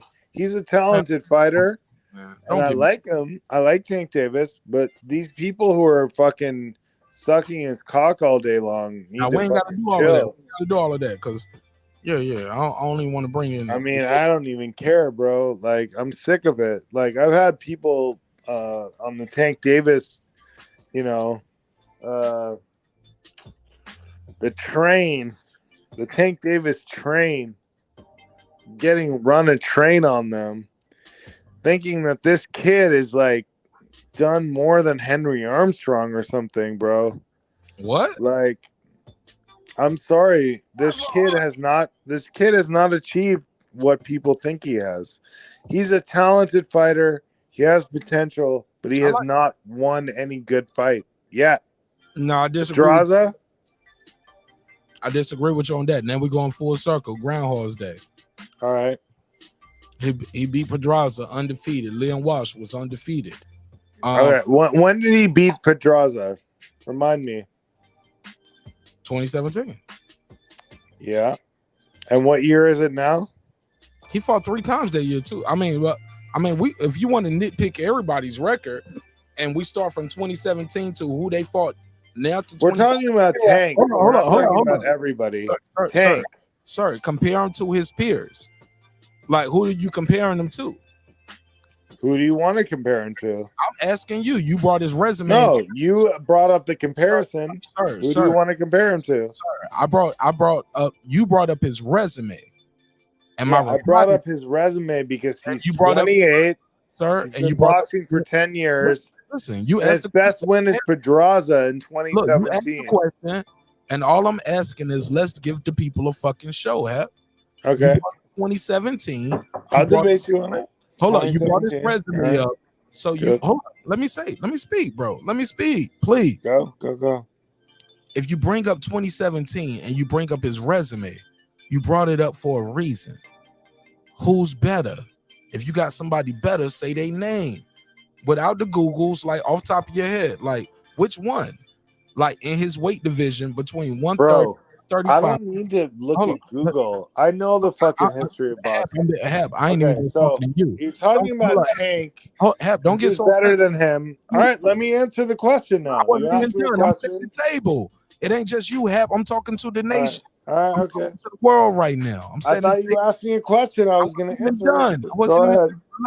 Finish the question. I will. In the words of Chris Rock, I'm going to. Keep my wife. Name it. I'm going to. You just slapped the shit out of me. Nigga slapped shit out of me with I be in that Eddie Murphy house. So then he think he can talk to me on tough. Fuck that. Fuck Eddie Murphy. All right. Will Smith is a great I'm serious though. But look, so you brought the guy up, you brought the resume up. Give me somebody between 2017. Here's the question, Hap. From 2017 to 2022 that you think Tank Davis is ducking, avoiding. They are more successful. They are a bigger star. Like, I don't even know what the argument is you're reaching for right here, because we all know Devin Haney accomplished something none of these guys did. So we got to give him some props for that. Devin Haney is the fucking man. He got that undisputed. Now he's still there. I think he's listening to the crowd too much. I don't think he need to fight Loma to prove shit, but that's what they saying. So, Hap, the question is, you brought up Tank Davis, you brought up 2017, you even said the wrong fighter's name. You got the floor.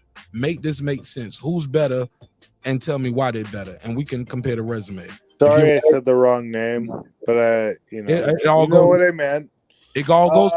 Nigga, This guy also in that same year, 2017. You said Williams Zepeda, not Pedraza. That's totally different. I fucked up. Yes, I meant Pedraza. All right, so sorry. let's get on track. I mean, it's hard to keep track of all the Latino and UK names on Tank's resume, because if you took those off, there would be nothing. Literally all UK and Latino names. Okay, so sorry I confused Zepeda and Pedraza. I mean, I meant Pedraza. Yeah, all Latinos are the same. No, they're not all the same. I'm Puerto Rican, and I'm not trying to say that, but this guy, you know, if a black in particular has not fought shit, bro. Like, bro, his resume is okay. It's okay. Here's what I think about Tank. You want to hear the bottom line? The bottom line about Tank is comparison. He's a good fighter. He's talented. He has a lot of potential. Hasn't done shit. Hasn't achieved anything. You want to talk about guys in the same weight class as him that have done stuff? All right, let's talk about Henry Armstrong. Henry Armstrong was featherweight, welterweight, and lightweight champion all at the same time, undisputed in 3 weight classes at the same time. Nigga. Henry Armstrong would whip Tank Davis's ass 5 times a day. Oh, this nigga cheating now. He cheating. Yeah. No, I'm not cheating. I'm just telling you the truth, brother. No. I'm gonna tell you this the truth. You act like a little bitch right now. How you gonna bring up fucking Henry Armstrong and you ain't even comparing same weight classes? How he gonna win? You got him fighting Ghost. Same weight classes. I thought you was comparing him. him. All right, let's not have him fight Ghost then, Mark. Let's not have him fight Ghost then. Let's have him fight. Let's see who's there now. Let's see. There's Tio, hasn't fought Tio. There's Ryan, hasn't fought Ryan. Haney hasn't fought Ryan. Hasn't fought Haney. Hasn't fought Shakur. Hasn't fought anybody except for fucking Pedraza 5 fucking years ago and ducking Loma. None of those guys fought each other though. To be fair, why does Tank get Loma fought fucking Tio? Okay, there you go. Now I get you on that one. That's one. But that's it. No, that's not it. None of those guys fought Haney. None of those guys fought Garcia. What are you talking about, bro? None of those guys. The only one who hasn't fought anybody is Tank. No. Only 2 people fought each other. Tio. Holy Lord. Loma. I'm just saying, out of all those people who fought and Loma lost to fucking Cambosis and Cambosis. Bro, you brought up Shakur. None of those people fought Haney, Tank, Shakur. Like as easy as you can say, those guys, Tank didn't fight those guys. Did those guys fight Tank? Tank hasn't fought anybody. Who has he fought? Pedraza. He didn't fight Loma. They ducked the shit out of Loma. Loma came after Tank 5 years ago. Tank ducked the shit out of Loma with Floyd. Floyd was like, oh, he's not ready. Okay, fine. But he ducked the shit out of Loma back then. And he beat Pedraza. That's it. He beat Pedraza. He beat Barrios. Listen, let's play the game. These guys are B-level guys, bro. Let's be honest. Let me ask you that. If it was so easy, why don't these other guys from 130 go up and beat a guy like Barrios at 140 and just to say I'm another? If it's that easy, Haplo, it's not that easy. Y'all act like he went in there and washed Barrios. Bro, I was at that fight. I was at that 140. The real guys to fight are Josh Taylor and Programs. Easy like that, bro. That shit won't easy like that. The boxing scientist. I'm not saying it's easy. I'm just saying, like, I got a call. All right, okay. Boston scientist, talk to me. Hey, what up, Mark? What up, Haplo? Go ahead. What's up, brother? Not much. Just listening to the convo. And you know what? Even though you sound high as fuck, Haplo, I'm gonna agree with you, man. Like Tank, he needs to step up. I'm from California. That's just my way of talking. Hap, don't cut him off. Just let him get his bars off, bro. I'm just saying that's what people say that about me all the time. Hap, let him talk, bro. Go ahead, Boston Santos. I'm trying to make this a clip, Hap. I forgive them. You know, I have homies like that. They sound like that when they're high as fuck. You know, and Cali got the best push, so I don't blame you, Haplo. You know, blaze up, man. I'm not judging, but you're right, man. Shit, Tank.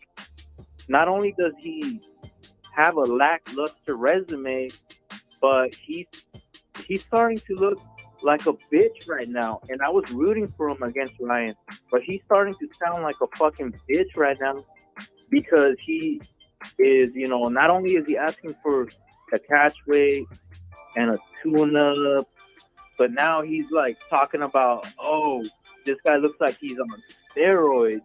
Don't be surprised, man, if the fight doesn't happen and he's gonna say, oh, it's because he's on steroids. Watch, when he fights this other Garcia, with an Hector Garcia, don't be surprised if he says that he got injured in that fight and postpones the fight and then it never happened. What? Mark my word. What? Yeah, mark my word. So like that's what's I'm gonna make I'm gonna timestamp this shit. I'm gonna put this video out. And I'm gonna call it the Boxing Scientist Prediction. I'm gonna make it a members only video so we can always have it and refer to it. My hypothesis.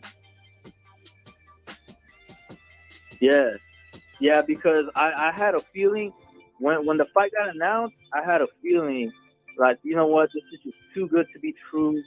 It's a 50-50 fight, and I was rooting for Tank because I really don't like Ryan. But you know what? Tank is the one acting like a bitch lately.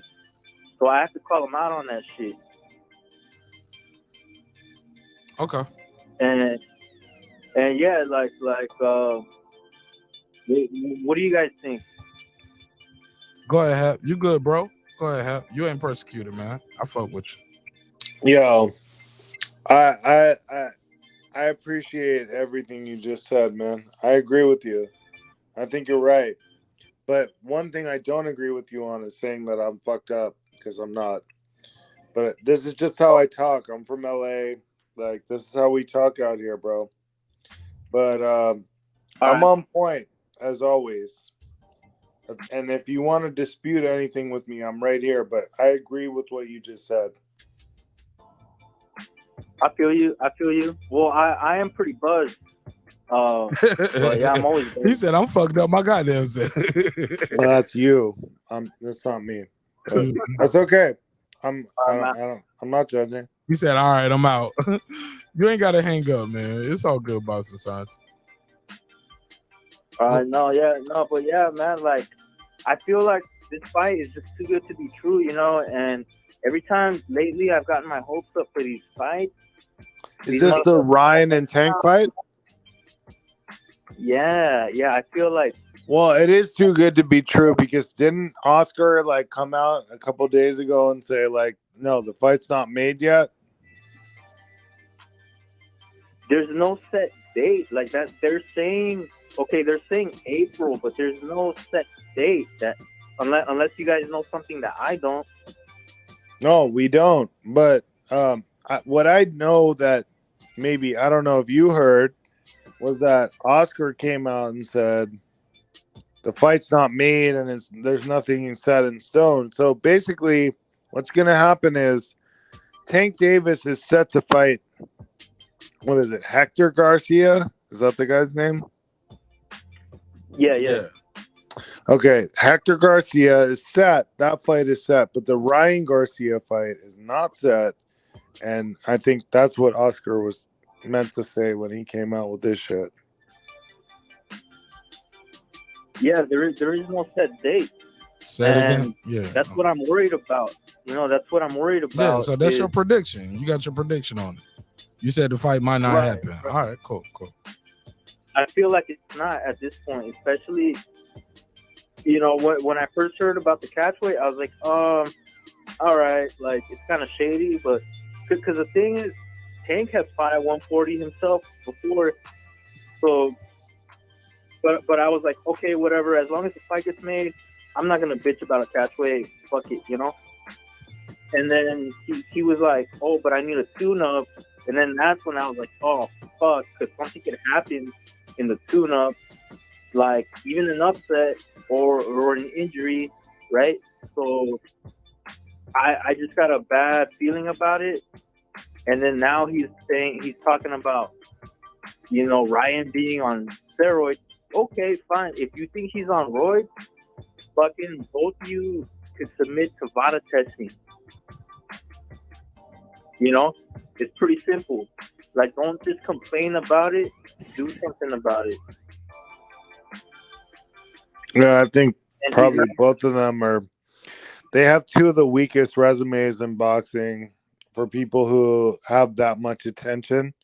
Based on attention versus accolades, they're the two weakest fighters in boxing.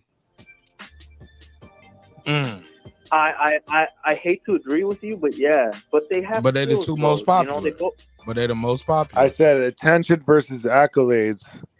They're the two weakest people in boxing. Hey, look, it's 2 and 3, but it's gonna debate me. Debate me on it, bro. You ain't lying on that. It's 2 and 3 versus who? Who's the other third? 2 and 3. You're like tanking. I'm just looking at the box. I don't know if you can see the screen. I'm saying, yeah, I'm saying. You're talking about that. I'm saying Tank and Ryan have the most attention versus the weakest accolades in boxing. Yeah, you're right. You're right, Haplo. But that doesn't mean that they're the worst. On paper, they are the worst. No, it doesn't make them the worst boxers. I'm just saying they have the most attention versus the least achievement. You jump right back in and cut them off just to repeat what you already just said. Let them talk. I'm trying to. You already said it. Okay, all right. Okay, cool. What he was gonna say, and you cut them off to repeat your own self. Look at me, y'all got me saying own self. Go ahead, Boston Scientists, and I got to bring in Pittsburgh too. Yeah. So yeah, I agree with Haplo that on paper, yes, like when you look at the resume, it's arguably the weakest resume in the division. However, they passed the eye test, right? They are both knockout artists. They got power. They have a fan-friendly style. Garcia kind of rubs guys the wrong way, but he has a lot of female fans, and I think that's why he's popular. Davis represents more of like, you know, the thugs out there that watch boxing, and that's why I don't know. That's why. Okay, go ahead. I got to bring somebody else in. All right, but basically what I'm saying is like I hope Davis doesn't pull a bitch move and pull out of the fight because I'm rooting for him, but it just feels like he is, man. Okay. I hope I'm wrong, but you guys have a good night. Thanks for having me. All right, man. Be safe, Boston Scientists. Shout out to the Boston Scientists. Go ahead, Pittsburgh T, my neighbor, my brother. Talk to me. What's on your mind? What's happening, Mark, man? What's happening, brother? We got to stop all this tank bash, man. We can't act like Ryan Garcia is some hella fighter, man. They both were supposed to. Ryan Garcia was supposed to have a tune-up fight. He pulled out of his tune-up fight. So we can't act like Tank was just having a tune-up fight by itself. They both had two fights, another fight scheduled before they were supposed to fight each other. He just pulled out of his fight. So that's not. No. His fight was never signed, sir. He never had a date. The fight he just had, then he just the fight in between. They didn't have a date for that fight. No, they never had a date, venue, or location. Never had an opponent signed in and locked in. They've been juggling back and forth between whatever guy that was and Abner Morris. And according to Ryan Garcia's camp and Ryan Garcia directly on IG, he said They wanted a tune-up fight beforehand. I never wanted a tune-up fight. I don't need no tune-up fight. Why I can't just go into the fight with Tank? Fans don't have enough of tune-up fights. I fought twice last year. He fought twice last year. Why we can't fight now? Okay, so he have a date. Okay, so I stand corrected. But Tank is both fighters, that'll be their best fight out of both of those guys. No. But basically, we'll see. I don't know about that whole tune-up and all that stuff. We'll see. Bird. It's kind of hard to call it. Can you hear me? Yeah. Can you hear me? What Ryan did? I can hear you. Can you hear me? What Ryan?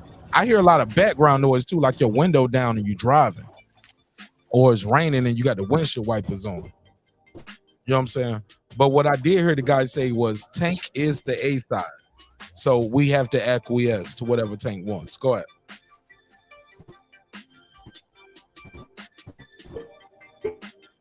Go ahead. You're breaking up.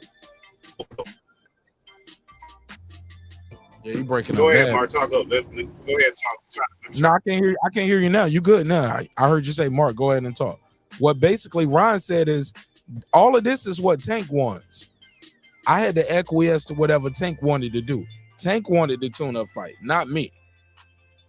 And he said, fuck it, I don't need no tune-up fight. I'll just fight Tank next. Let him do his tune-up fight. This is what he wanted. What do you say to that? But that's what he's saying. That's one-sided. That's no different than the guy from Nebraska and the guy from Texas. Hold on, stop.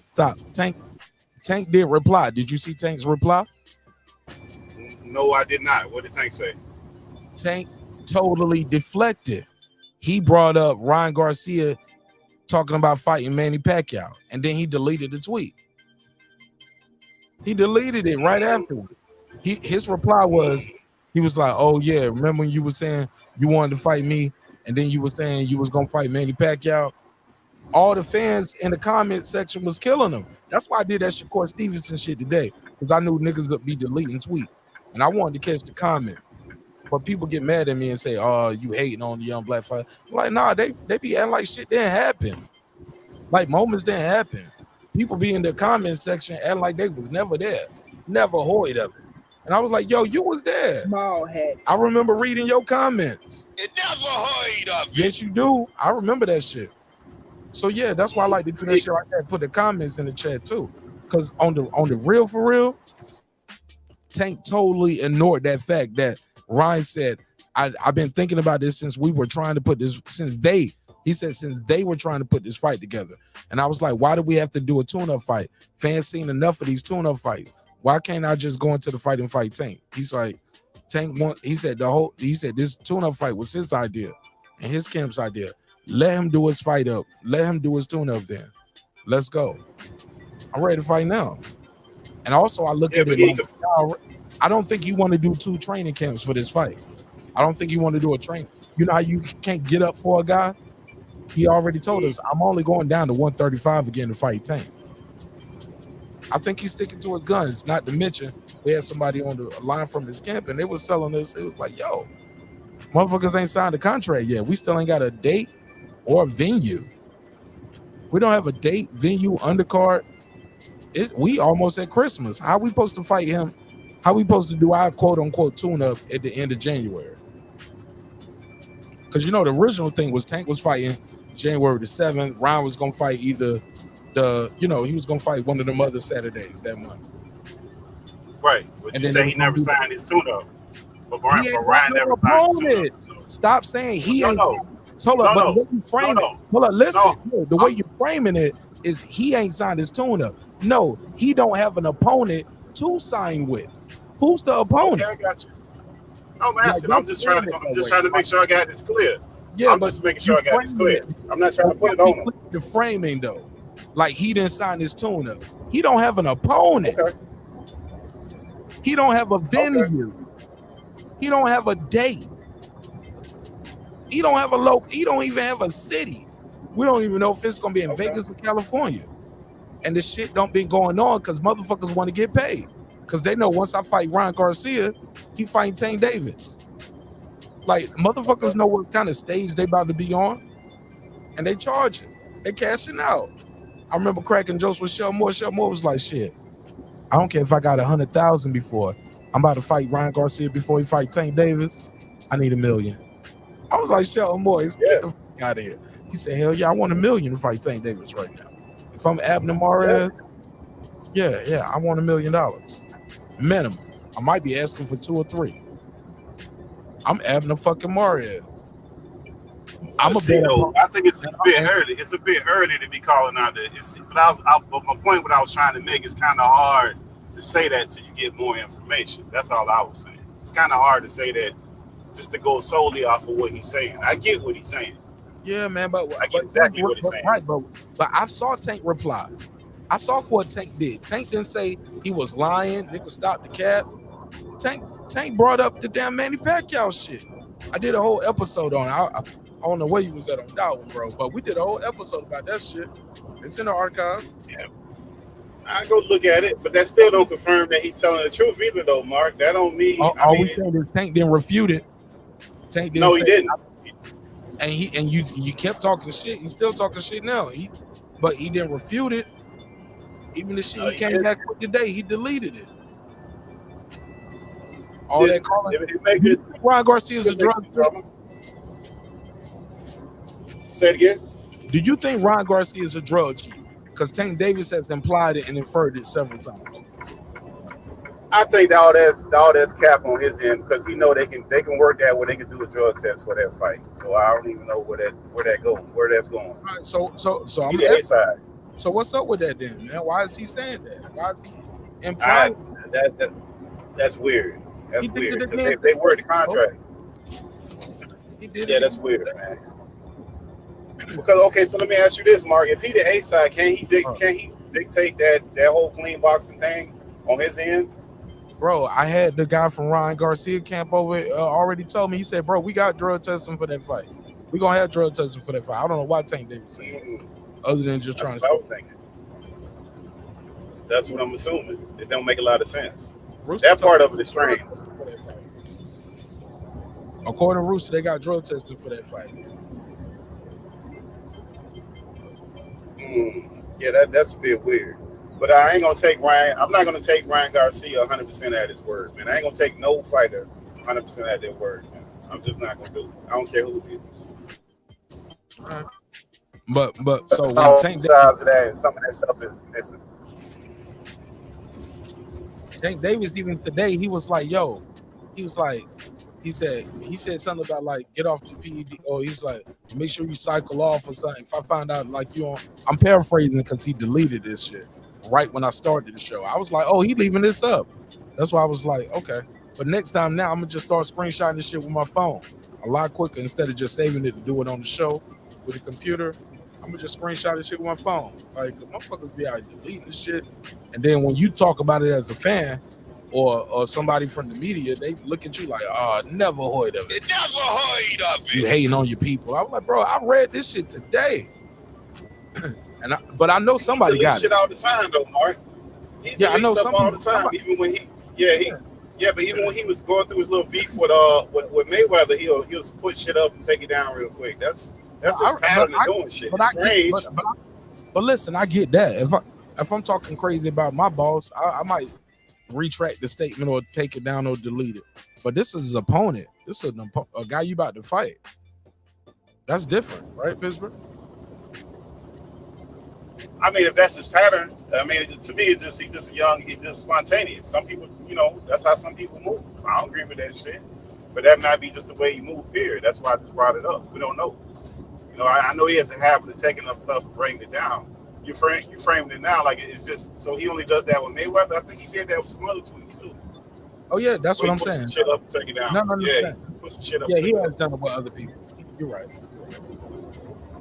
Yeah, he's doing it with other people. So I mean, I don't know. I think we getting a little bit overboard with it. It's beginning of the year. Hopefully that fight. I think that's a lot of pressure for both of them. I don't see neither one of them getting up out of that. Besides injury, I think that's the only way that they don't get that fight. Because neither one of them got the hellified. If you start looking at their resumes, they about the same. It's not like they fighting hellified fighters on either way. Some people just believe. I believe Tank is more skilled, but like their opponents, you can kind of go their opponents down the list. You think one of them got better quality fighters than the other? Sorry. What's your question? Hear me, Mark? What's your question? I said, did you think one of them got better opponents than the other by a long shot, or are they about the same as far as opponents that they I think fought? they're about the same, bro. That's what I think. So I think they they're need about the this same. fight, both of them. Same fight, same night. Shit. Luke Campbell could have beat Lomachenko. You know what I'm saying? And would have been that night. You know what I'm saying? Like, who knows? Same night. Tank could have got outpointed by fucking Barrios or Gamboa. You know what I'm saying? Who knows? Yeah, so I think they both need it. I think they both need that fight. I think it's pressure on both of them to get that fight done. I don't think neither one of them can walk away from that fight and not catch hell. Yeah, but you know, back to my point. Y'all don't give a fuck about Undisputed though. So last shit for caskets. Shit for caskets. I don't know about that, Mark. I think this situation is different, bro. Can you hear that? Can you hear the Undertaker? I got you. All right. Caskets, nigga. That shit gonna do more. That shit gonna do more than Haney.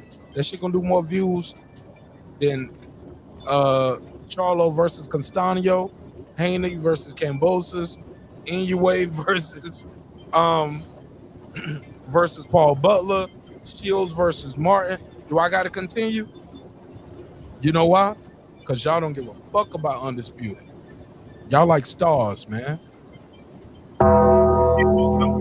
It's a fact, though. It's a fact. Yeah, both of those dudes stars, though. Both of those guys are what it stars. They the one that, both of those guys are stars. Yes, y'all care about stars, nigga. I said it. Niggas don't give a fuck about Undisputed. Charlo should not be fighting for Undisputed versus Castaño when the first fight was a damn draw. Not the hold up, this is a rematch for Undisputed. 4,000. 4,000. Put a case on it. And put the Undertaker on it. Hold up. Go ahead, Pop. It's Pop a lot of shit in the building. What's going on, Mark? Hey, Pittsburgh, I'm gonna put you on the background real quick. Not on background. Just me. There you go. Go ahead, Pop. Yeah, you're right, man. You know what it is? I think we don't care about Undisputed unless who it is. Yep. You feel me? You know what I'm saying? So, you right. You right. Ain't nothing else to say. You right. Nigga, look, it ain't Martin Nash being right. The numbers are right. The You're absolutely right. Yeah, that's what it is. The sponsor. I was going to. Go ahead. Yeah, I'm just saying that ain't Martin Nash. That's the support from the networks. That's the support from the promoters. That's the viewership. That's the pay-per-view buys. That's the attendance in the venue. That's the proof. That's a fact because I think what you call is the fighter of the year. But if you say that to the wrong people, they're gonna be pissed like a mother. You said what? Inoue. I think Inoue. Okay, there you go. Because you said what you call. How about that? Put a case on that. My fault, Mark. No, little tequila. No. You gotta apologize. This is a show. It's a live show. I'm making jokes, but you said I think what you call is fight of the year, and you kept going. My fault. I think Inoue is the fight of the year. But like you said, that fight was on at 3 in the damn morning. I remember we was on, and then you went back on and did the fight. I was like, damn.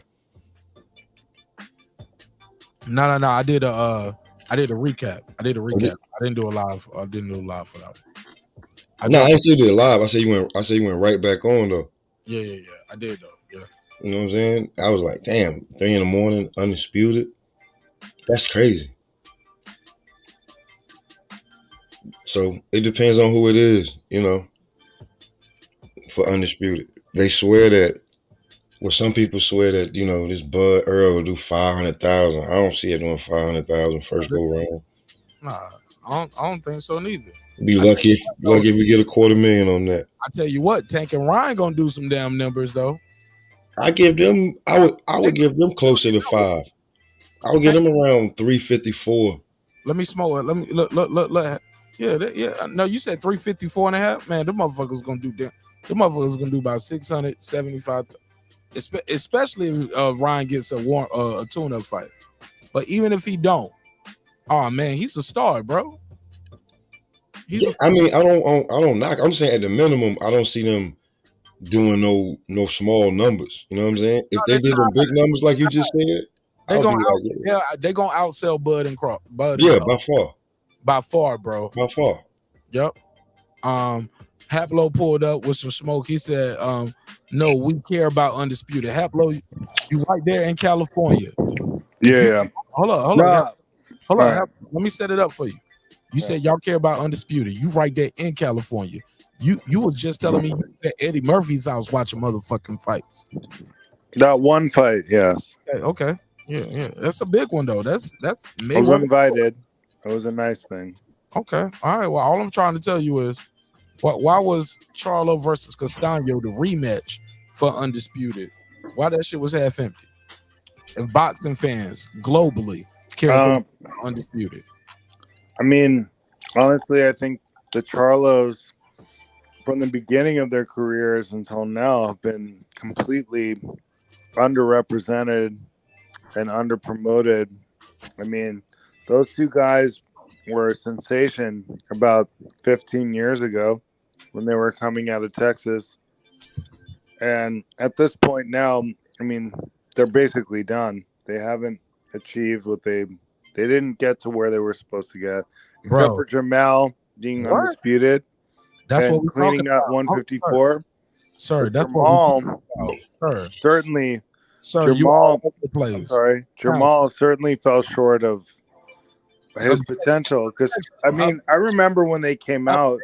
Counselor, I'm not even asking you about Jamal. You said boxing fans care about Undisputed. I'm Yeah. asking you, in California, you're in California. Yeah. Is that venue half empty? It's not about Jamal. It's not about you thinking the guy ain't reaching his potential. Are you talking about?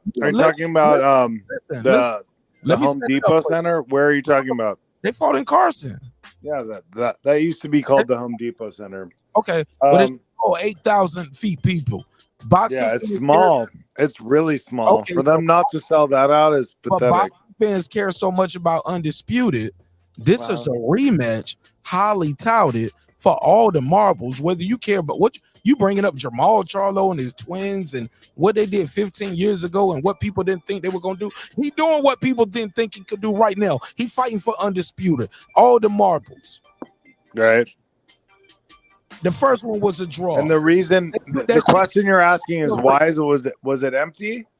Half empty. Okay. The reason why is, bro, no one gives a fuck about boxing. Okay. So it's a third tier, fourth tier sport. Game over. I thought you was gonna There give you me. go. I do. I care about it, but okay, that's most people don't. If Like Charlos you said, bro. alienated their own base, We call though, that checkmate. Charlos It's alienated all their good. own base, though. Say what in Pittsburgh? I was saying the Charlos alienated part of their own base of fans, though. So they Yeah, they and kinda also did, like, they're some of not their from out comments. here. I don't know why they would. Yeah, go ahead. They ain't from Cali. Yeah, they're not. That shit was there for the Hispanic fans. They did the first fight in Texas. The one in Cali was a rematch. But Pittsburgh T, what you mean they alienated their fans? I gotta mute Pop and Hap so we don't have so many background noises because this shit is already loud. Go ahead, Background Pittsburgh. noise. Yeah, he got a lot of background noise. That's why It might be me. I'm gonna say it. It's probably me. I'm gonna say it real quick. I know it's you. It's probably me. Yeah, but what I'm gonna say real quick is, remember during the Wilder, he got in with Wilder with some of the fans. He told people to pull up. Like they've had some questionable comments where they went against Wilder's fans, which would be their actual base. They're fighting with those fans. They've threatened people. They did some shit that people that let some kind of that's against their own base is what I'm saying. So they're a little bit unique. Now, how much that affects their draw, I have no idea, but I can imagine it wouldn't help them because those are their bases of fans, is what I'm saying. Okay, so what I rebuttal that with this. I believe that Crawford and Spence have a lot of the same fans. And those fans go at each other all the time. Like, what's the difference between there? Because Spence is still successful. But Spence isn't attacking Charlo's fans. That's the difference. No, I'm saying Charlo's attacking. No. I said Spence and Bud split a fan base. I said Spence and Bud split a fan base. I gotta disagree with you there. And they go at each other, and even in there, like those guys, they still pick their, the winner is still Spence at the end of the day. He do the bigger numbers.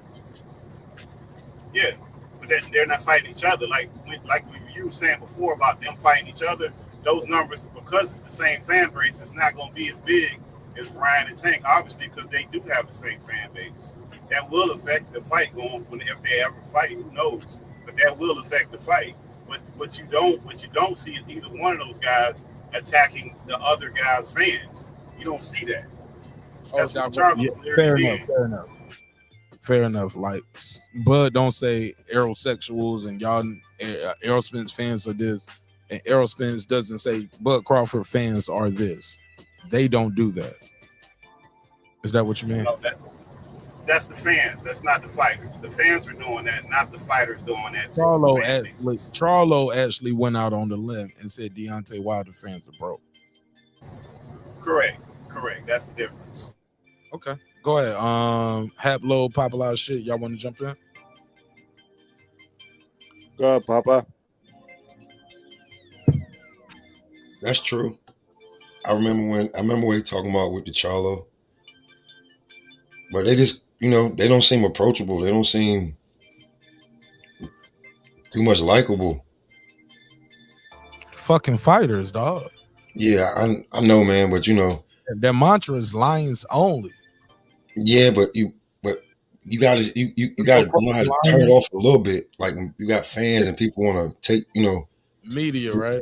Yeah, the same people that want to take pictures with you and speak to you and say hi and hold conversation with you. I get you're a celebrity and you're working, but them same people that pay your damn salary, bro. Them the people you want to come into the arena, and if they can't make it, they buy it. You get this, you know what I'm saying? You want to be known, like, I want to see him on this.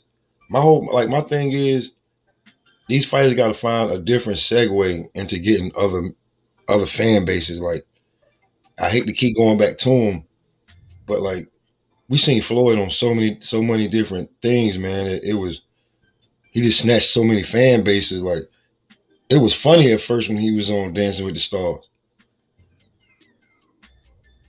But you take a little bit of fan base from there. Went over there to WWE, punched the Big Show in the nose, got $20 million.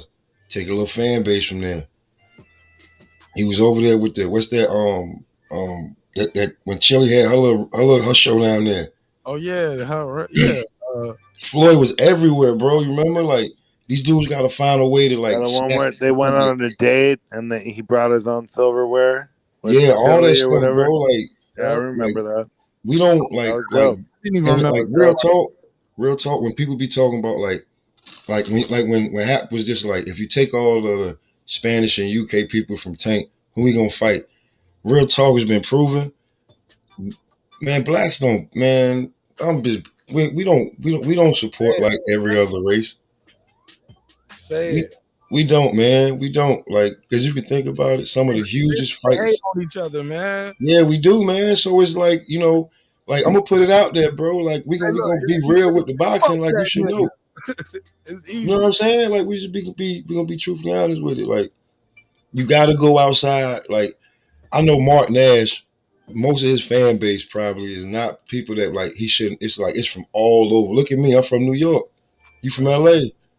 Like, Pittsburgh. What city you from? You're from LA, Mark? Hold on, let me ask you a dumb question. Pittsburgh T, what city you from? Well, I mean, right now I'm in Miami. I mean, originally in oh shit! Why do you change your name to Miami? Nah, bro, that ain't where I'm from. I'm know what I'm saying? People love that Pittsburgh name. I don't know. Originally, I'm from Rocky Mount, North Carolina, but I live in New York. Hey, shout out to Rocky Mount, Nash County. Mm-hmm. That's my county, baby. And I was born at Nash General. I went to Nash Central. I went to Northern Nash. Nigga, stop playing.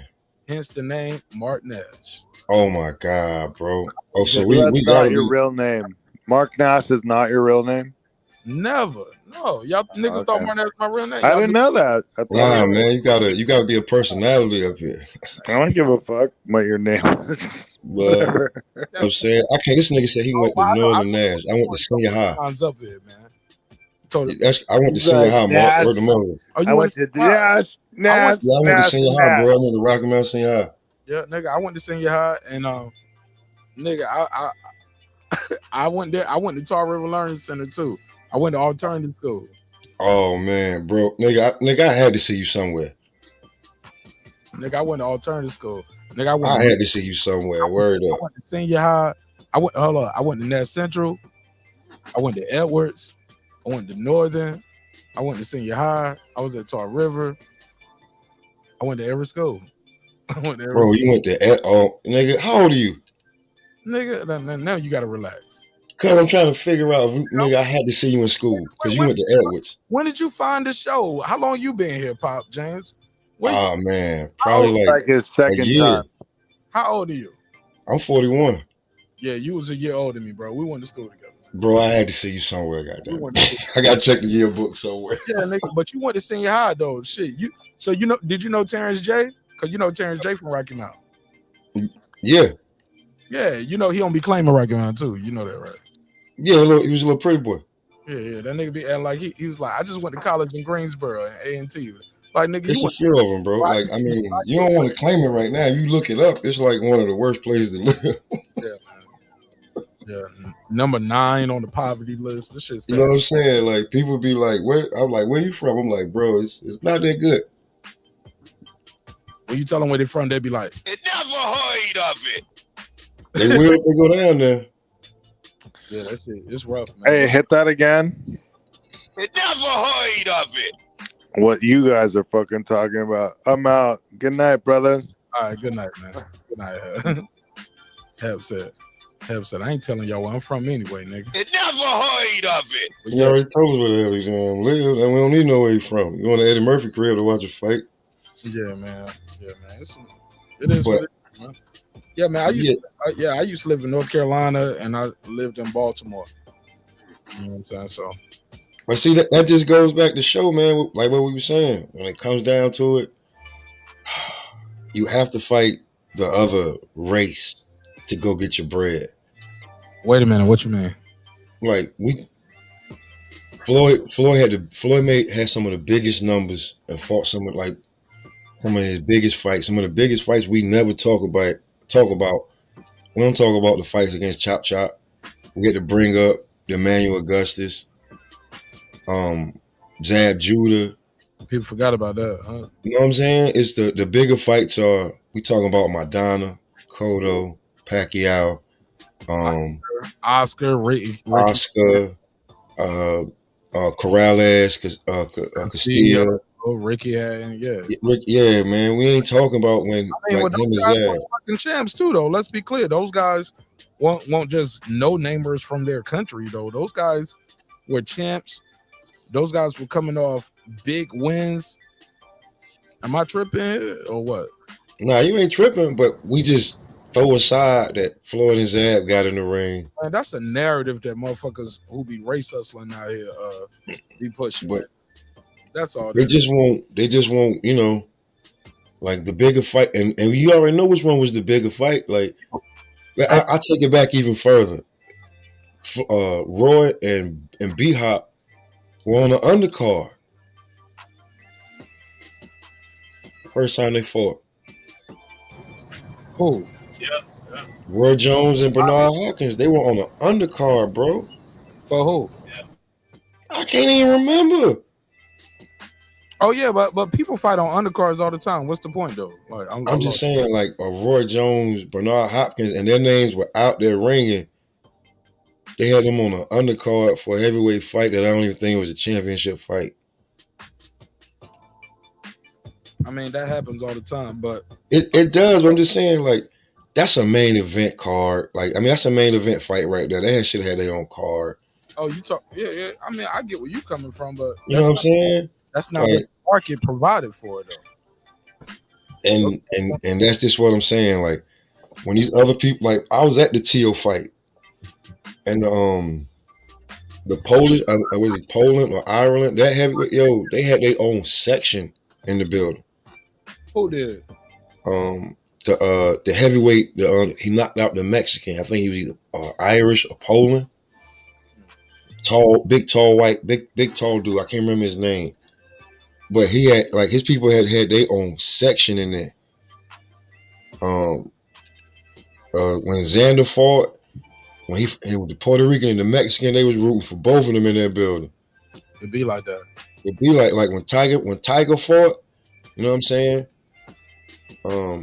I was sitting behind some people that it was like a row of people that came for the guy he fought, the white dude that he fought.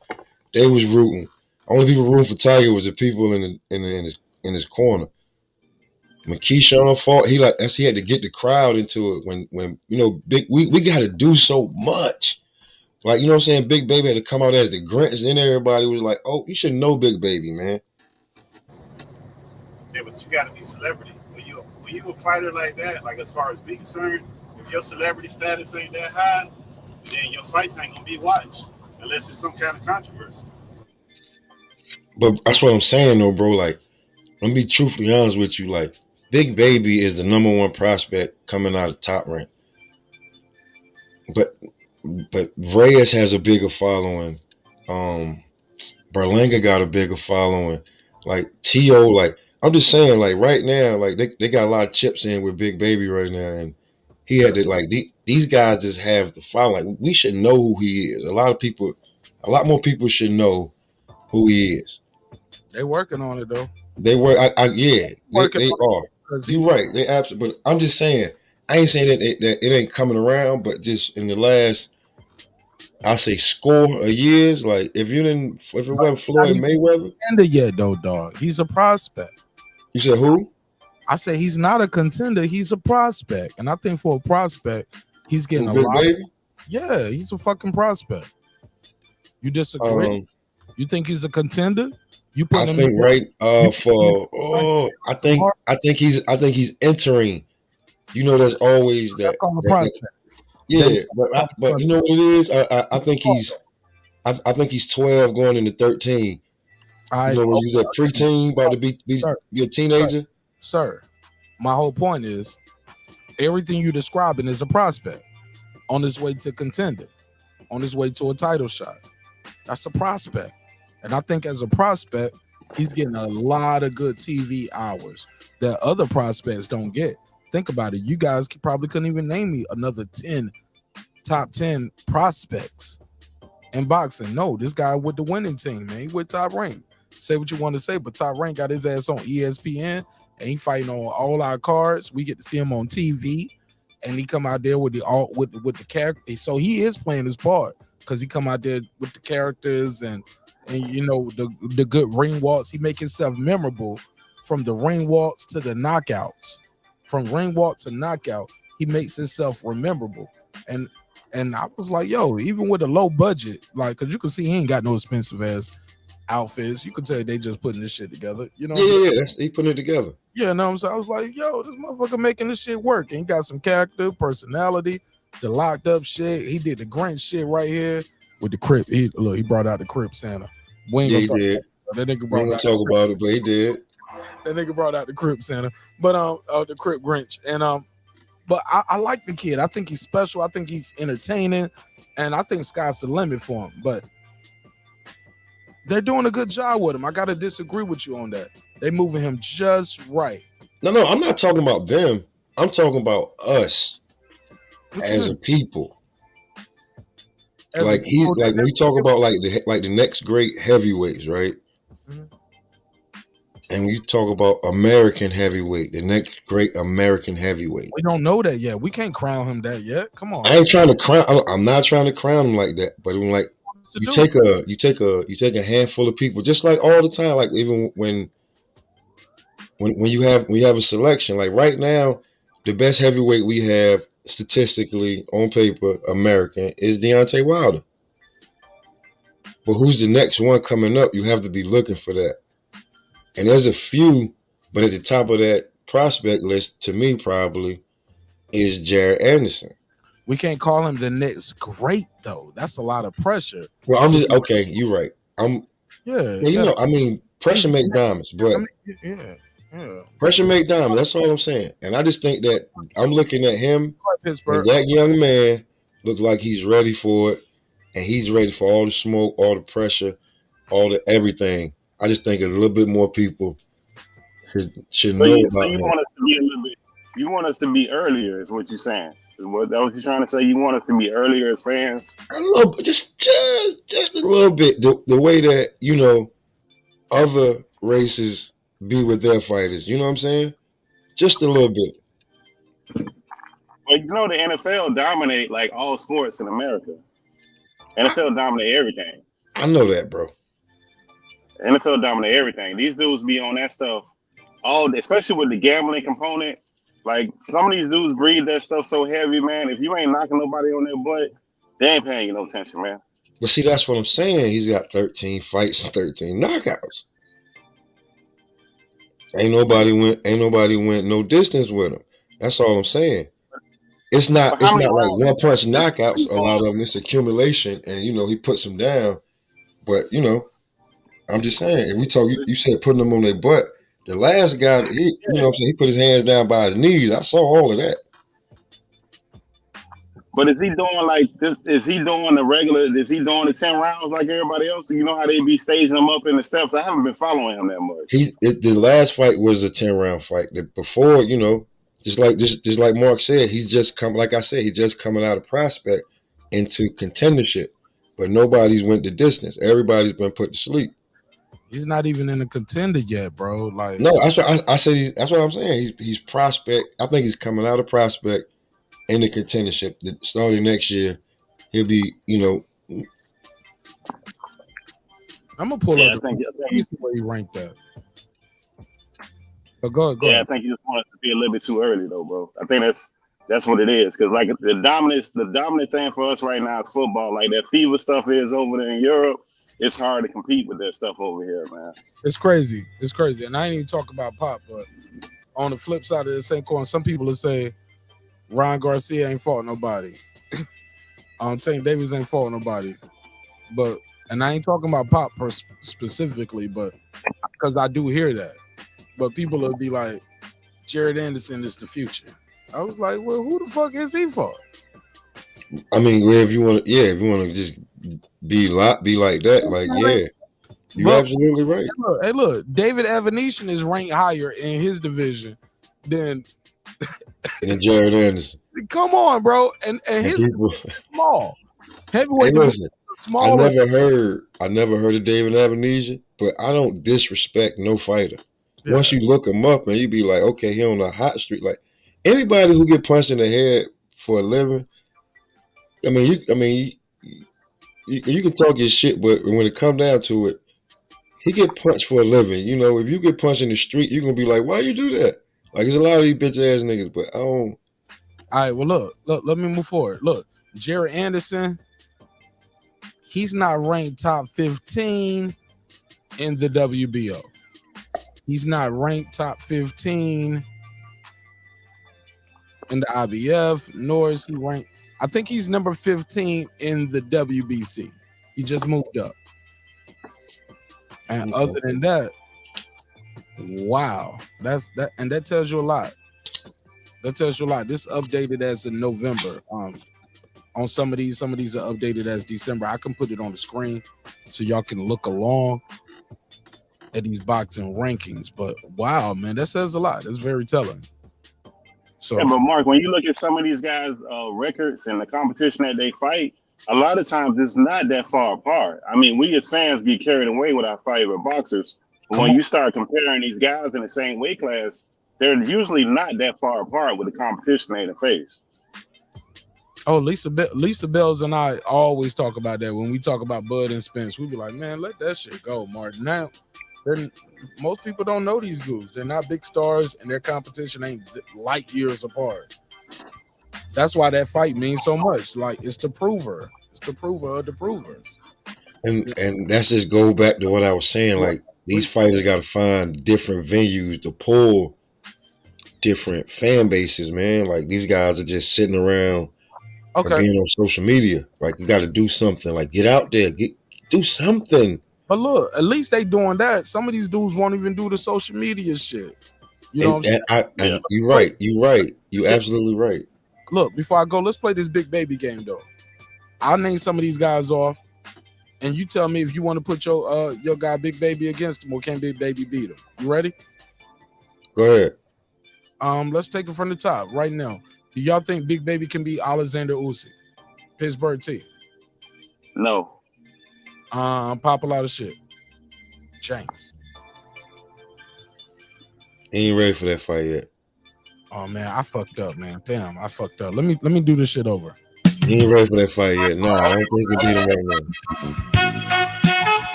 And we're back. We're asking, can he beat that man? We're talking about Big Baby, you know, Jared Anderson. Top ranked prospect of the year for many people. Can he beat him? Pop a lot of shit. James, you said no to Alexander Usyk. Pittsburgh T, you said no to Alexander Usyk. Let's go to next. Can he beat Joy Joyce? Pittsburgh T.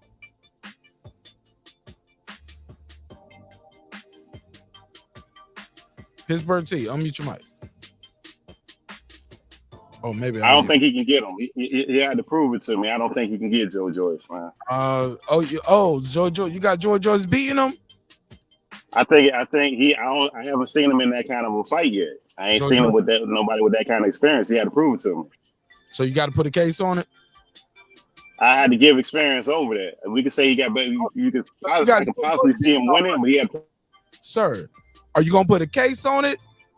Can he put a case on it? Put a case on it. You got to prove it to me. Okay. Go ahead, Pop. Can he beat him or can he beat him? Is he not gonna beat Joe Joyce? Or you gonna beat the shit out of Joe Joyce? Okay, he said he's gonna beat the shit out of Joe Joyce. Right. I'm gonna keep it a buck with you right now. You can do it with him. I got another one. I got some more names. Pittsburgh T. Can he beat Otto Wallin? Oh yeah, he'll beat the shit out of Otto Wallin. Yeah, he'll get him. Yeah, you get him. Can he beat Otto Wallin? He gonna knock Otto Wallin out. All right, Otto Wallin is ranked, as you can see. Otto Wallin is ranked. What number is this? Number 3. Number 11. Hey, look, he's number 3 in the WBO, number 11 in the IBF. Okay, can he beat Charles Martin? Pittsburgh T is on you. Can he beat Charles Martin? I think he can get Charles Martin. Okay. Fairly easy. Can he beat Charles Martin? Embarrass Charles Martin. Okay. All right, well, we're moving on up in the rankings. Because he's in the WBC, so let's look at his WBC. Can he beat Dillian White? I mean, is he gonna have one of them Colombian roll sandwiches, or he gonna fire him clean? I mean, what we talking about? All right, since you want to play there, all right, let's go. Can he beat Andy Ruiz or Frank Sanchez? Andy Ruiz might be a tough fight for him. That'd be real tough for him. Really? I think it'd be tough because now, correct me if I'm wrong. Don't Andy Ruiz fight him a little bit on the inside? He has fought bigger fighters, and he does fight on that inside. I ain't seen him in those kind of fights before. I think that'd be a little tough for him. You ain't seen him against no young, strong guy like this neither, though. Mm-hmm. Touche. You got me on that one. Well, he never seen Andy Ruiz fight nobody like a damn Jared Anderson. Touche. And depending on what Andy Ruiz we get too, that's another problem with Andy Ruiz. We don't know which one of them. Did he beat Andy up, man? Yeah, did we get eat him up Ruiz? Andy eat him up, not Andy. We got eat him up Ruiz. Yeah, that's he just came for the check. He got all right. Yeah, he could be split personality fighter, so I don't know about that one. That could be throw up. All right, same question. Pop, who do you see beating him right here in this WBC? Fuck it. Let's just end this game right here, Pop. Let's end the speculation. I'm looking at the clock. I gotta go. Game over. Pop, talk to me. When you look at this shit right here, WBC rankings, Andy Ruiz, Deontay Wilder, Frank Sanchez, Like who's gonna beat this guy before he get to Tyson Fury? Who can he beat right here? Everybody. He can beat Joseph Parker, Otto Wallin, Zion Everybody. Pazuski, okay, Martin, White, Joshua, Makamudi, Everybody. Sanchez, Rui. Okay, Wilder. Hey, listen, everybody. When Tyson Fury came out and said, when this kid get in the rankings, I won't be here. That's what we use to get ready for Deontay Wilder. Hold on, wait. I'm just saying that's what we use to get ready for Deontay Wilder. And it's rumored, just saying, that he knocked Fury ass out. Everybody on that list, Jared Anderson is capable of getting the W. And the more he fight, the better he get. So I'm just saying, like, the same way people got praised for Boots, that's the same way I got praised for Jared Anderson. I'd have to see a bigger sample size of him before I start doing all that. I see the talent there. We seen 13 in a row. I'm just saying, you heard it here. When you actually see it, just remember, like, yeah, that nigga with the funny name said that shit. What about Joshua? You don't think Josh? So you think he'll get Joshua up out of you? Don't think Joshua will be different? Bro, we talking about a heavyweight that move like a middleweight, throwing punches and bunches, can take a punch. Like, Joshua was a blown up model, man. Jared Anderson beat him up. All right. Nah, but he got like that Andy Ruiz thing where he got like two different fighters, because he'll come in there, he come in there irky jerky one fight, and then next fight he come there a whole different kind of fighter. Who you talking about, Jared Anderson? No, Joshua. Joshua? Hey, listen, bro. Man, Jared Anderson beat him up. They the same size, and he's way more mobile and throws more punches and bunches. He'll beat him up, man. We ain't never seen him get hit though, and how he responds to adversity. Who, Jared? Yeah, we ain't never seen him respond to adversity. I seen Jared get hit last fight. Yeah. But I seen him get hit clean, and then he threw 114 punches in that first round. All right, we'll talk about it. We'll talk about it on the next episode. I'll see you later, Mark. I know you gotta get up out of here, bro. Yeah, man, I fuck with y'all, man. Go ahead. Final thoughts. Anybody got anything they want to say for us to Meg and Tory, or anything else we talked about tonight? Salute, Mark. I'm gonna go ahead and jump on off, Mark. I appreciate you, brother. I'm gonna go ahead and jump on. I appreciate both y'all brothers to the chat, man. Everybody have a good night, man. Man, Pittsburgh T, thanks for supporting the show, my brother. I appreciate you. I shout you out every episode, whether you're here or not. I'm gonna get proud of him, Mark, but I like what you doing with this Megan Thee Stallion, and was all the content you're doing, bro. Like I said when I sent you that message, bro. Great work, bro. I'm trying, bro. I'm trying. Ain't nothing with it. I'm all at you. God bless, man. Hey, yo, hit me up on IG. I got you. All right. Shout out to Popular shit, James.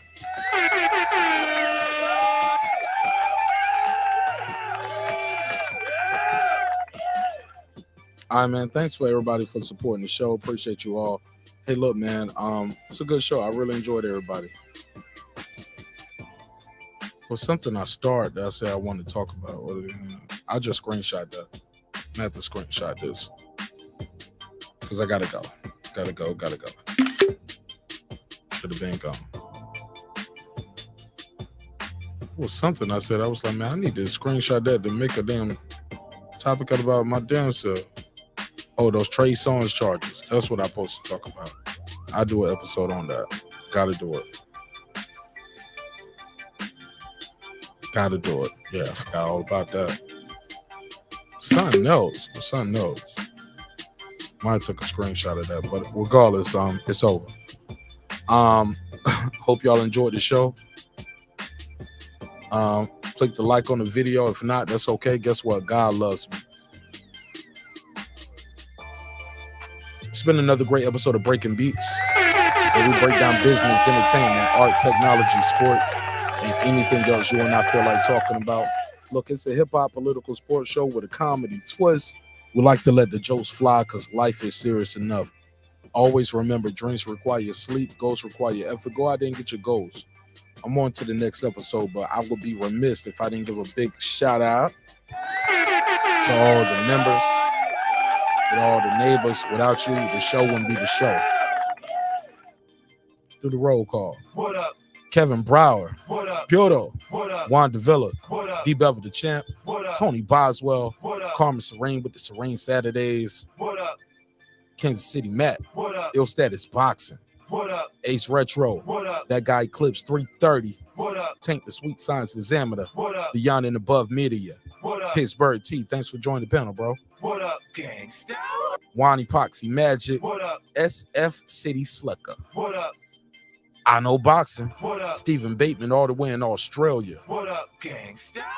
Deuce Times, What up? Boxing Lounge, What up? It's Mex, What up? Mike from Boston, What up? Rhonda of the Storm, What up? Here to There, What up? Miss Queen Returns, What up? Taylor Bell, What up? Matty Yoel, What up? C. Jones 0224, What up? Cliff Bailey, What up? Con Shonery, What up? Lisa Bells, What up? Cooking with the Champ, What up? On the Mic with Terrence Bailey, Senior, What up? True Media Today, USA Boxing. That's my guy, Coach Malachi Williams, What up, gangsta?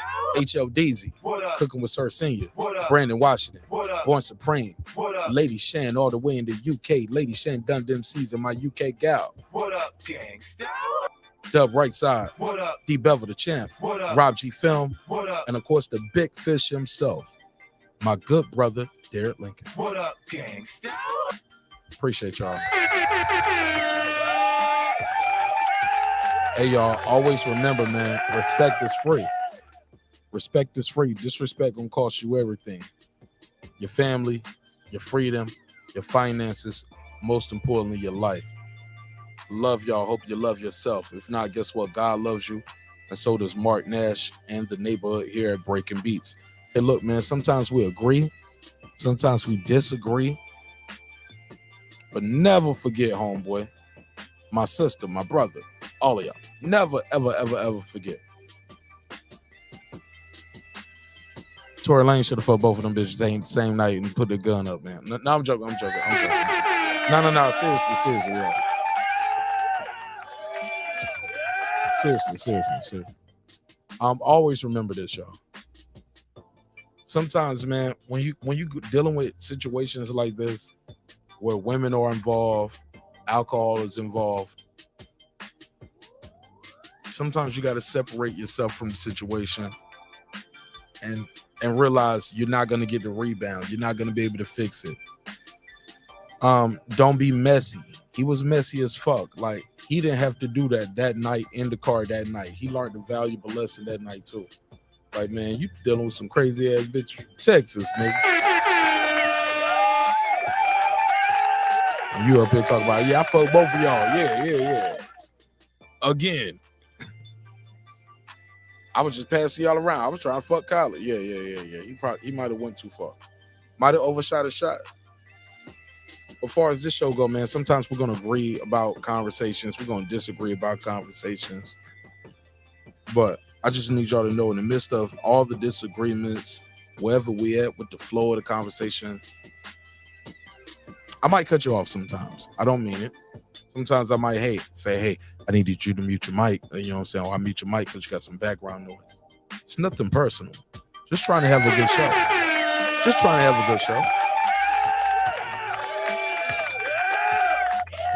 You don't invest this much time and energy in any product only to stay the same, not grow, not develop.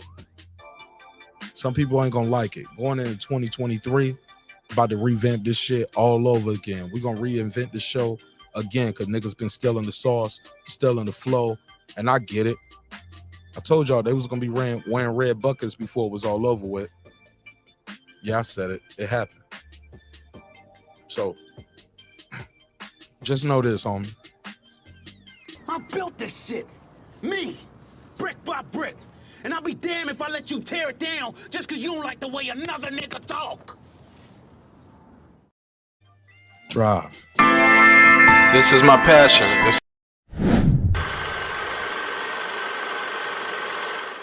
that squad sound. This is me,